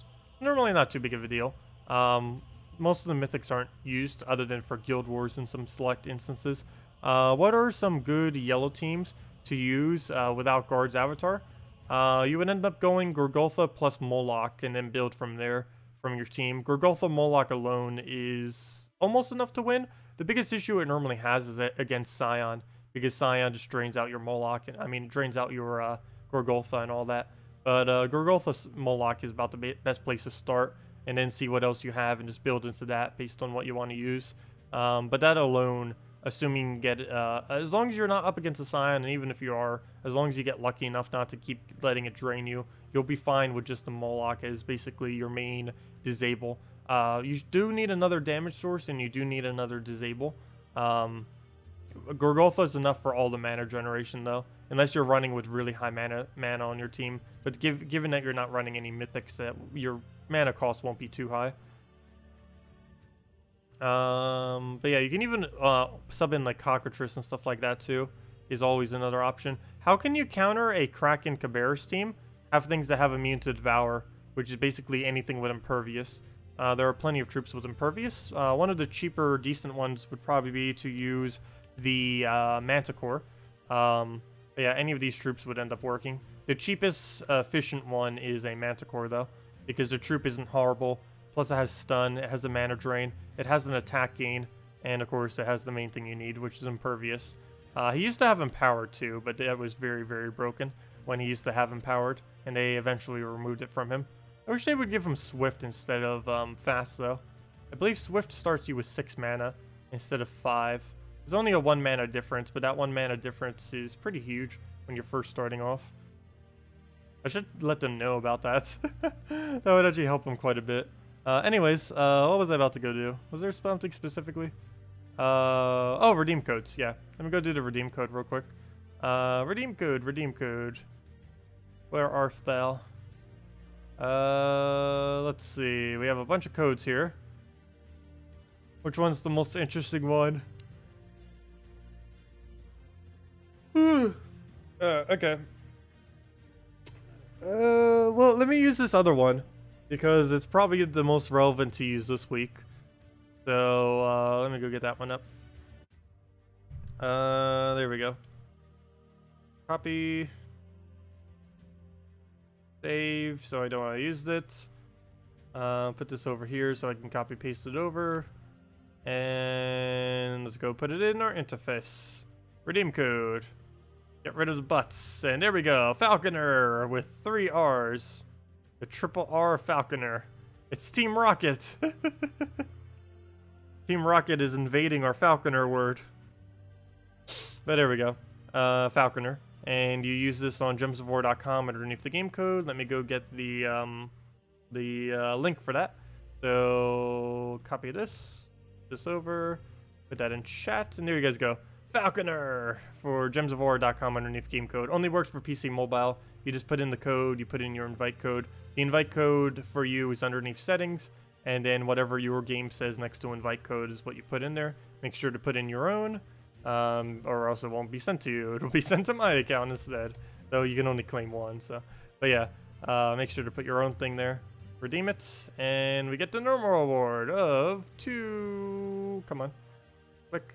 2 treasure maps, 1 gem key, 200 souls, and 2,500 gold. Let's see what we get from the gem key. Come on, trait stone, or mythic. No, unicorn. That's actually a really, really useless troop. I don't know what they were thinking when they added this. 11 mana, cleanse, enchant, and give an ally HP. I guess it's not the absolute worst thing. But if I was to make the top worst 10% category in this game, it would be on it. Its traits are also abysmal. Doesn't really serve much of a purpose. Even the week it had 50% bonus, it was not even used. That's how bad it was. That and the fact that KrissTigger was being used instead, so I guess that kind of overshadowed it a bit, but still, it was so weak it wasn't even used on 50% bonus week. Back when 50% used to exist. It feels weird that that's not a thing anymore. Of course, they changed that a couple weeks ago, for any of you that haven't noticed yet. But bonuses are only 10% and 20% now. 10% each instead of 25% each. A lot lower than what it is. So the max possible bonus you can even have anymore in the game is now a 20% bonus, down from the previous bonus, which was a maximum of 50% bonus before, which was quite high. But now it is much lower because balance. That was a much needed change, though. A lot of people were actually requesting for something along those lines. I didn't mind it too much, but yeah, either way, it works. It was a bit high earlier, though, I do have to say. At least some weeks, because they never bothered, like, balancing it out. They would sometimes give, like, some ridiculous troops, like, 50%. Now with 20%, it doesn't matter what they give it to. They could give 20% to any troop in the game, and it's not going to break anything. We'll go take the red.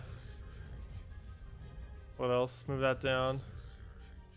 Move that down. Though that's not going to be full mana. I'm still going to do it.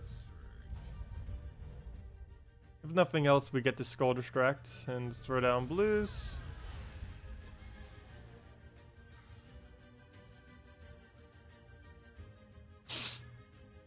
Let's see. She plays on whenever device you're not using, console or mobile, while playing on the other. So you do get the perks of using them. Nice. I'm blasting off again. Yeah, I haven't watched Pokemon for ages. I'm pretty sure they still do the TV show for it, I would assume. I think I stopped watching the show after like the 3rd generation. And I stopped playing the games after, I think, the 5th generation. Whatever generation Pearl was the last one I ever played on Nintendo, or on Pokemon. Whatever one Pearl was, I forget. And the biggest issue, or the main reason for that, I believe, was mainly just because I never bothered getting a 3DS. I didn't bother with the Wii U, and I didn't bother with the 3DS. I just stopped at the DS and the Wii. Everything beyond that, I was like, no need for it. I basically started getting into PC gaming at the time, so PC Master Race.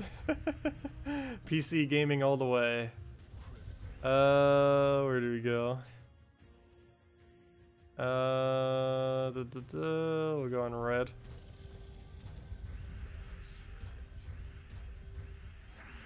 Oh, the buff. That's one of the most annoying buffs in the game when he does that. Oh, he could win. He could win.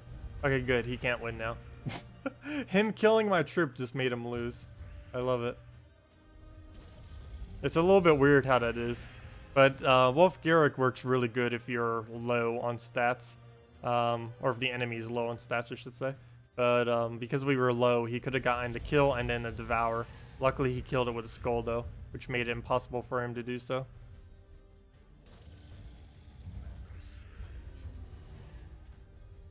Where to go? We'll go take out yellow. And what else do we need to go do?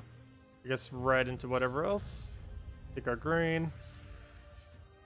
And what else? What else? Move the red over. Move the red up. Dragon Soul and go from there. Mega Ruby and Alpha Sapphire are good, but they haven't done anything so amazing to get back into it since. There's probably some Sun and Moon fans who will disagree with you. Didn't they end up making like some kind of Hawaiian like themed one? It almost looked like the or whatever it was called. Also this glitch again. It's been a while since this glitch has triggered. See how long we can keep it on our turn. Let's see. Still our turn. We got this. Gotta kill those enemies over there. Look at how many there are. Too many. They're too overpowered. We can't even see them. They have so much. They're so high on stats, we can't even see them. There we go.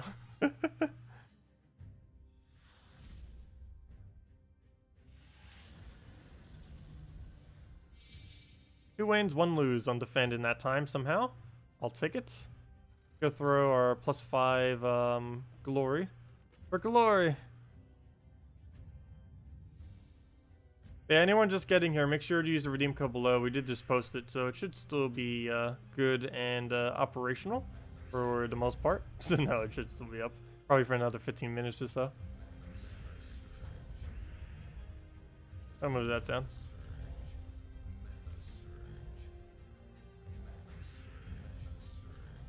And we'll go get rid of greens. Get a drop. All treasure chests worth doing at all.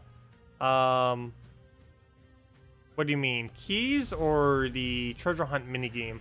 As far as the treasure hunt minigame, no, for the most part. Also, if you're talking about like what chests to stop at, there's a certain strategy that you do within treasure maps. Let me go over to them real quick. Actually, it's been a couple weeks since I even opened one of these maps. How many do we have? 2,401. Exactly 2,400 now. But as far as rewards, it depends what you want as far as what chests you stop at. For example, if you want glory, you stop at bronze. If you want gems, you stop at green. And if you want keys, you just keep going as far as you possibly can. Generally, you don't bother doing that though because it's not time efficient. Basically, the only 2 you ever stop at is either the chest for glory or the brown chest for glory or the green chest for gems. And that's about the only 2 you really bother ever doing. So we have a really bad starting board. Wow. Excessively bad. I'll go move that over. Probably be taking my moves a bit quicker so we get through the higher reward. Because the quicker you end up doing these, it's almost not even worth putting the time into thinking for them anymore. It's fun to do it, but as far as resources are concerned, it's actually pretty poor payout for thinking of where on earth you want to move. Because if you think for too long, you're just wasting time compared to doing PvP or something. At least from a resource perspective. Alright, move that down. Move that up. Treasure maps are really relaxing though, I do have to say. Probably the most relaxing thing in this game at the moment. Where do we move? Move that down. Go and move that over. Oops, I meant to 5 times that there. I forgot I was gonna go. It's really weird how that like interacts. Like it mid-air, it'll convert into the thing. A little odd. It does it consistently though, at least, but it's still slightly odd how that kind of is. Like out of nowhere, it'll just mid-air convert itself. There's a lot of really weird movement that you can do in treasure map that's different than what you would normally expect from the base game of Gems of War. Though it is consistent though. Everything that does occur within it. The only thing that sometimes is a little weird is whenever you get multi-cascades that run very long, there's some really weird mechanics that run through it that sometimes, I guess, seem inconsistent. I just don't know exactly how some of them work. Like when you do like very, very long cascades, like for example, sometimes when you match a 4 times or a 5 times, it'll give you 2 of that resource instead of 1 when you do a long cascade. Not quite sure specifically when that starts triggering. There's also sometimes just how they get converted and where they land is weird. Generally, if whenever you convert something, it'll go exactly where you put it. Like if we move this over, a gold coin will be right there. And sometimes if you do multiple cascades, sometimes it'll be right in the middle.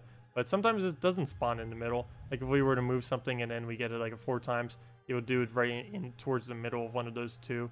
But sometimes it acts really strange when it does that. It doesn't do it exactly as it should. Or at least seemingly doesn't. Maybe it does and I'm just not noticing it. How the pattern is. I'll go move that over. What else? What else? I think that's it. The end of the line. Doesn't look like we're gonna get much further than that. Move that down. What else? What else? Do we even bother with anything else? We'll just move that over. And that is the mach. Gain all of our resources. A yellow, a purple, a red, a gem. Only 1 gem? What is this? But there we go. We get 24 glory, 697 gold, 126 souls, 1 gem, 3 trait stones. Almost got 4. 3 off from 4. But also, if you do 60 or higher, you get seals from it too. If you go over to guild, generally most people end up getting 1.5k pretty easily. But if you're someone who doesn't and you like treasure maps, if you get to at least 60, you get a strong menu. End up getting seals from it too.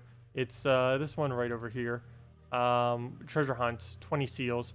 Treasure hunt games with 60 plus turns ends up giving you 20 seals. And there we go. Well, we're still off by like 700 for the chest. I'm not bothering opening any, but some people in my guild might be. Okay, well, I think that answers whatever your question was. I don't even know if that was. What was the biggest score I've ever achieved in treasure hunt minigame? I don't even know these days. Actual score, I'm not 100% sure on. As far as amount of turns, I believe my highest amount of turns is around the mid 200s.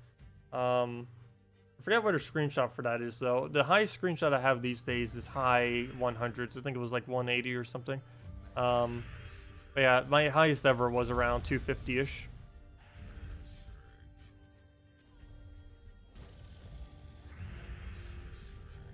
$1,300 moves is the record in treasure maps, is it? Wow, that is a lot of moves. I am nowhere near that much. There is a weird thing that you can do in treasure maps though. I've never reached that point, but it is possible that you can do so good on treasure maps that you eventually reach the point where it just perpetuates itself forever almost. Because what ends up happening is, I've never seen it happen once in a treasure hunt, but it is possible for it to happen. Shuffle can occur during a treasure hunt, and this is very, very, very beneficial in treasure hunt because you want to be matching as many things as possible. And shuffle, I don't believe, actually counts as negative towards any of your turns. But if you can constantly get shuffles, it would actually be really, really, really good for you. And you can eventually reach the point where you essentially just constantly, perpetually keep getting shuffle after shuffle after shuffle if you get too many volts on the board, which is kind of interesting. But you would need to have reached like upwards of like 3, 4, maybe even 500 turns to really be able to get the board to that point, though. Shuffle occurred for you once, nice. And then it wrecked you. Oh, okay. Maybe it's not always good. I'd assume for the most part it would be pretty beneficial, though. Maybe not always, but for the most part.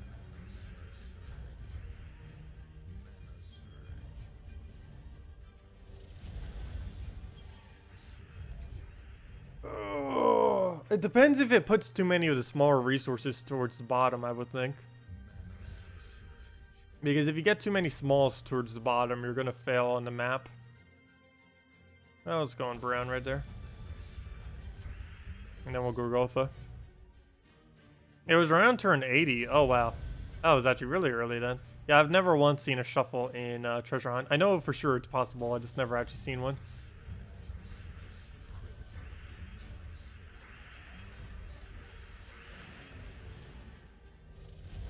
Okay, we might lose this, surprisingly. What is this madness? Go through Gorgotha. Dragon Soul into our cast. Actually, probably Christine X. Especially after that summon he just did. Then we'll Dragon Soul again. That'll be enough damage. And then we just kill out the last one that he ended up summoning from the thing. Oh, he killed us. We'll go throw the Dragon Soul. Throw another Dragon Soul. And there we go. Let's match. You get them all the time? Interesting. I must be doing something wrong with the maps. Never seen one ever. And I know a lot of people actually haven't seen one ever.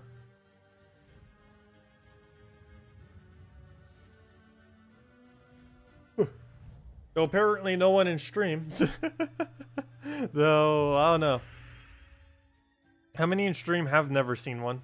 A shuffle from a treasure map. Though it could just be because a lot of people just don't play treasure map too. Could be the other case. Like I don't at all. For new accounts I do. Because it's really nice to do it. But for my main accounts, I probably have 3 times the amount of treasure maps done on accounts that weren't my main account than on my main account. Some kind of ridiculously high number. Okay, so we'll go take out red. Get the skull right there. Get another KrissTigger down and move on from there. Get off the green, I guess. Get the extra turn. Double check.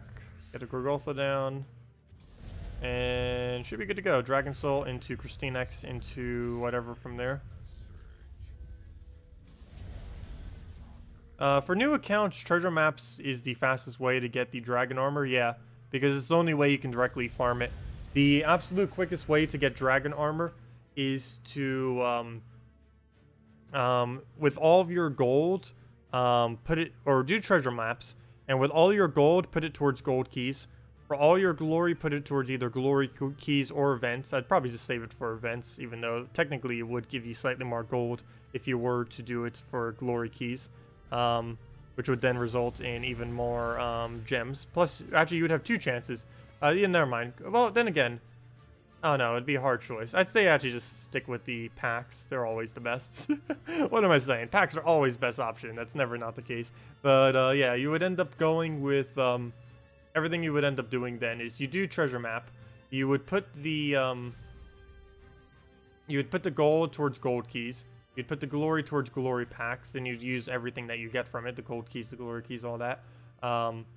That's how you would accumulate the most amount of gems. It would be upwards of 100 gems per hour if you had infinite maps already.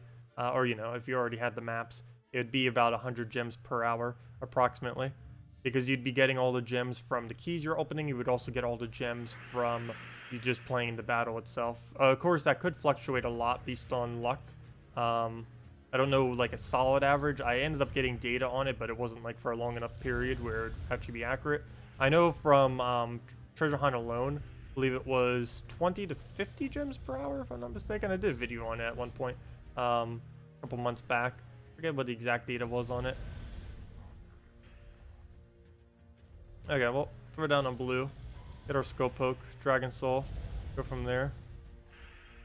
Come on, cast. There we go. And down. Entire wipe. Loving them all. Mercy, Inferno King, Shegra team after you get the traits for Mercy. Yeah. Oh, of course. Yeah, you need the Mercy fully traded. Without the Mercy fully traded, it doesn't work at all. But once you get it traded, yeah, it's a pretty solid team. It was at one point the best team in the game. It's still really good. Definitely top 1% of teams, that's for sure. I don't use it too often anymore.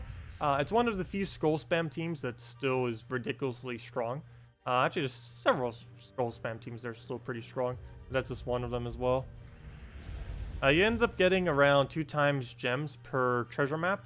Yeah, on average, I would say I only get about 1 per map, but you can do upwards of 50 to like 70 maps per hour. It really depends how long you actually take in the map as well. Because of course, if you're taking slightly longer in the map, you'll probably get more gems per map, but I don't quite know how that would really affect hourly rate though.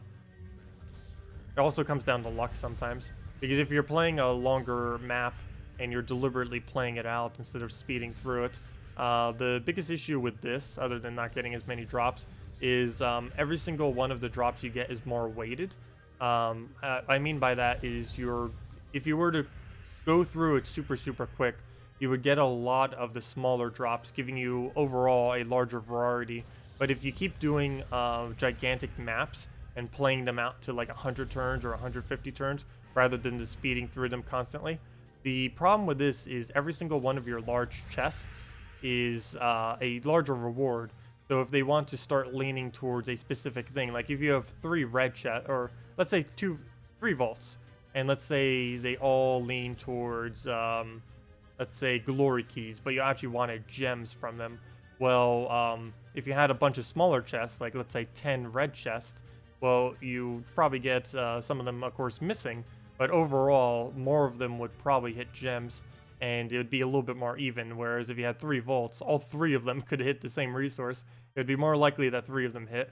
Like, let's say even if your 5 first red chests all hit on glory, well, there's still the other 5, and some of them might hit on, like, gems or something. So that's another reason why I tend to do it quicker, too. is it more consistently gives you a wide span of all the resources, and it also gives you an easier chance of focusing them too, because the lower ones are where the actual resources are. So like if you wanted gems, just do all the way up to green chests and then don't go any further than that, and that would give you the highest chance to yield the most amount of gems per hour as you possibly could. And that would, if you were to fully optimize for that, would end up doing upwards of 50 gems per hour. Sorry, 100 gems per hour. 50 gems, 20 to 50 gems is what it would do if you weren't trying to aim specifically at it. But if you were, it would be upwards of 100. That would also include you spending all of your gold for the gold keys as well and stuff like that, just to make sure that you get slightly more gems. That would only be about probably 10 per hour that you would get from it, approximately. Could vary a bit. Somewhere around there. Is it even worth trait Scion for defense? If you're only using it for defend, and you're not in like a top guild, I wouldn't bother. If you are looking to get into a top guild, it probably is kind of nice to have. I don't think they would specifically check you. It's like, oh, you don't have a fully traded Scion, you're not getting in.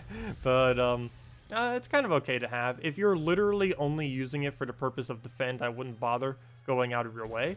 But if you have a Scion, I would advise eventually getting the traits for him. There's plenty of other things you could probably prioritize. I wouldn't go out of your way just for defending, though. Unless you're in bracket 1, maybe bracket 2 in Guild Wars. If you're anything lower than that, you don't really need to worry about what your defend team is. You're in my guild. Oh yeah, I forgot. You ended up joining us not too long ago. Oh, yes, get fully traded Scion. Yes, that would help. That would definitely help. Yes, definitely prioritize it then. That changes exactly.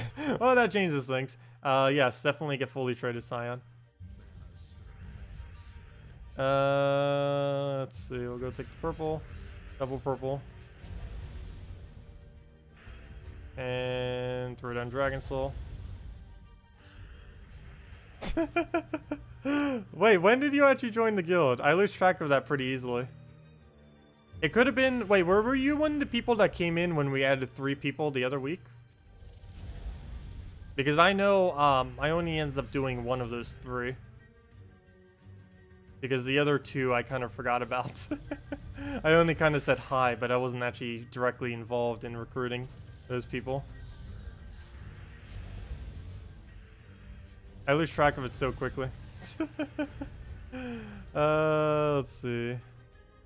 Oh, yeah, you were Forsaken. Okay, I'll try remembering that now. Oh, that's another issue of probably why I didn't remember.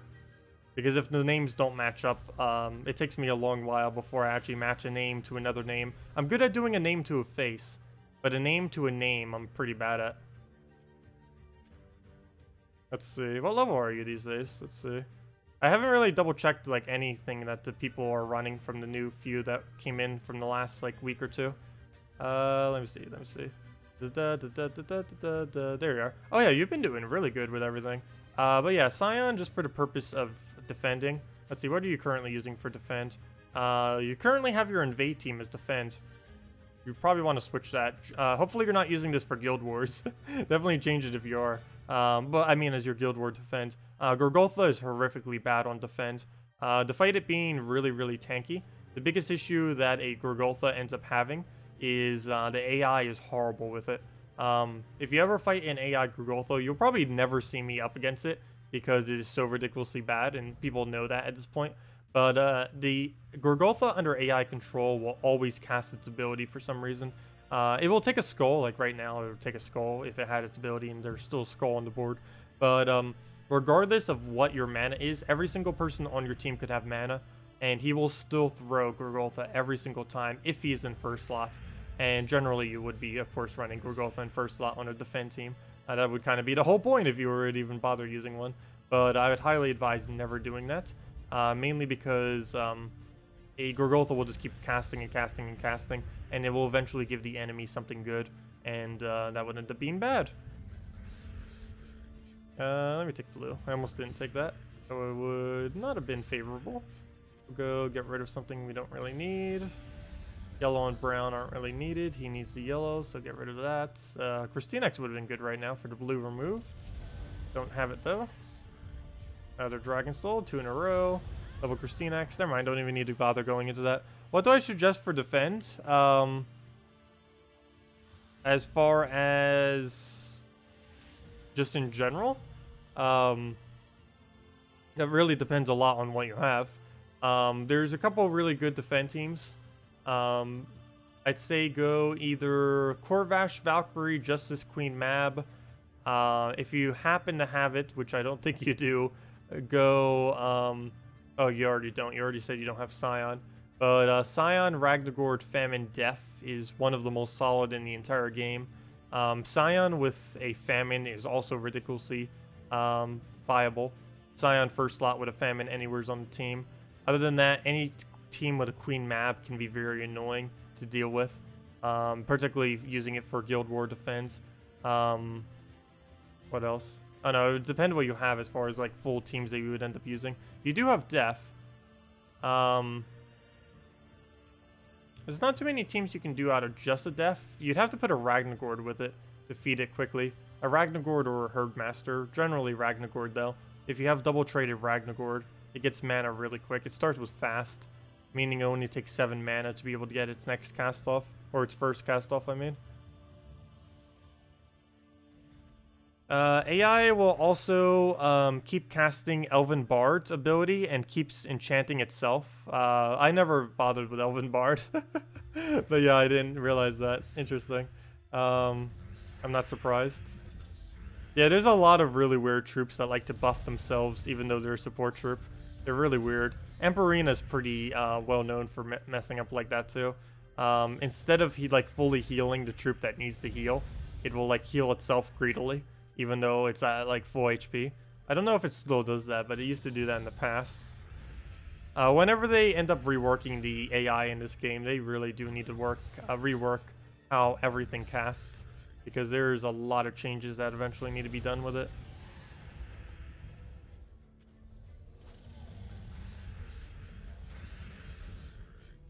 You need Ragnagord to have 2 traits before you can use it though, so do keep that in mind. You need him up to fast trait, which you need the first 2 traits. His 3rd trait's kind of irrelevant. Unfortunately, his 2nd trait costs more than his 3rd trait, oddly enough. In a way, it costs more arcanes, but it doesn't cost the celestial. Okay, this earbud keeps falling off. Stretch. But yeah, if anyone else has any other teams you want me to roll over, just let me know, and we'll definitely go do it. Let's see. Oh, he's fully traded. Well, that works then. So yeah, building around that into a mana drainer would work pretty well. Build that into your Death and a mana drainer. You could even use a Spirit Fox then. So your team would then end up being something along the lines of Ragnagord. Wait, something in first slot. Ragnagord. Death and a Spirit Fox would be your team. You might even put the Spirit Fox before it. You would have to test around with it, like fight yourself and see what the Spirit Fox does with before the Death and after the Death, and see which one kind of works better. The problem with putting a Spirit Fox before is it will sometimes cast too much. And the problem with casting it or putting it behind is it might not cast enough. I'd probably say put it behind though. Mainly because it casting enough is better than it casting too much, because you end up wasting a lot of your mana potential, which could just be going to casting more Death. Though the other issue with that is Death might start triggering too much. I don't know. It really just depends. I don't know. There's a lot of situations that could go bad either way. But yeah, something along the lines of something at first slot, Ragnagord, Spirit Fox, and Death would end up working. Because Spirit Fox is actually a pretty good alternative to Famine if you happen to not have one. Not only that, but it also counters out on Yellow Day, and is just a pretty good troop in general. And if they're using a Famine themselves, that'd be a pretty good counter. And if they have Famine, Famine does get used quite a bit on most of the days as well. People like to have that nice mana drain as a solid counter to like Scion and other Famines and stuff.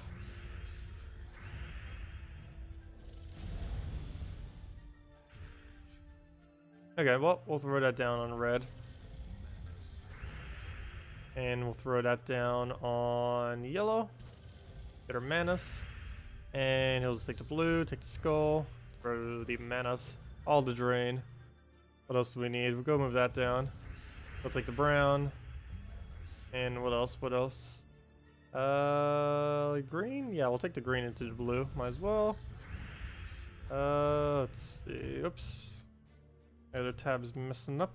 Also, cap lock is on. Let me go check something on YouTube real quick while I'm here. Let's see.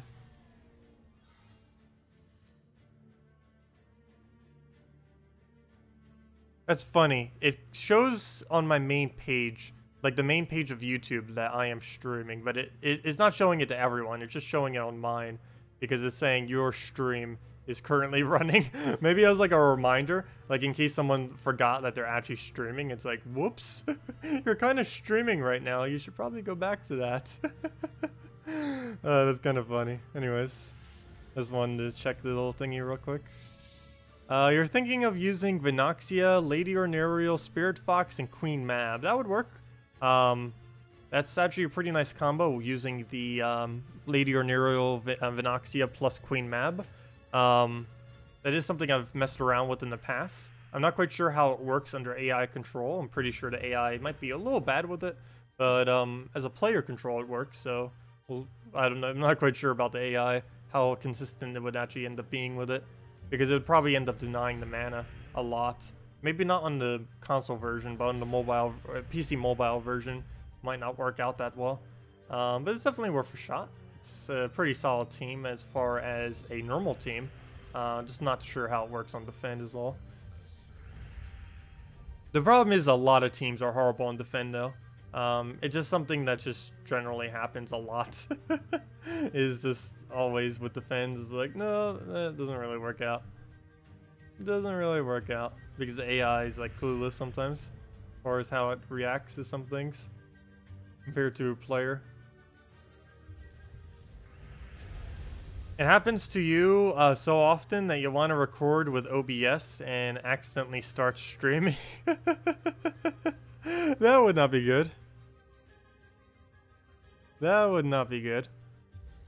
It's actually why I use two different programs. I record with one program and I stream with the other. So if I'm ever recording, I don't ever accidentally click stream. And if I do, it's not going anywhere because I don't have my other OBS set up to stream. It would only take me like a minute if I wanted to, but I use OBS and OBS Studio. OBS I use for recording videos. OBS Studio I use for streaming. Both of them can do both, but I just like having them separate. One program for one for the other.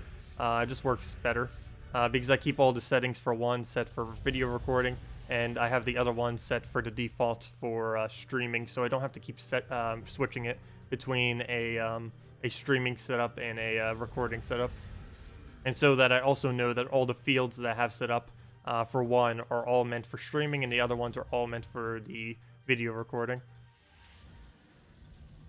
But yeah, I could easily be recording right now. I can actually record a certain section of a stream as well, which is something I haven't really bothered doing, which I might start doing in the future. Like, for example, I can stream and record at the same exact time if I truly wanted to. There is an option to do so with the same exact program. I just never bother actually doing it because I haven't really had much of a need to. There has been some instances where it kind of could have been okay, but because both Twitch and YouTube and probably every other streaming thing out there has the ability to make highlights, there really isn't a need to, because I can just make a highlight during the stream itself or after the fact, and then that gets made into its own little video. So it kind of works out. Okay, what do we need to do? We'll just move that down. Take the standard little skull, go from there.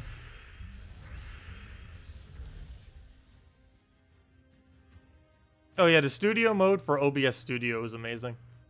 It's the main reason why I use it for streaming. Just the whole layout of it is so much better. Everything about it.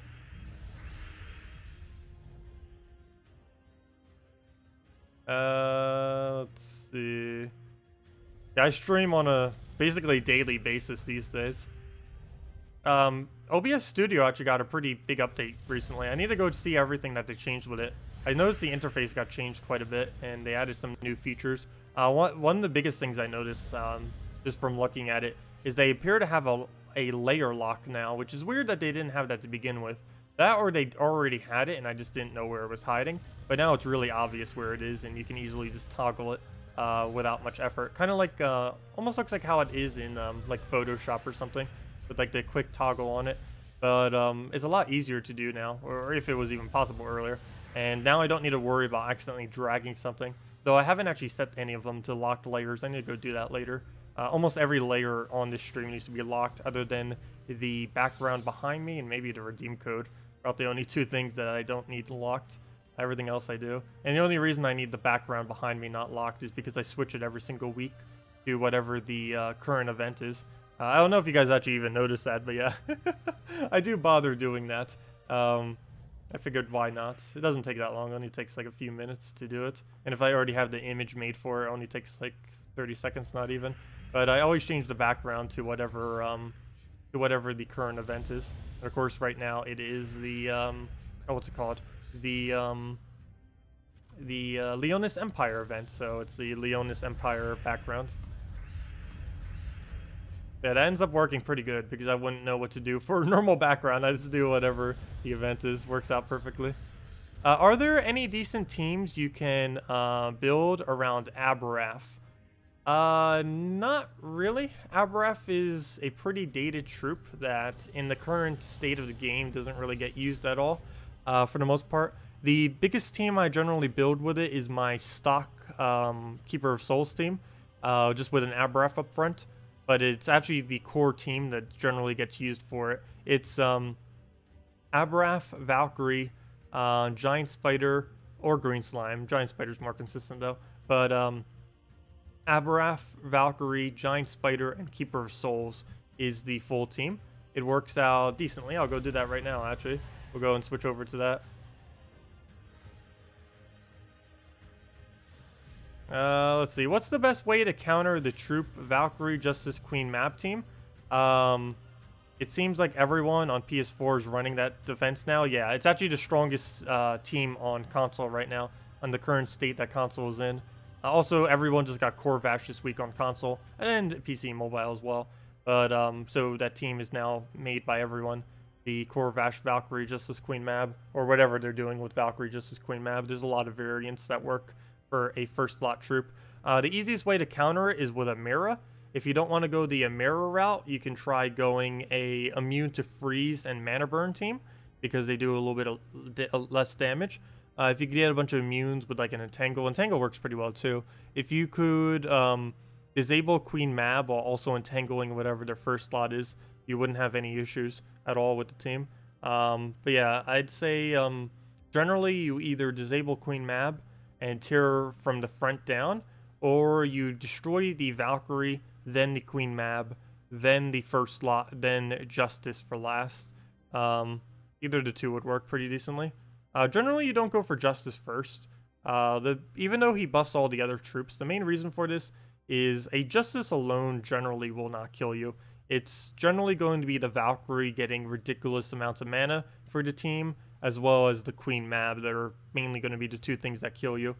Sometimes the first slot can kill you too, which is one of the reasons why you kill it before going for the Justice as well. KrissTigger, Salvini Moore, Dragon Soul, KrissTigger. Sounds pretty solid. Yeah, all dragons work pretty well against it.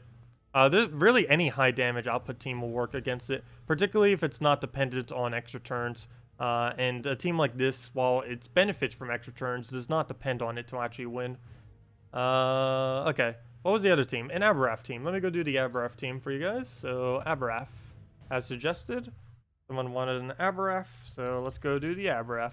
Again, this team at one point in the game was the best team in the game. This was before traits. After traits came in, it was not as good. Also, it used to be ran with green slime, which is actually one of the reasons I mentioned green slime. Even to this day, this is one of the very, very, very few teams that green slime does work in. One slight benefit to this, there's two slight benefits. It has a lower mana cost, and the other benefit is you gain 2 HP, because Aberaf and Green Slime are both from the same kingdom. So you do get that other little bit extra bonus. If you were super, super early on in the game, that would probably be beneficial. Though having both Aberaf and the Keeper of Souls early on is probably not that likely. We'll just set this to a red-yellow, just to be able to get our Valkyrie up. Then she'll be a core to making sure that we can keep spamming everything. But the whole point of this team is to constantly control the board, and whenever you don't have control of the board, throw an Aberaf. That is basically the whole thing of this team. One interesting concept about this team, which basically no other team can do. It is pretty unique to Aberaf, which is about one of his only really good benefits, is when using a team that has a bunch of converts like this, or really anything that creates a bunch of stuff to a board, or actually more so the converts, when using a team of basically all converts like this, or really just heavy amounts of converts, the big benefit that it has is you can convert out a color you need, and it won't matter at all.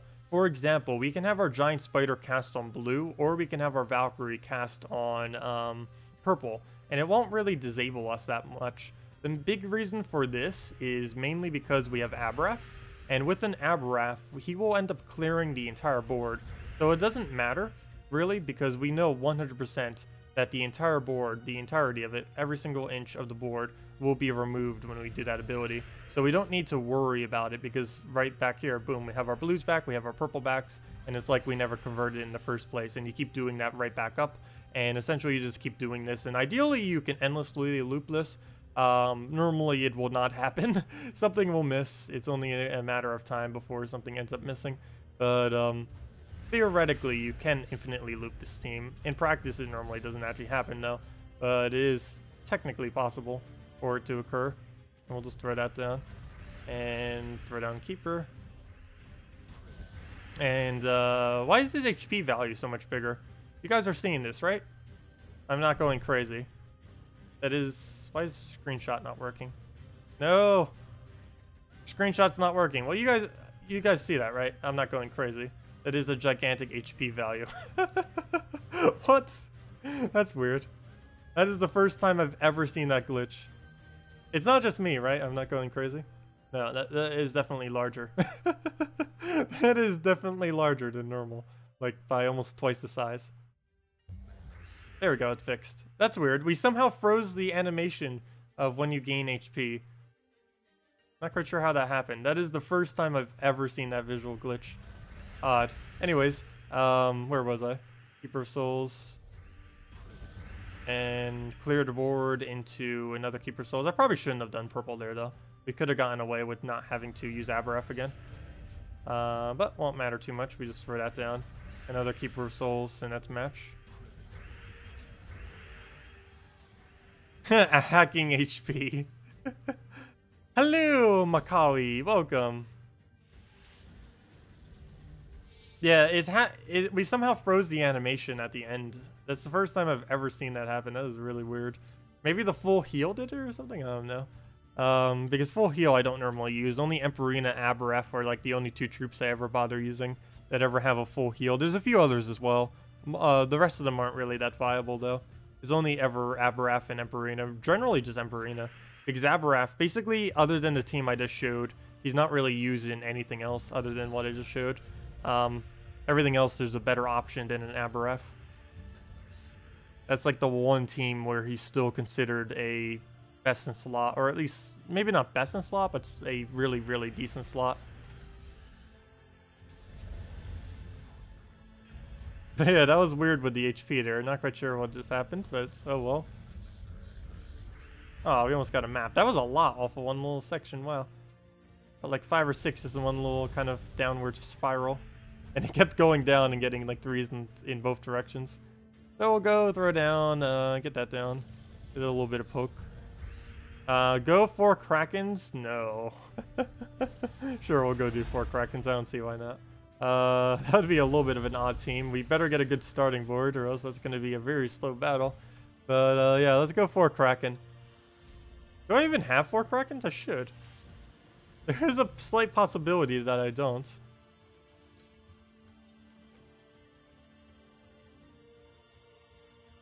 Oh yeah, do I have 4 Krakens? 20 copies above Mythic. I'll take it. Okay, and obviously green purple or something of the such would be the banner. Might as well just go green purple for the variety. If I can find it, it's the one with a little web on it. Green banner with a purple web. There it is. Oh, never mind. Well, it's partially green banner. I forgot. I did the half and half with it.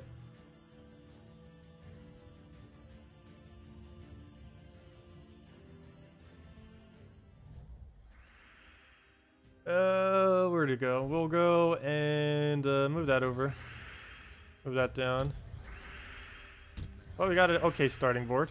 Also, how much damage is that? We're doing 12 damage per extra turn. That is some insane damage. We get more.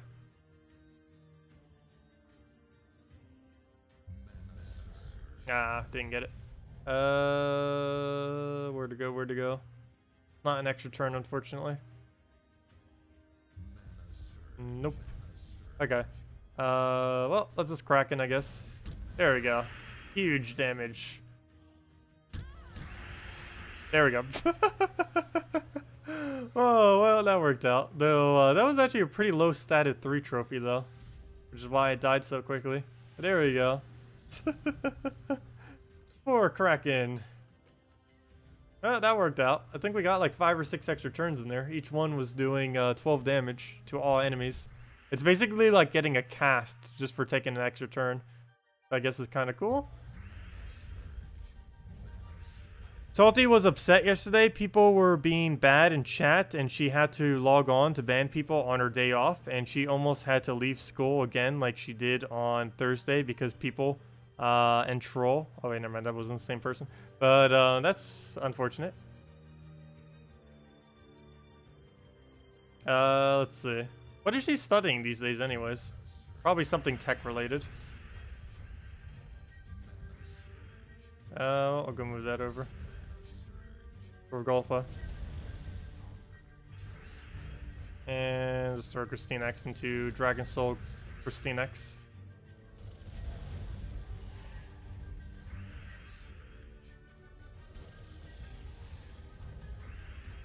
And that's pretty much match.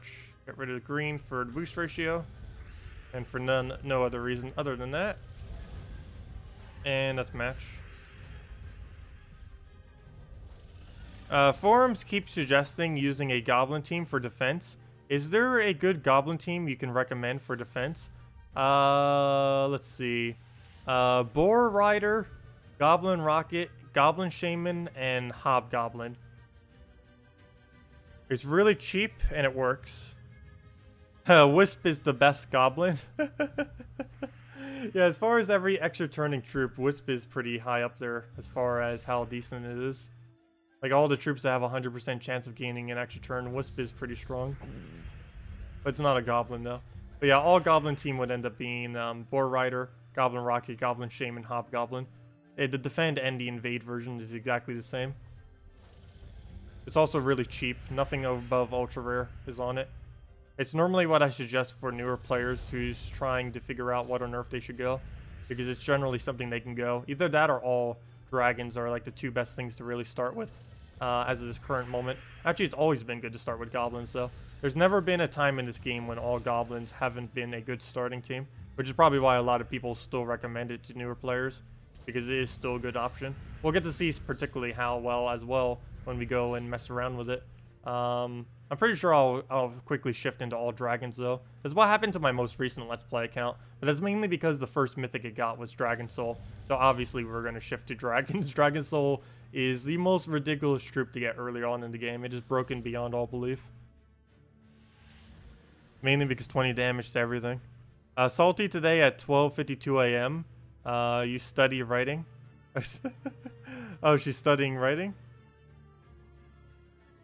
Interesting.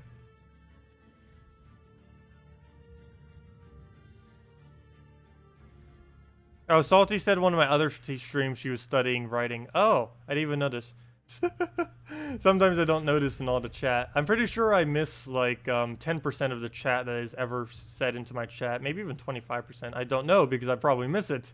But yeah, it happens to all streamers. I know even when I watch some other streamers, even ones that have even less viewers than me, they'll still end up missing some of the chats. Oh yeah, it just happens to everyone. Happens to me a lot because I'm actually a really slow reader as well. So yeah, sometimes like longer messages I might not deliberately skip over, but because it moves through the little bracket quicker due to taking up more space and the fact that I read slower, it sometimes gets unread. Just going to say, you have never had issue fighting goblin defense. You probably won't. It's really hard countered by freeze. It's also not as strong as it used to be. But as far as budget teams are concerned for newer players, it's one of the strongest things they can initially make. Basically, no team that a newer player will make, though, is really going to consistently win. They just don't have the strength to be able to do so. That doesn't really come until later in the game. Really, it almost doesn't even matter what you run as defend. If you're under level like 300 or so, your defend is basically irrelevant. About 60% you miss all the time. Really?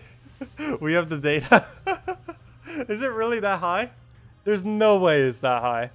There's no way it's that high. Even after I come back through the chat. Oh yeah, never mind. I already missed something. Can I do a team with war, please? Oh, as I say that, I'm literally missing text. That's funny. The irony. There's no way it's over 50% though. Maybe it's a little bit higher than 25%, but there's no way it's 60 or even 50. But yeah, let me go do a war team. I'll do that right after this battle. I accidentally clicked it as I was just mentioning that. Sometimes I just go through the motions without even noticing it. You've asked for the war team twice already? I only saw it once. Okay, yeah, I'm really missing the chat then. Yeah, I'll go do a war team then. Of some kind. Generally, these days, I run war team with Valkyrie Justice with a tank up front. Or, sorry, not Valkyrie Justice. Though you could actually run a Valkyrie Justice Queen Mab if you truly wanted to. That could actually technically work. But I generally run it with Valkyrie Apothecary with a war in last slot. War is pretty flimsy. And the way that they rebalance his traits, they actually nerfed him to the degree that he can't really be used up front in a team anymore because he's not as efficient. So I generally just use him as a backline caster that does a lot of damage. Let's see. There's no way it's 60%. I'll have to look over some of my streams. I don't think there's ever been a 6-hour stream where I looked over the entire 6-hour stream again. Mainly because I'm normally looking over other YouTube videos and stuff. Or other content that I've done. But, yeah, I'll do that one time and see how much chat I actually do miss. There's no way it's 60%. I'll count like 1 hour's worth sometime and see how many I miss. There's no way it's 60.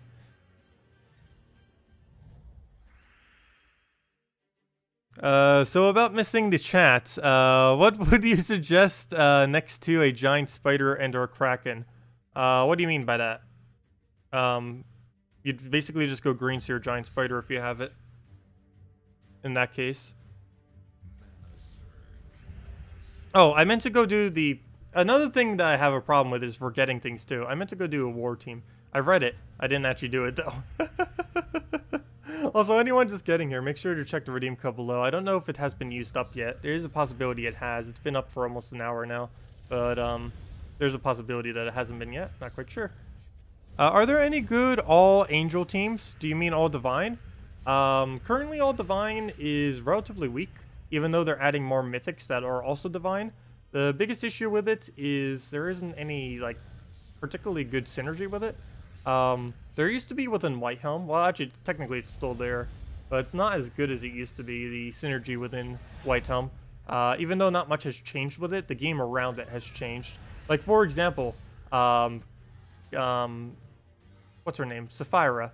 Sapphira used to be the best card in the entire game, and it hasn't changed for almost 2 years now, the card. But since it hasn't changed for 2 years, the game around it has changed so much that despite it being the exact same card, it went from being the best card in the game to one of the worst as its current state without being changed at all, simply because the game has developed so much and it has changed at nothing at all since then. Oh, also, I just end up going into battle again. It's just a habit at this point. Whenever I like start reading chat, I'll just go like straight back into the battle without even noticing it. Sometimes I do this on hours on end while like watching YouTube or something else, and I might not even notice. I'm really good at playing this team and a few others without even like paying attention at all. You know you've played too much when that is a possibility. But yeah, this team is it just kind of runs itself. It's kind of nice. Oh, code is expired. Okay, well, I'll have more tomorrow then. 2 more tomorrow. Since you have gave you a mod, you notice your stuff. Wait, what? Oh, you notice your stuff. Wait, what do you mean by that? I don't even actually know, Dustin. Let me see. About missing the chat. Oh, I already said that. You went 17-0 on defense on a new account before losing the first game. Nice. You asked him to do a war team twice. Oh yeah, let me go to the war team. That was what I kept meaning to do right now too. I know about it. I just didn't end up getting around to it. Let me go to the war team. What specifically did you want to do with it? Oops, endless conflict gets to it easier. If I can tap, if I get my hands. What on earth? Oh, no wonder my whole keyboard is towards the right. Endless conflict. Wait, why did that not come up? Endless? Oh, I forgot the D. Eventually, I will learn to type. Now I know how to type. It's just the way I have my keyboard set up. It needs to be slightly lower, and not like this is the problem, because it keeps moving. Like if I just go and like even just like push slightly on my keyboard, it moves forward. It doesn't have like any of those like things on the bottom where it stops it from moving. And even if it did, what it's currently standing on, it would still move on even if it had it. I tried it with my other keyboard already to see if it would work. It didn't work. Anyways, war, Valkyrie, Apothecary, and anything in first slot. Ideally something that covers the rest of the color. Actually, you know what? Kraken. We already got it. Kraken, perfect. I don't even need to switch it. That'll work fine. Let's roll with Kraken up front.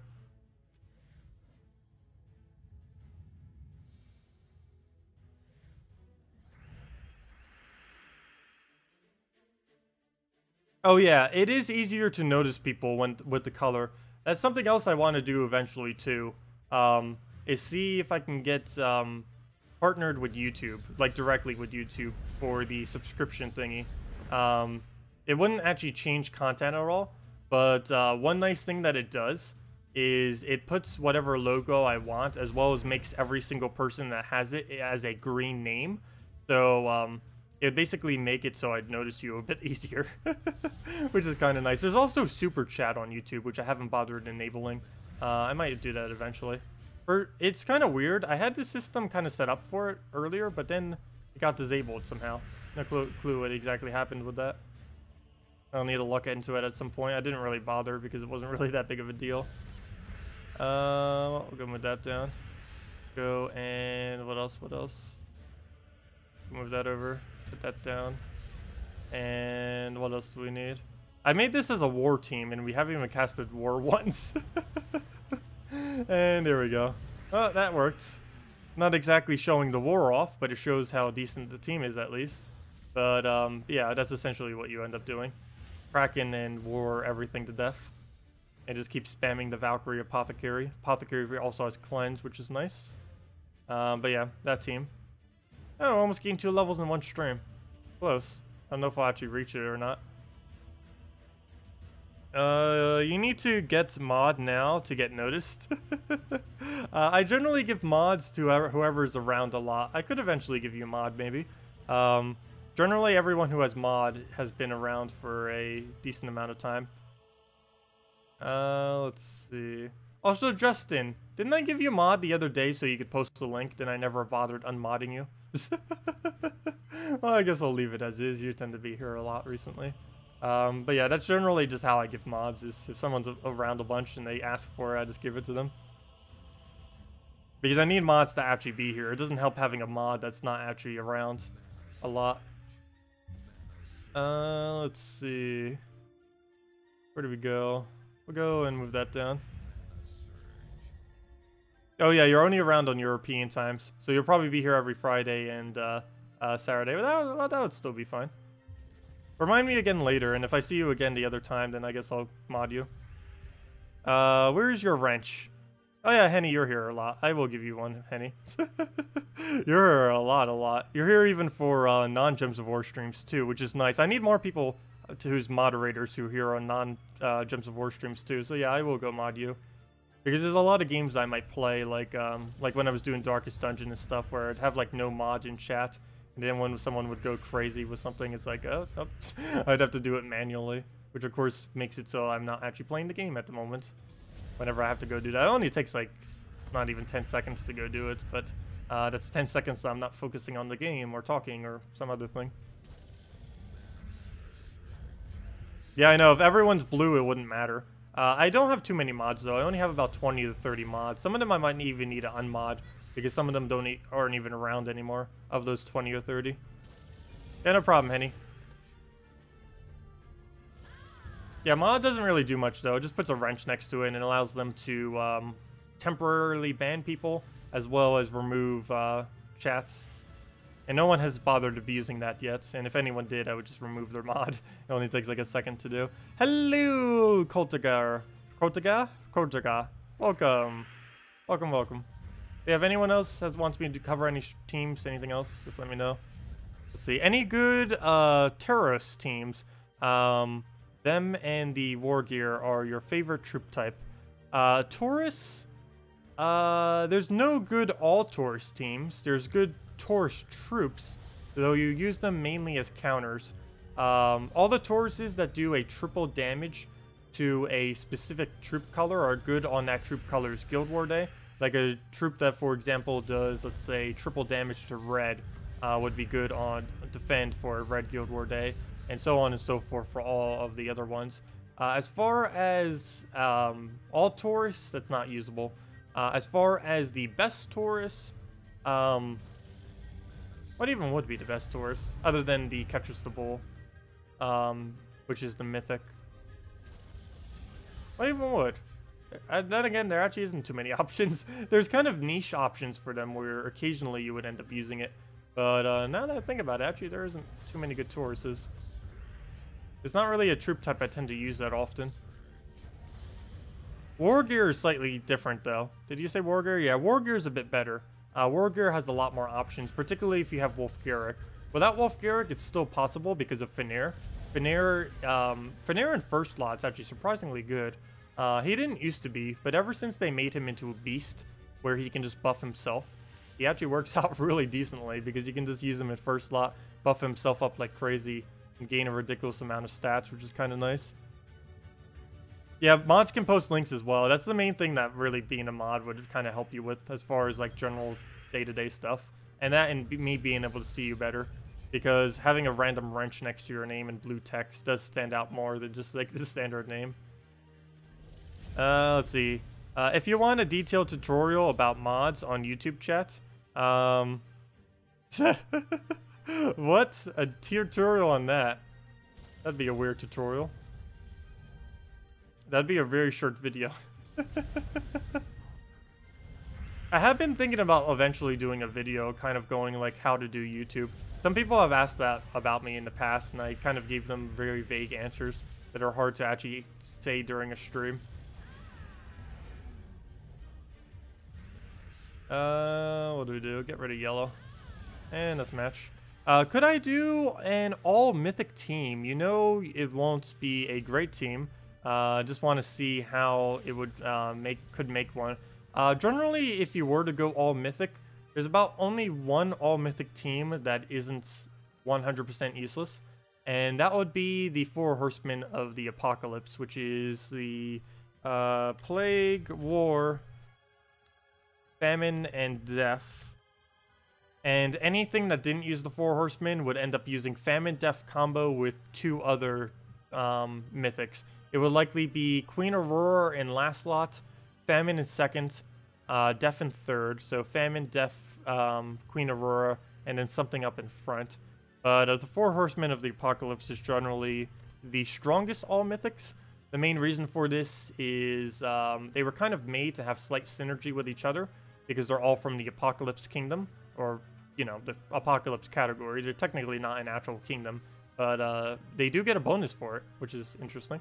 They do get, which one is it? The King of End Times. They get these 3 attack and 1 magic for using 4 of the Apocalypse, which is currently only 4. I believe they are adding a 5th Apocalypse troop, though, eventually. But currently it's only Plague, War, Famine, and Death as the 4 of them. They're also the 4 hardest troops in the game to obtain as of this current moment. The main reason for this is they are not ever in the event key drop pool, where some mythics are on given weeks, because none of them are associated with an actual kingdom that has an event. So technically these are the 4 hardest troops to actually have, making this technically the most expensive team in the game, as far as like how hard it is to obtain. Once crafting comes out, that would be slightly less so. Actually, it would basically be as hard as any 4 mythic team once crafting comes out. But as of this current moment in time, this is technically the hardest team in the game to actually obtain, and it's nowhere near as efficient as a team should be for costing the most. This is actually a relatively bad team. Really, any all-mythic team will be, generally, just because it's the cheapest mythic is 20 mana cost. So, given how much mana you'll need, it's always going to be very, very, very, very bad and clunky, because you're going to spend a billion turns just trying to accumulate mana, and whatever turns you're not accumulating mana, you're just trying to figure out what on earth you can even cast, because you're barely going to have anything. But it works okay. Let's just take a skull, and then, oh, we better not die. Want to keep him for a little bit longer. Come on, we just started the battle pretty much. So we'll go and throw this down, get the skull down. Ideally, that's enough for the war. He just created a firestorm, which surprisingly is not a bad thing. I will be able to utilize that. We'll just take the skull right here. You know what? We do have armor piercing. No! Speaking of about armor piercing, well, we got Famine Death left. Famine Death is the best double mythic combo in the game. The only double mythic combo that might be better than Famine Death is Elamagrim and Furnace.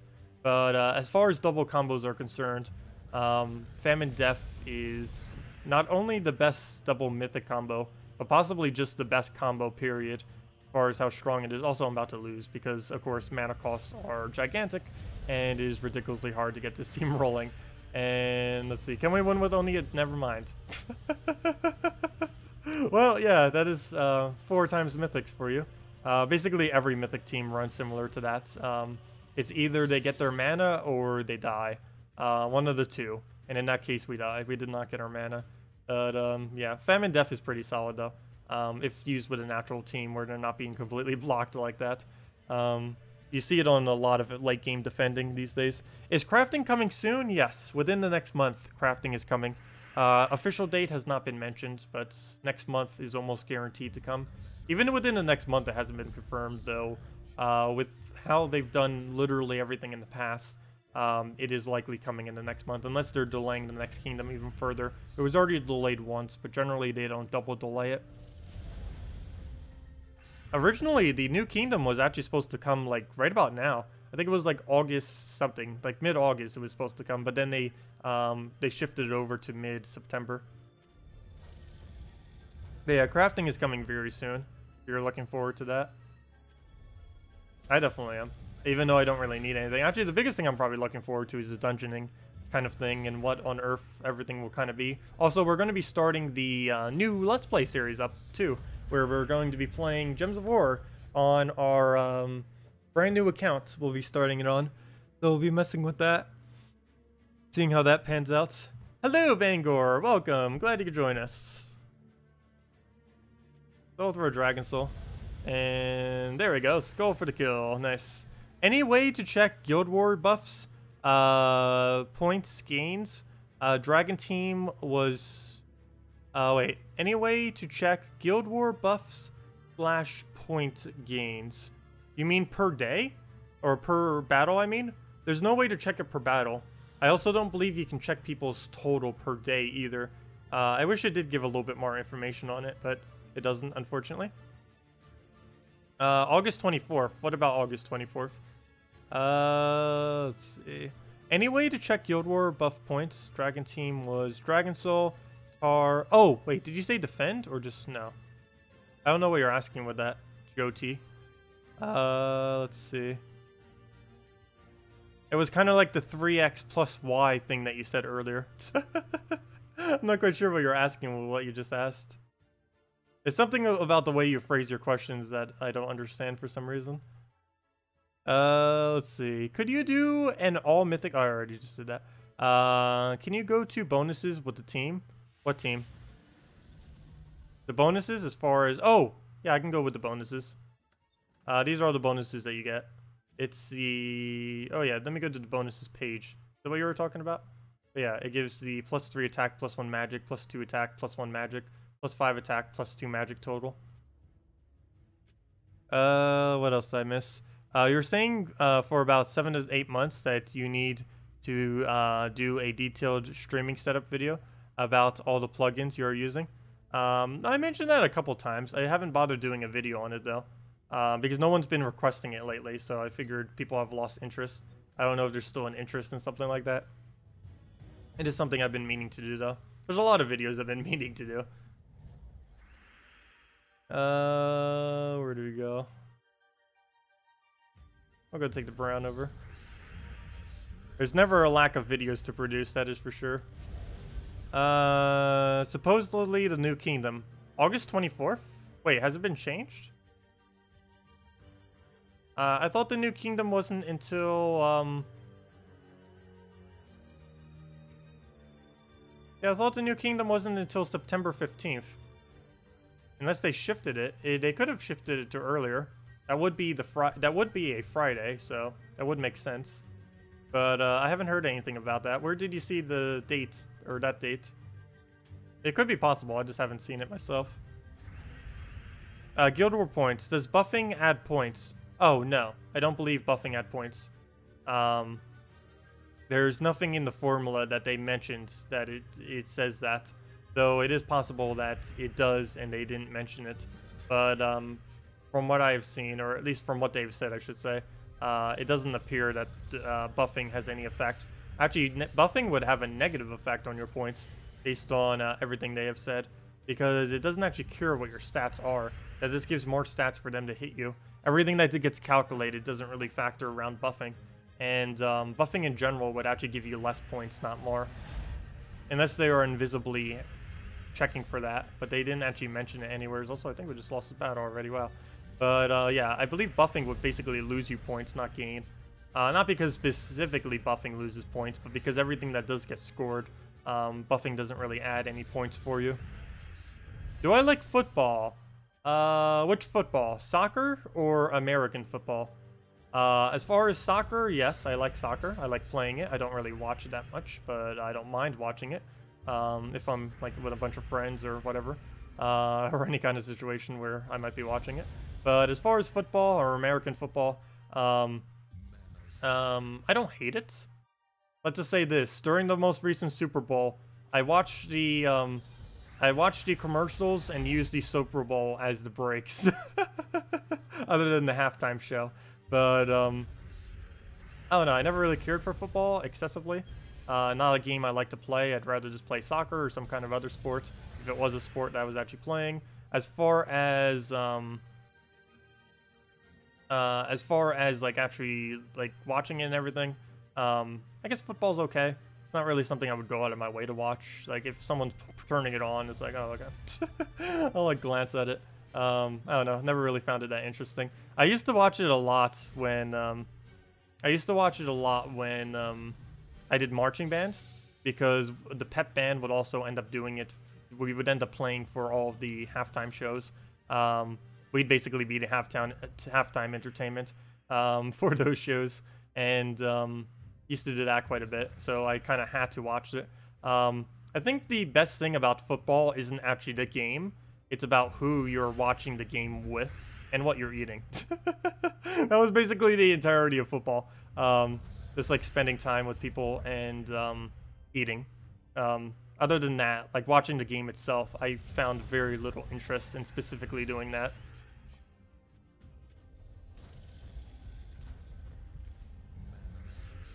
And we'll go and take out purple. Yeah, I'm in South Carolina. Yeah, the football team of my high school was actually, it ended up winning state like several years in a row while I was in this school. They were doing really, really good. Had a really large win streak at one point. The marching band went pretty low though. It had a really good first 2 years when I did it in 7th and 8th grade. I actually got into it early. Generally, it's only something you do in high school, but I was able to get into it during middle school. But yeah, let's see. It went really well. We ended up making it to state the first 2 years for marching band. But then after that, we got a new director, and then everything just started going downhill from there. Not exactly that the new director was bad in any way, but it was just kind of all the good people within the band, or like all the veterans, kind of left. And between getting new direction and everything, and with the funding in the school, because they literally funneled almost all the money into their football program, a multi-million-dollar field is on the campus, or on the high school campus, or really the high school, middle school, elementary. It's kind of weird, like how the little circle is in the middle of all of it. There's an elementary school, there's like some other kind of like daycare kind of school for people leaving off their like babies and stuff like that, or just young kids. Then there's the middle school, and then there's the high school, all in one little circle. And in the middle of all of that is like a multi-million-dollar stadium for the football. Has a nice track. It's really only track and football set up there. All the other stadiums look like horrible, like the soccer stadium and the baseball stadiums. Actually, I should say stadiums. There's like 10. For some reason, all the baseball stadiums there look horrible, but they have like 10 of them. No clue why the quantity is so high. I don't know why I just don't have like 2 really good ones or something. But yeah, the football stadium there is amazing. But all the school's money, it's like they don't spend it on education, they don't spend it on anything. It's just like all goes into football. It's really weird. How about basketball? I don't know. I never really cared for basketball, either playing it or watching it. When I was really young, I was actually like extremely afraid of basketball as well. Like now I don't really care. It's an okay, like shooting hoops and stuff. Actually like legitimately playing it competitively though, or even just in a small group, I don't really care for that. Like shooting hoops, that's not bad though. That's kind of fun. But anything else, not really. And I don't really care for watching it that much. But yeah, I was like desperately afraid of like those balls. Like I didn't mind the football as much because it was like kind of easier to, I don't know, there's something about it. But basketballs, they were just seemed like gigantic stones that you throw. Oh no, and whenever they would accidentally hit you. I don't know. There's something about it when I was younger. It's like, why? Why is this a thing? Let's see. Oh, did you say baseball? Oh, I actually used to play baseball when I was really young. Didn't care for it though. And then I ended up going to soccer instead. There's too much idle time in baseball. Feels like you're doing nothing for like 90% of the game.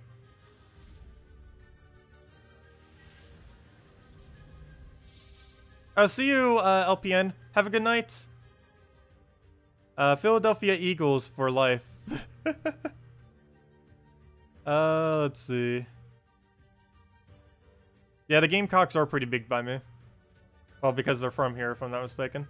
Yeah, I don't normally follow any sports. And I don't even follow esports either. I do like watching esports, but I don't really follow any of them. For a very small time, I was following Dota 2's esports, but I only did that for like half a year. Then I kind of, I don't know, just something about watching sports in general. It's not like I hate doing it. It's not something I like I never really found like what the whole interest is in having teams and then like only liking that one team. I never really understood that. Like with esports, if it's like one person or just like a small group, or with like any kind of sport where it's like actual like legitimate teams, I never really understood the whole concept of specifically only liking one team and like religiously following every single thing that team does.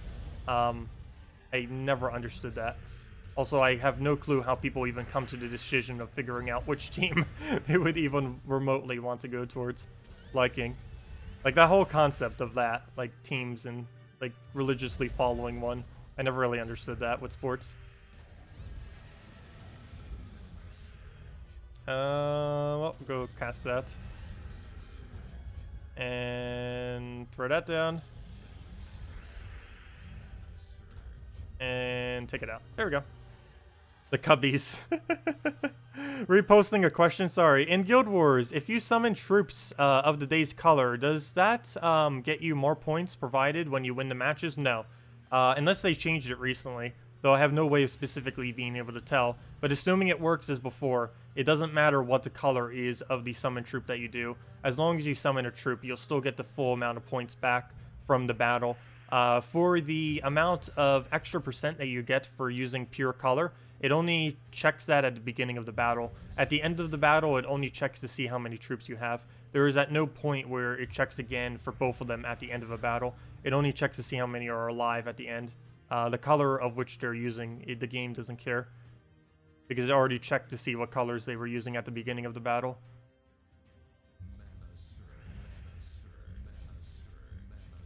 Let's see. Played League of Legends for alternate back in 2012. Nice. Yeah, I actually never really got into League of Legends, surprisingly. I've been meaning to. Yeah, I used to play MOBAs quite a bit. As of recently, I've kind of stopped for the most part. Mainly because the main MOBA I was playing for about a year or so actually completely died out. There's still some people playing it on occasion, but the player base is within like 4 digits. There's only like a couple thousand people that even bother playing the game anymore. And its player base was never higher than about like 10,000 to 100,000 or so. It was a really small kind of MOBA that never really took off, and it was eventually abandoned due to lack of funds to support it. I really hate that it got abandoned, though. It was the best MOBA I ever played. It was Strife. The main thing that made it unique was you actually got to customize every single item in the game. For example, MOBAs, basically how they work is there's 3 lanes. There's a bunch of troops that you can kill in between. Troops spawn, there's a bunch of towers. You have to go kill those towers, get objectives around the map, and essentially just kill out the enemy's base. And you get one single hero to do this with. Sometimes they have summons, they have a bunch of strong abilities, and you just have to do group-related activity in 5 versus 5 to kill out the enemy. And what was unique about this game is, of course, there's items in these games. Generally, you have 6 slots. What this game did differently is you actually had 9 slots, 1 for shoes and 2 for potions, to be able to, and you know, just use for healing and mana and stuff like that. And what was unique about the other 6, which were the core 6, is you got to customize what your items actually were. So there were different stats effects that you can do to different items. Like it was static as far as what you could do to them, just to make sure people didn't make like the most overpowered things.